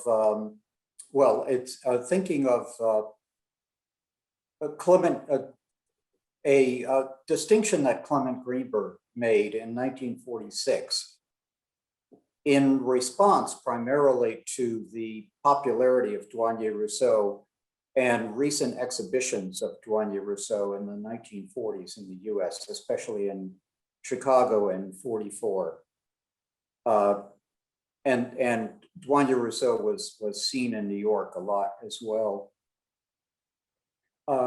He wrote a short review which refers to Cézanne, Van Gogh, and Rousseau and opposes them to both Matisse and Picasso. And the way he sets it up, it's not, he doesn't, I believe he doesn't really characterize Van Gogh or Rousseau quite correctly. He probably gets Cézanne correctly, but he takes all three of them to be non-strategic in the way that they dealt with the public, whereas both Matisse and Picasso were totally strategic. And so he refers to them as cool heads.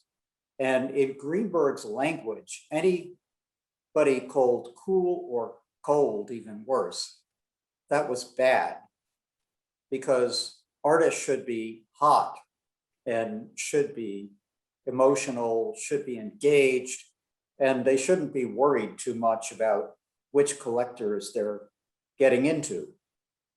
So I'll say a little bit more, but then I want to have your response, to this distinction. So he refers to what he sees that Cézanne, Van Gogh, and Rousseau have in common is that they were all alienated types. They were psychologically alienated. So he calls Cézanne balmy, just a little bit off, and he calls Van Gogh neurotic and disturbed, and he calls Rousseau delusional. And it was this alienation that allowed them to be such innovators, because they were apart from society, he felt, and they didn't care, how radical their art became, because they weren't looking for collectors. That's certainly not true of Van Gogh, and it wasn't really true of Rousseau either. And it was true of Cézanne because he was financially independent. So, we could argue it doesn't really count. But then, there was Matisse and Picasso who build on those three. And, it's especially obvious perhaps in Picasso's case, how he builds on those predecessors and also on Gauguin. And they're able to do this because they're calculated. So your comments. Yes, Matisse was certainly, first comment about Rousseau. Isn't it Rousseau who said that of all modern artists, Picasso, you are the greatest of the classical artists, and I the greatest of the moderns, or something like that? I mean, something like that, yeah. He was terribly self-confident. He also, exactly. He also said he could have finished all of the unfinished Cézannes if the dealer had only let him, if Vollard had employed him. So now I remember what he said.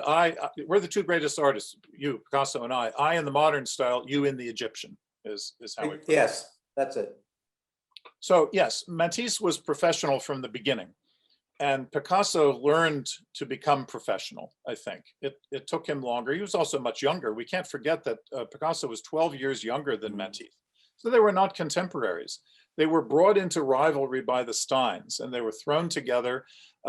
Gertrude and Leo seated them at their dining room table and seated Picasso across from a Matisse painting and Matisse across from a Picasso painting. And they were deliberately provoking responses from these artists. But I don't think we should think of them as rivals, although that's a popular and kind of fun thing to do. Matisse, I think maybe one of the differences between the generation of Van Gogh and Rousseau and Cézanne and the generation of Picasso and Matisse is that the whole mechanism of publicity grows so much in the early 20th century. There becomes a tiered system of dealers, for instance. So you have starter dealers like Bert Weil, and you have Bernheim Jeune as a dealer to aspire to. Artists are thinking about how they can move up in the hierarchy of new artists in the early 20th century. There are more exhibition opportunities, the Salon d'Automne, and even before that in 1898, I think, the Salon des Indépendants gets underway. No, that was 84, but there was another exhibition society in the 90s. There were many opportunities to exhibit their work. Picasso was strategic in not seeking to exhibit and not, in fact, not exhibiting his work in the large public exhibitions. He worked mainly through his dealers. Matisse, however, by contrast, was very keen always to exhibit something in the Salon d'Automne, in the Salon des Indépendants. So they had different mechanisms or different routes to reach their desired clientele, but they both had ideas about how to go about promulgating their work and making it available to people.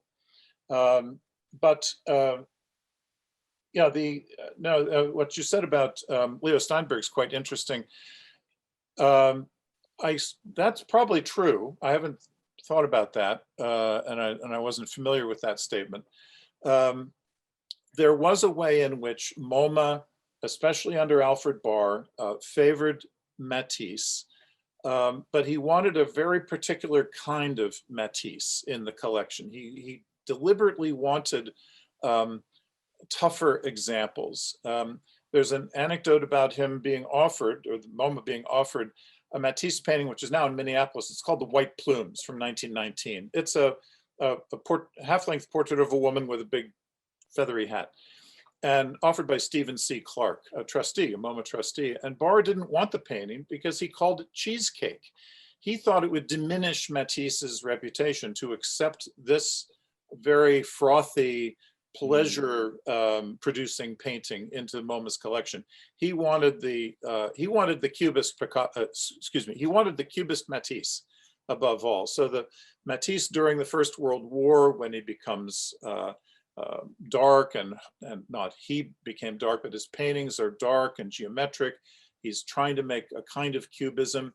And that's how Barr wanted Matisse to be represented at MoMA. So maybe it was a matter of the most Picasso-like Matisse being Barr's favorite artist. Yeah, I just wonder if Barr favored Matisse, Bill Rubin favored Picasso, but then John Elderfield favored Matisse. That's right. In more recent years, yeah. Right. Right. No, that's absolutely right. And they both organized spectacular exhibitions of both artists. The MoMA's history of exhibition of the two artists is, well, it's a story in itself that's been told. It's I wonder also with regard to Matisse, I would assume that his tendency to have students and to allow people into the studio, that was promotional as well, and unlike Picasso. Yes, for instance, few people saw Picasso's Demoiselle d'Avignon in his studio. Picasso just didn't have many studio visitors, and it wasn't widely known until 1916 when it was exhibited in Paris during the war. But yeah, Matisse's school, as we've heard from the wonderful paper on the Scandinavians, right? Yeah. That there were many Americans, many Germans, Scandinavians, very few French students, a couple, but not many. And it was a way for Matisse to promulgate his artistic principles. He didn't show his work because it wasn't in his studio, it was in a rented space in the center of Paris.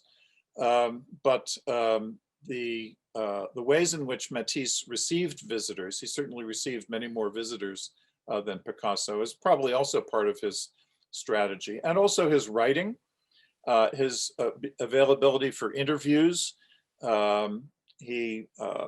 There is no volume of Picasso. There is Picasso on art, but it's very much a collection of snippets. And whereas Matisse was a substantial theorist of his own art, both in print and in conversation. Yeah, there is a big difference there. Do we have, are we out of time? I'm just wondering. Anna's the chair here. Yeah. Liz has just suggested we might move to the general Q&A, and we could always continue the conversation about Matisse and Picasso, which I'm finding absolutely fascinating. I just wanted to ask John, actually, because I had understood that at some point in 1912, Matisse changed his contract with Bernheim-Jeune, and he actually got 50% of sales. That he took a much larger commission on the sale of his work, and I had always thought that may be why he lent so many pictures to the second post, because he would have capitalized on a lot of money if they'd sold it. Oh, sure. If that's true, and I couldn't say if it is or not, then your conclusion may be correct. One change that he did make in his contractual agreement with Bernheim-Jeune is that he stipulated that portrait commissions and commissions for decorative works be outside the agreement with Bernheim-Jeune. So it would be contracted completely directly between Matisse and the patron. And so he realized that he could do a lot himself to cultivate his reputation, and he didn't want the middleman in there, not only getting a cut, obviously, but also perhaps somehow negotiating the artistic transaction. He wanted the direct contact, and that turned out to be his advantage when he did decoration. Well, the Barnes dance. He was out of contract with Bernheim-Jeune by that time, but numerous portrait commissions in the teens were outside his agreement with Bernheim-Jeune. Yes, good. Well, he made one terrible mistake in London. He suggested in an interview that he was trying to paint like his son, and that just went like wildfire, and they all said he was trying to paint like a child. And even in the 1940s, when the tape turned down the Red Studio 3 times, that was one of the reasons why they could not take it, painting like it. And there's that wonderful, often reproduced picture of Marguerite. And is that her? Did she write her own name on the surface of the canvas? That's the legend. Yes, Matisse's portrait of his daughter Marguerite. Yes, it's written very awkwardly across the top of the canvas. And yes, that is the story. And Marguerite herself was a painter. Very interestingly, some years later, when she found that some of her paintings, which she had sold, she exhibited in Paris, she sold some paintings, and they came on the secondary market with her father's signature on them. And at that point, she vowed not to paint, and this is family legend, perhaps true, she destroyed all of her work so that it wouldn't ever go on the market masquerading as her father's. Well, we have lots of faces appearing on the screen now, and I'm very happy to take questions either from our panelists or from the floor. And the interesting point that Mary Claire Pappas makes about Marguerite exhibiting in Norway in 1960. So, very much getting around at that point, yes. And I love the Vanessa Bell letter that she writes to Fry about going in to check whether the color reproduction in the catalogue is good enough for the painting. Her description of the color in that letter is just absolutely wonderful. Painter's eye, the best painter of the Bloomsbury group, in my opinion. Good. So we don't seem to have any questions at all on the chat.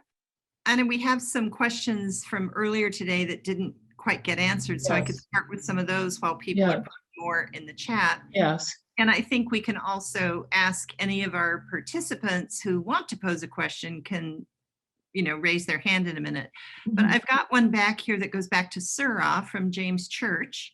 So let me start with that one. And then Anna, you can choose a talk or a question or choose a hand if someone raises one. James wrote, in some of the paintings illustrated, Seurat does seem to compress the pictorial space through his use of figures against the background, akin to optical illusion, thus keeping them, preventing them from diminishing into the distance. Was this an intentional tool to create the effect of slowing down? And then Richard also came back to talk about the slowing down, the sense of slowed time in Seurat. Frye said something to the effect that no artist had ever brought so much interest to nothing, referring to the heavily articulated areas of empty sky, of sand and beach. So I wonder if anyone would like to address this issue of slowed time or timelessness, and also maybe put it in a larger context of a certain maybe sense of anti-modernism, or you know, a kind of response of its moment. So any ideas about the slowing down? Well, I'd like to just comment on this insight from James about the sense of space and flatness. Frye is, I think, a very attentive viewer of Seurat's pictures. He's constantly concerned with the way that there's this tension between this sort of intense flatness, the little dots when you get up close, just sort of like, you know, it's on the surface.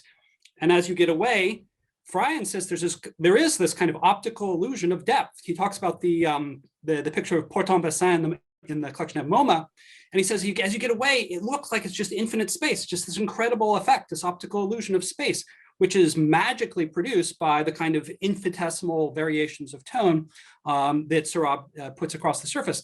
So I think that is a very good insight into Frye's understanding of Seurat. I don't know how I would tie that back to the temporality of the pictures.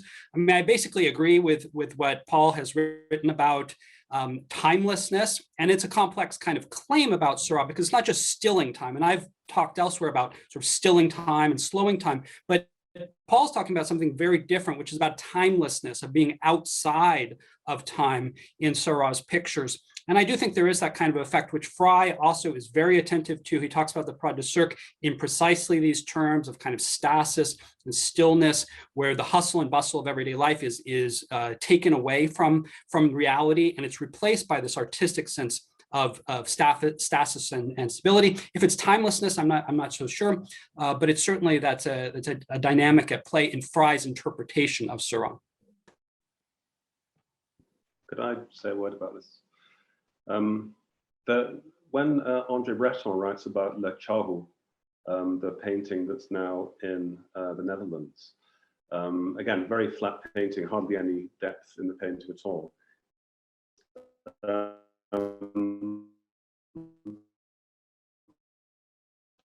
Not enough has been made in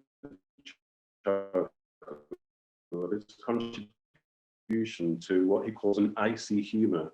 It is entirely modern, which treatment engenders a feeling of extreme vanity and absurdity. Corroborate. So Breton sees it as humor, the freezing effect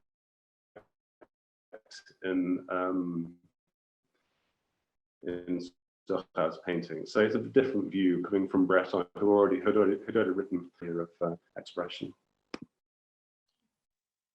I also wonder about connections between flatness and depth and theatricality, right? Of course, the circus is an important subject for Seurat. And of course, I'm thinking about Gaylor, his figures are flat, and he creates these spaces like stage sets, right? Very much a one-point perspective. The figures are laid on a stage like a choreographed number, and often he's depicting choreographed numbers. He's depicting theatrical events of his artistic circle. Mm.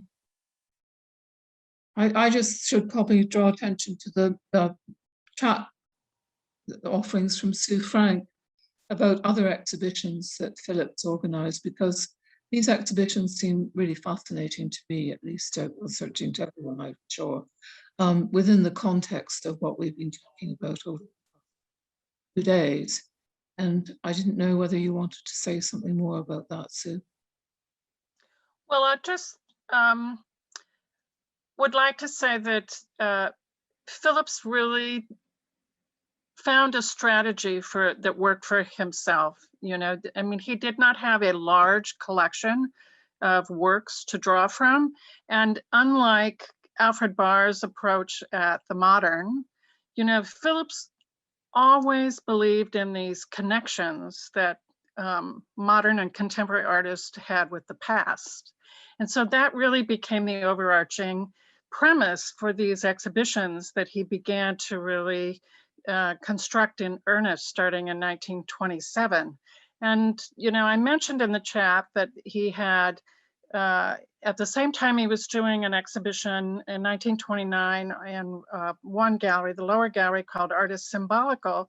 Up in the main gallery, he was doing one that was Art is Universal, and he was also kind of taking that idea into the one smaller gallery he had at the same time. And he was deliberately employing this 18th dynasty Egyptian head that he had just acquired in 1927 to go and put it in conversation with, Courbet, with the great Renoir that he had acquired, with Monet, with Gauguin and Cézanne, but also contemporary painters and even sculpture that he had been acquiring in the previous 2 years, really, that came from, not just France, but also with, Spanish artists. He had a Zuloaga painting at the time. He had acquired Picasso's 1901 Blue Room. He had acquired work by Jean Negulesco, who's Romanian. He had this kind of depth or spread of works by artists from different parts of Europe that were not part of the kind of French or specifically German, cities that were producing contemporary work. And so this is an idea that he continued, especially after he was able to move the entire museum into the other galleries after his family moved out of the house. And sometimes it's jarring to see some of the combinations that he put together, where in 1939, 1940, he puts two Soutine paintings in conversation with the Renoir.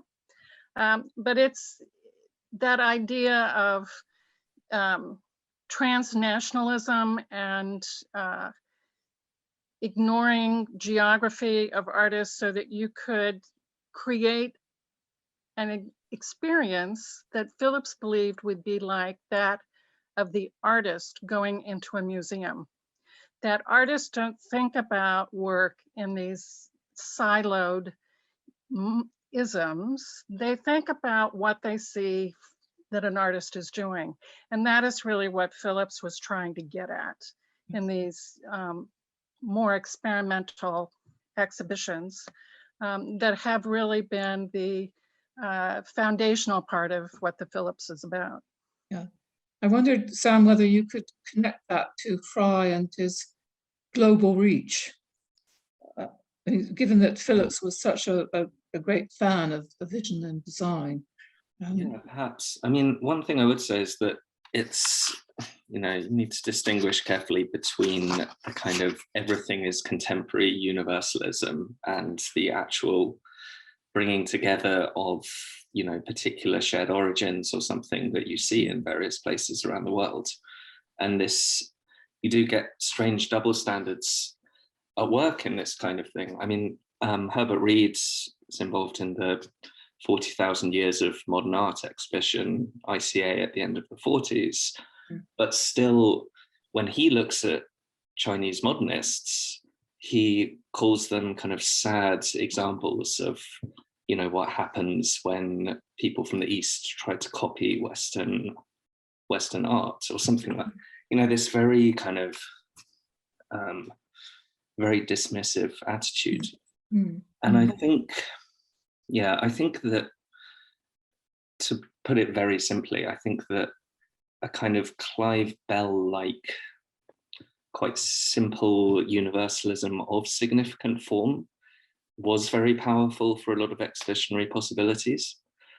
But yeah, I suppose I'd be interested in seeing that kind of separated from how, what particular people and artists got out of it, particularly, kind of, well, in America, others who I'm interested in as taking up elements of post-impressionism, but in a less kind of wholeheartedly Clive Bell significant form like way, like even say the regionalists, or someone like John Stuart Curry talking about connections with amateur painting and things like that, where you get it.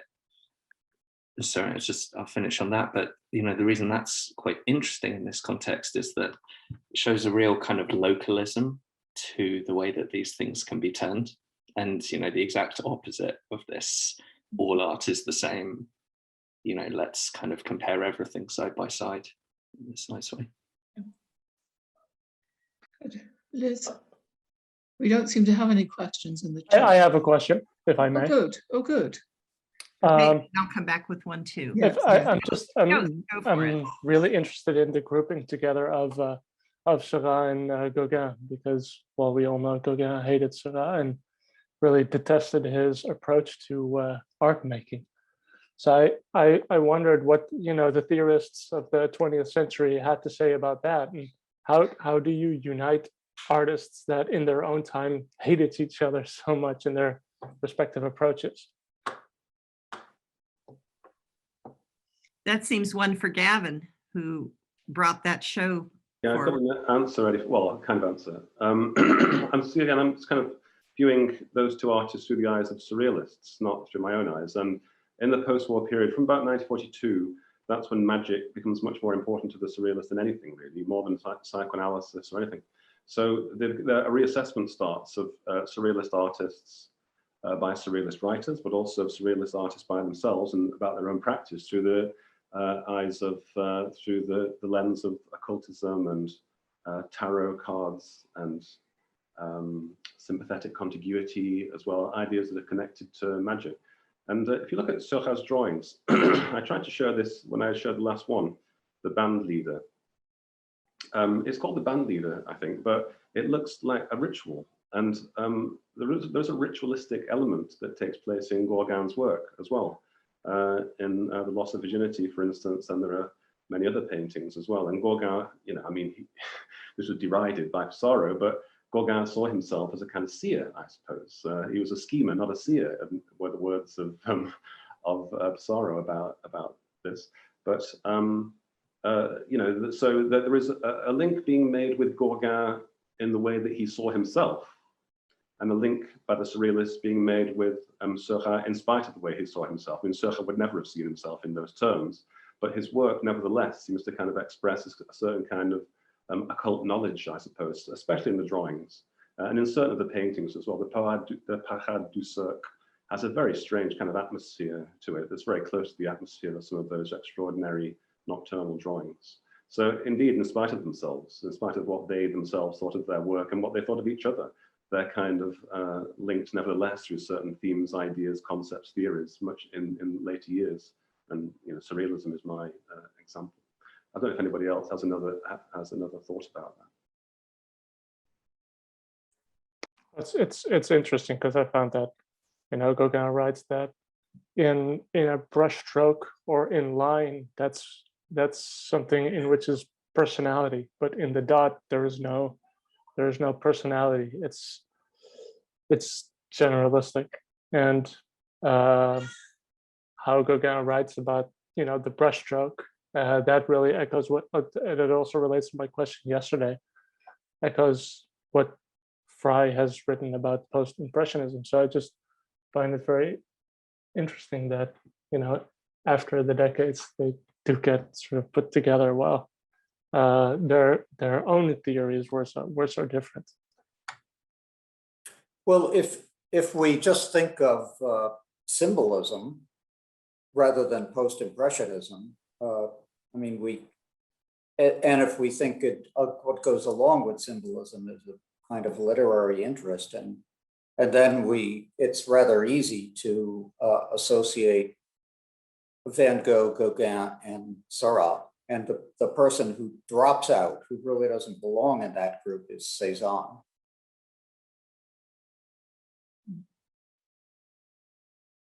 The next conference was Surrealism. Could I just add, in relation to the so-called hatred of Gauguin for Seurat, I wonder how genuine that hatred was, or whether it was just jealousy.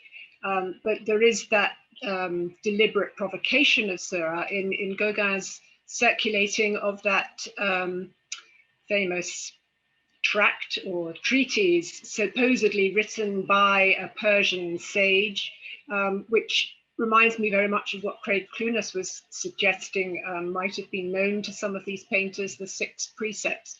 I mean, he couches it in all sorts of obfuscatory language, but he's using it as a way of getting at Seurat, but also of giving himself this kind of Oriental sage persona, which seems to link to the idea of universalism, East meeting West. He talks about Mani, the giver of precepts, giving precepts which actually accord very closely to certain aspects of Seurat's work, the stasis, the ponderousness, and so on. So it's a very complicated relationship, I would say. It's not just hatred. Oh no, hatred is maybe that's my lack of knowledge of English that I just resort to the term hatred. But there's also the still life, toch? The nature morte puis point, which also sort of an ironic sly on Seurat. Could I just ask Anna, we've seen several times the painting so-called by Roger Fry of the Matisse room in the second Impressionist exhibition, but I know it's been questioned as to whether it's by Vanessa Bell, and John actually put that in his caption. Is this still an open question? Well, I was convinced it was by Vanessa Bell, because I don't think Fry would have been that sensitive to the color in the pictures. However, Frances Spalding absolutely assures me it's a Fry. And she has no reason, I mean, she can't give me any evidence. She's just absolutely convinced it's by Fry. It was given by Fry's daughter to the Orsay, so presumably she knew, but not necessarily, I suppose. The one thing I find really curious is that they didn't finish, whoever did it, didn't finish the now third figure to Lelouch. I don't know why, but it's a very odd omission. I didn't realize there was an omission. Yeah. Well, there are 3 figures in that picture, and there are only 2 in the painting of this Expressionist exhibition. I mean, there's no possibility that Matisse didn't include a 3rd figure until later. That's true. So can I add a general question here, which is really for anyone? When we first conceived this, so many of our interesting examples came from Britain and America, and we were really excited when the Asian examples came forward with the papers this morning, the Scandinavian examples. But in no way is this truly global in our coverage, and there's so many chapters that we've left out. And I'm wondering if those of you gathered here have in mind other examples that other cultures and national contexts where these artists were extremely important briefly. And I was reminded of this by reading Sam very generously shared his draft for his upcoming art history essay.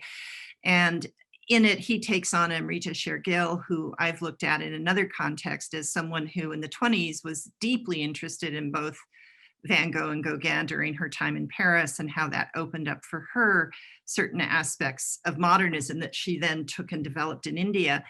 And I know one can never do everything, but do you all have ideas of chapters you think we all should be more aware of if one were to do? And I just interrupt, Liz, you didn't mention Russia, and we have. Well, of course, yes. Yes. My point was that we had 4 papers from outside, and we haven't looked at Australia and others. But if we were to do a global post-impressionism seminar, right, that I think would be an extremely interesting next step. And I'd love to bring you all in on Zoom now that I finally know how it works. But I'm interested what other parts perhaps of Asia, Craig, you think we've maybe neglected, or other world cultures. Australia, that's a significant thing. And of course was involved in the great exhibition 1980 that had a Australian section, I believe. So what are we missing? What are we missing? It didn't have an Australian section. It should have had a Russian section. It was always intended to have a Russian section, but unfortunately there was some sort of political issue, and the negotiations broke down. And the question that's just come up in the chat is, do we find the phrase post-impressionism useful? I think the whole point is a historical construct that has been important at moments of transmission. That would be my response. It's a historical construct we've been tracing very carefully. So useful in its historic specificity and how it was referred to by particular artists under particular circumstances. Mm. But how would you all choose? We've got a response from Clegg about Latin America. It's a very interesting idea. Mm. Mexico, Ecuador, and Uruguay. That's from Alexis Clark, I think. I had this question, the same question in mind, the one that Richard Herbert has just asked, quite near the beginning, actually, of the conference. And I nearly asked it when somebody asked a question about Puvis de Chavannes, the first question that was put into the chat at the very start of the conference. I was really surprised, and this may be just me, because I'm at the wrong end of art history. I was really surprised how unreflexively people were using it, or how prepared they were to use it without air quotes and all this kind of thing, which I mistakenly thought everybody did these days because of the famous article by Fred Orton and Griselda Pollock that made me very nervous about using the term. And Richard, at one point in his keynote talk, he said, he mentioned what Fry called post-impressionism, or so-called post-impressionism. And I think that's the only time anybody's actually put it into somebody else's mouth, so to speak, as a suspect term. But I think I did in the beginning, Gavin, actually. Oh, okay. Probably didn't hear me because the audio was very bad. Yeah. But maybe it's in scare quotes in our title. It is in the title of the conference. It's in scare quotes. I believe we're taking it as a historical concept generated and used selectively and creatively and falsely as something that necessarily brings things together. It's coming out of a literary critical context. And Fry used modern and post-impressionist interchangeably. So, you know, it was a commercial exhibition he put together. Practically everything was for sale. As someone mentioned, the Grafton Galleries was a commercial art space. You took it on for an exhibition and you had to make a profit. And the reason he didn't have his third exhibition there, which was called the Grafton Group, was because he couldn't afford to bring Kandinsky and Max Weber and other artists into that space again. Too expensive. So it's, you know, it's a selling point. It's just, I see it as being the same as the way in which, you know, by including such large numbers of works by these so-called post-impressionists, Seurat, he caught the attention of the press. They became celebrity artists. They weren't known until then in Britain. Yeah, sorry. Well, didn't Fry or Desmond McCarthy, I forget who, or whether it's in a letter in an exchange about that title, simply say, oh, we'll call it post-impressionism. After all, it came after. Well, that's yes, that's McCarthy. I think McCarthy's a bit of a slightly suspect source, because I didn't actually draw attention to it, but there is a notice in the press which appeared on the 5th of October. So 6 weeks before the exhibition opened, just after Fry came back from Paris, where he saw the Paris dealers, which announces the exhibition. It says there will be a post-impressionist Grafton Galleries, and it lists Matisse, but not Picasso, and Gauguin, Cézanne, Gauguin, and Van Gogh. So, but not Seurat. So it was more calculated, I think, than McCarthy suggests, but it doesn't mean that Fry wasn't, he was willing to throw it out again too. There's a very, you made this comment. Do you want to take this, Richard? I don't know if you've seen this chat, Liz, about Francis Gauguin's, oh, sorry, yes. Okay, and then I might respond to that question. I just wanted to actually add something else, which is just about this idea of the market being affected by, you know, this clever marketing. And because one of the artists that always makes me kind of wonder about is Renoir, and how he's treated by Fry and Clive Bell in the 20s. You know, they devote an entire chapter to his work, and particularly his late work in Bell and Saint Cézanne and Fry in Vision and Design. And there were a number of collectors who were, Barnes is a good example, who were, you know, really drawn to the late work of Renoir, because it was given that kind of imprimatur, that kind of yes, it was praised by both critics. And I just wondered if anyone had any comments on that, and whether we should, whether he should have been retrospectively then, absorbed into that canon.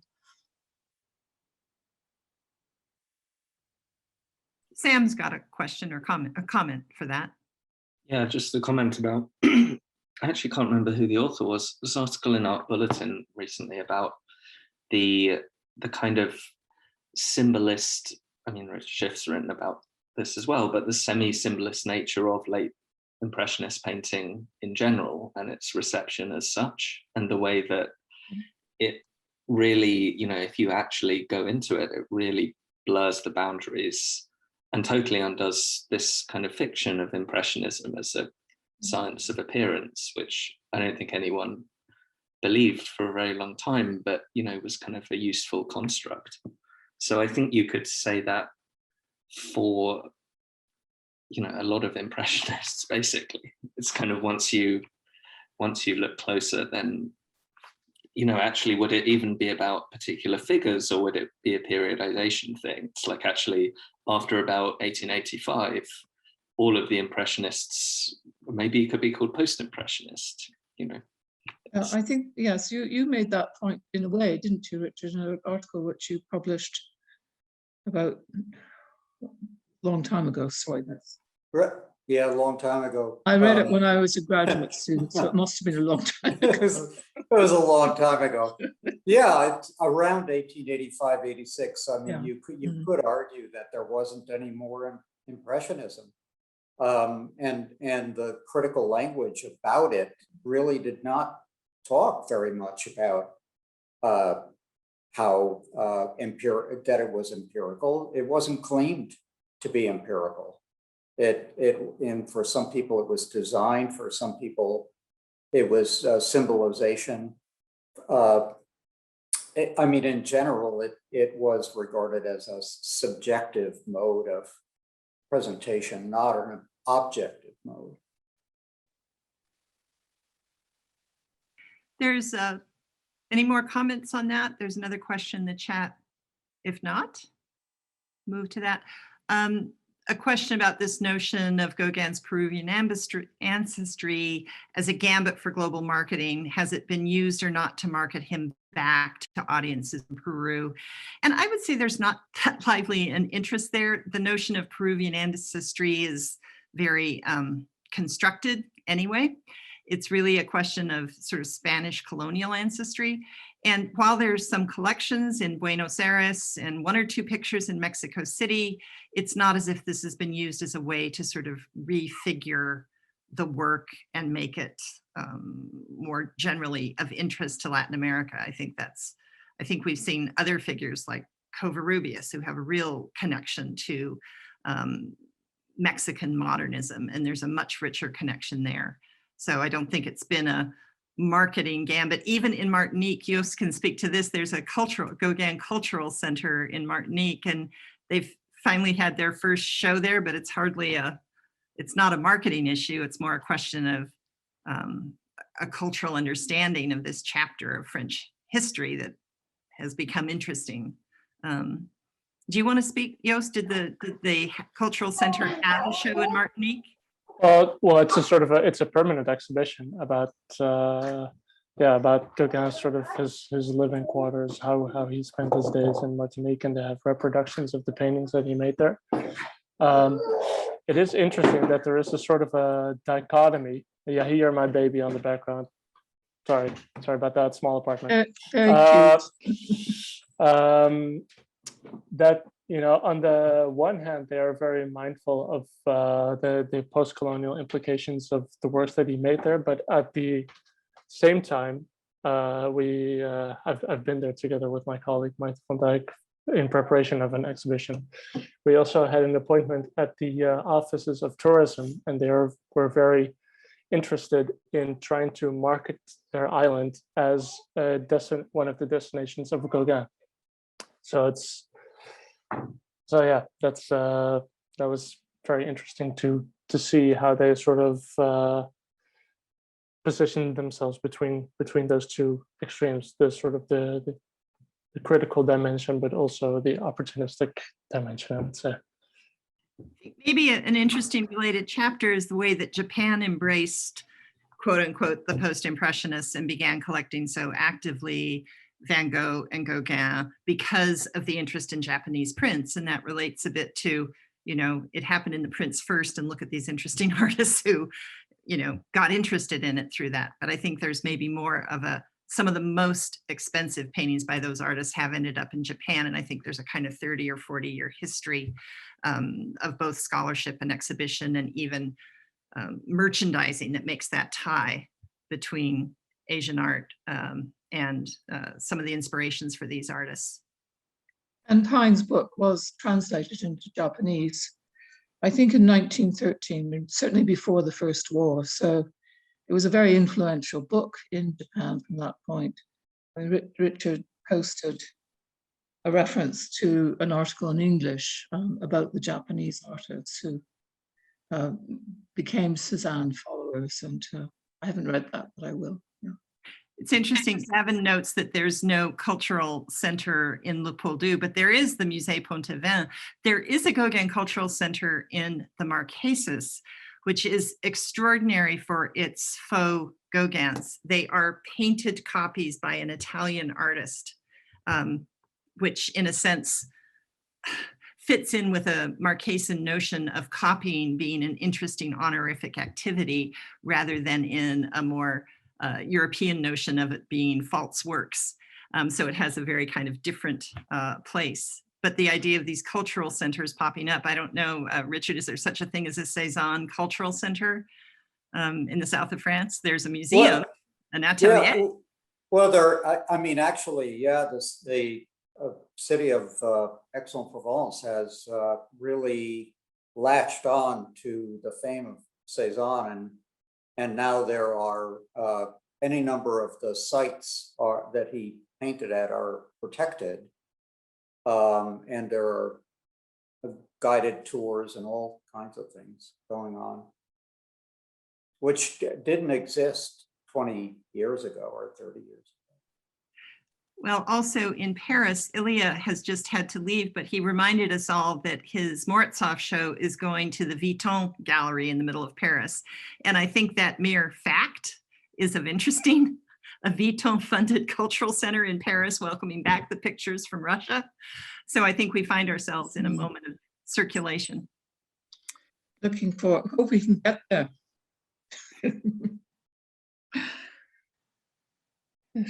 Any other questions or comments from our many participants? It's been a dizzying 2 days for us of your research from so many places. We've got one here from a member of the audience. Anna, do you want to take it? It's from Richard Herbert to the panelists. Oh dear, that's a very hard one. Richard Herbert asks, if principally an historic concept, when will future art historians recast the story and any detail, or will modernism be the blanket equivalent of Baroque in 200 years? That's a big question. I think in 50 years, it'll be different than it is now, if history's any guide. Yes. Yeah, give it 50 years. Isn't modernism already a blanket term? Oh, it is, but he's saying, will it continue to be a blanket term in 200 years' time in the way that we use Baroque or the Renaissance or whatever? I expect so, unless there's such a kind of shake-up in the way in which things happen that we cannot envisage what might happen. I mean, what I find curious is that, and I love this painting. I'm not speaking, I mean, it's not speaking from the heart. I'm speaking in another way altogether. I mean, it must be the very first century where their reputations have endured. Because, you know, thinking about Britain in just that period up to 1910, Lord Leighton, who was a great Victorian artist who had very big fan base and, you know, was virtually kind of completely unknown. Very shortly after he died, he left his house as a museum to the London here, to Kensington, Chelsea rather. It was just kind of stripped of all the furniture, and they have actually tried to restore it and done a very good job of restoring it to its splendid glory.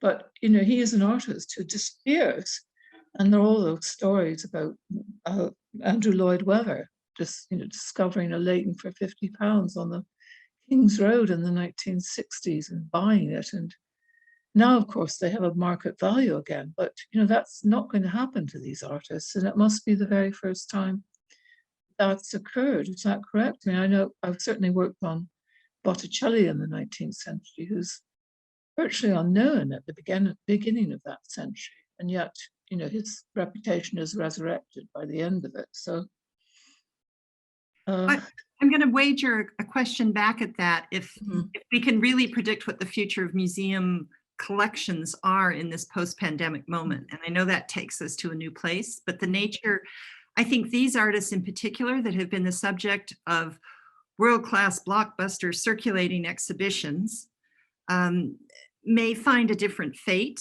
moving forward as these international exhibitions and museum audiences are somehow redefined. So I think 10 years ago, it might have been easier to predict last year than it is to predict where we'll be in 10 years with this group of artists. Yes, and the works are becoming more fragile, more difficult to borrow. That kind of exhibition probably will not continue, I would imagine. At the same time, a lot of people are forfeiting the courier trips, which makes it more financially attractive to arrange these kinds of exhibitions. And who knows, you will have new kinds of techniques in the future in which you can transport fragile works more safely. Who knows? Yes, probably, yes. Say, I'd prefer those to the massive Van Gogh cultural exhibitions popping up in American shopping centers, Joost. There's 50 of them in America this year. Yeah, okay. Terrifying. That would be the subject of another interesting conference of what we make of this phenomena. Let's call it a cultural phenomena. Yes. Okay, we might have one more real question, and then I would suggest we wrap up. It's in 5 minutes. Yes, well, there's another one here from James Church, which is, of course, is something which we probably need another conference for this, but there are so many artists who, well, he's referring in particular to Brittany and the art colonies that were formed there at the time that Gauguin was working there, with a huge number of international artists, Americans, French, all kinds of different artists, British. And, we haven't really looked at these figures at all today. We have concentrated largely, not entirely, but largely on the big guys. It's a good point. Alexander Harrison. How many people know who Alexander Harrison is? He was the star of the 1887 Salon in Paris. Well, I'll go back to Peter Studd, who went to Brittany and who pursued Gauguin halfway around the world before then following Whistler to Venice. Yeah, but Arthur Studd. Yeah, Arthur Studd. But it's hard to get. One can go after it, but the material is limited. It's hard to find. Yeah. Good. So I'd love to know people's thoughts of the most interesting work they could do in the next 5 years that has any relation to the questions raised today.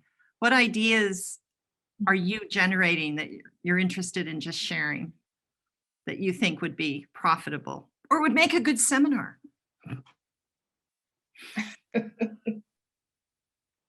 I know, I'm trolling. Maybe we may need to sleep on that, Liz. Okay. Well, then I'll suggest we reunite this group in a seminar session after we think a bit about all that. This has been enormously interesting. And I have to tell you, I was so disappointed when this didn't happen in person, but this has been tremendous, a great substitute for that which could not happen, and an opportunity to meet you all, which has been very satisfying, including those of you, in the participants list. So I hope we will find a way to stay in touch and share our work. Anna, would you like to close us out? Well, I'd like to thank, first of all, the wonderful research forum team, Grace and Acacia, who I certainly would not have been able to survive the last 2 days without your excellent help and extremely cheerful and patient with us in all circumstances. So thank you very much. And eventually, I think I'll probably feel a little more confident in front of Zoom than I do at the moment, but I certainly have learned a great deal about how it works in the last 2 days. So thank you. It's just been so marvelous to know that you're with us and always willing to help. And I'd also like to thank all the participants and also all the speakers for making this, for me at least, an extremely interesting 2 days. I learned so much, and that's all you want from a conference, isn't it? It's so sad that we aren't able to be in the same room with each other and continue conversations and all that sort of thing. But I think it's absolutely fantastic that we've managed to do what we have done, given the circumstances in which we've had to work over the last year. So thank you very much. And let's see this as a step out of the pandemic. I look forward to seeing each of you over a real coffee sometime in the next 5 years. Be well. Thank you for everything. Bye, everybody. Bye-bye. Bye. Thank you. Thank you. Bye.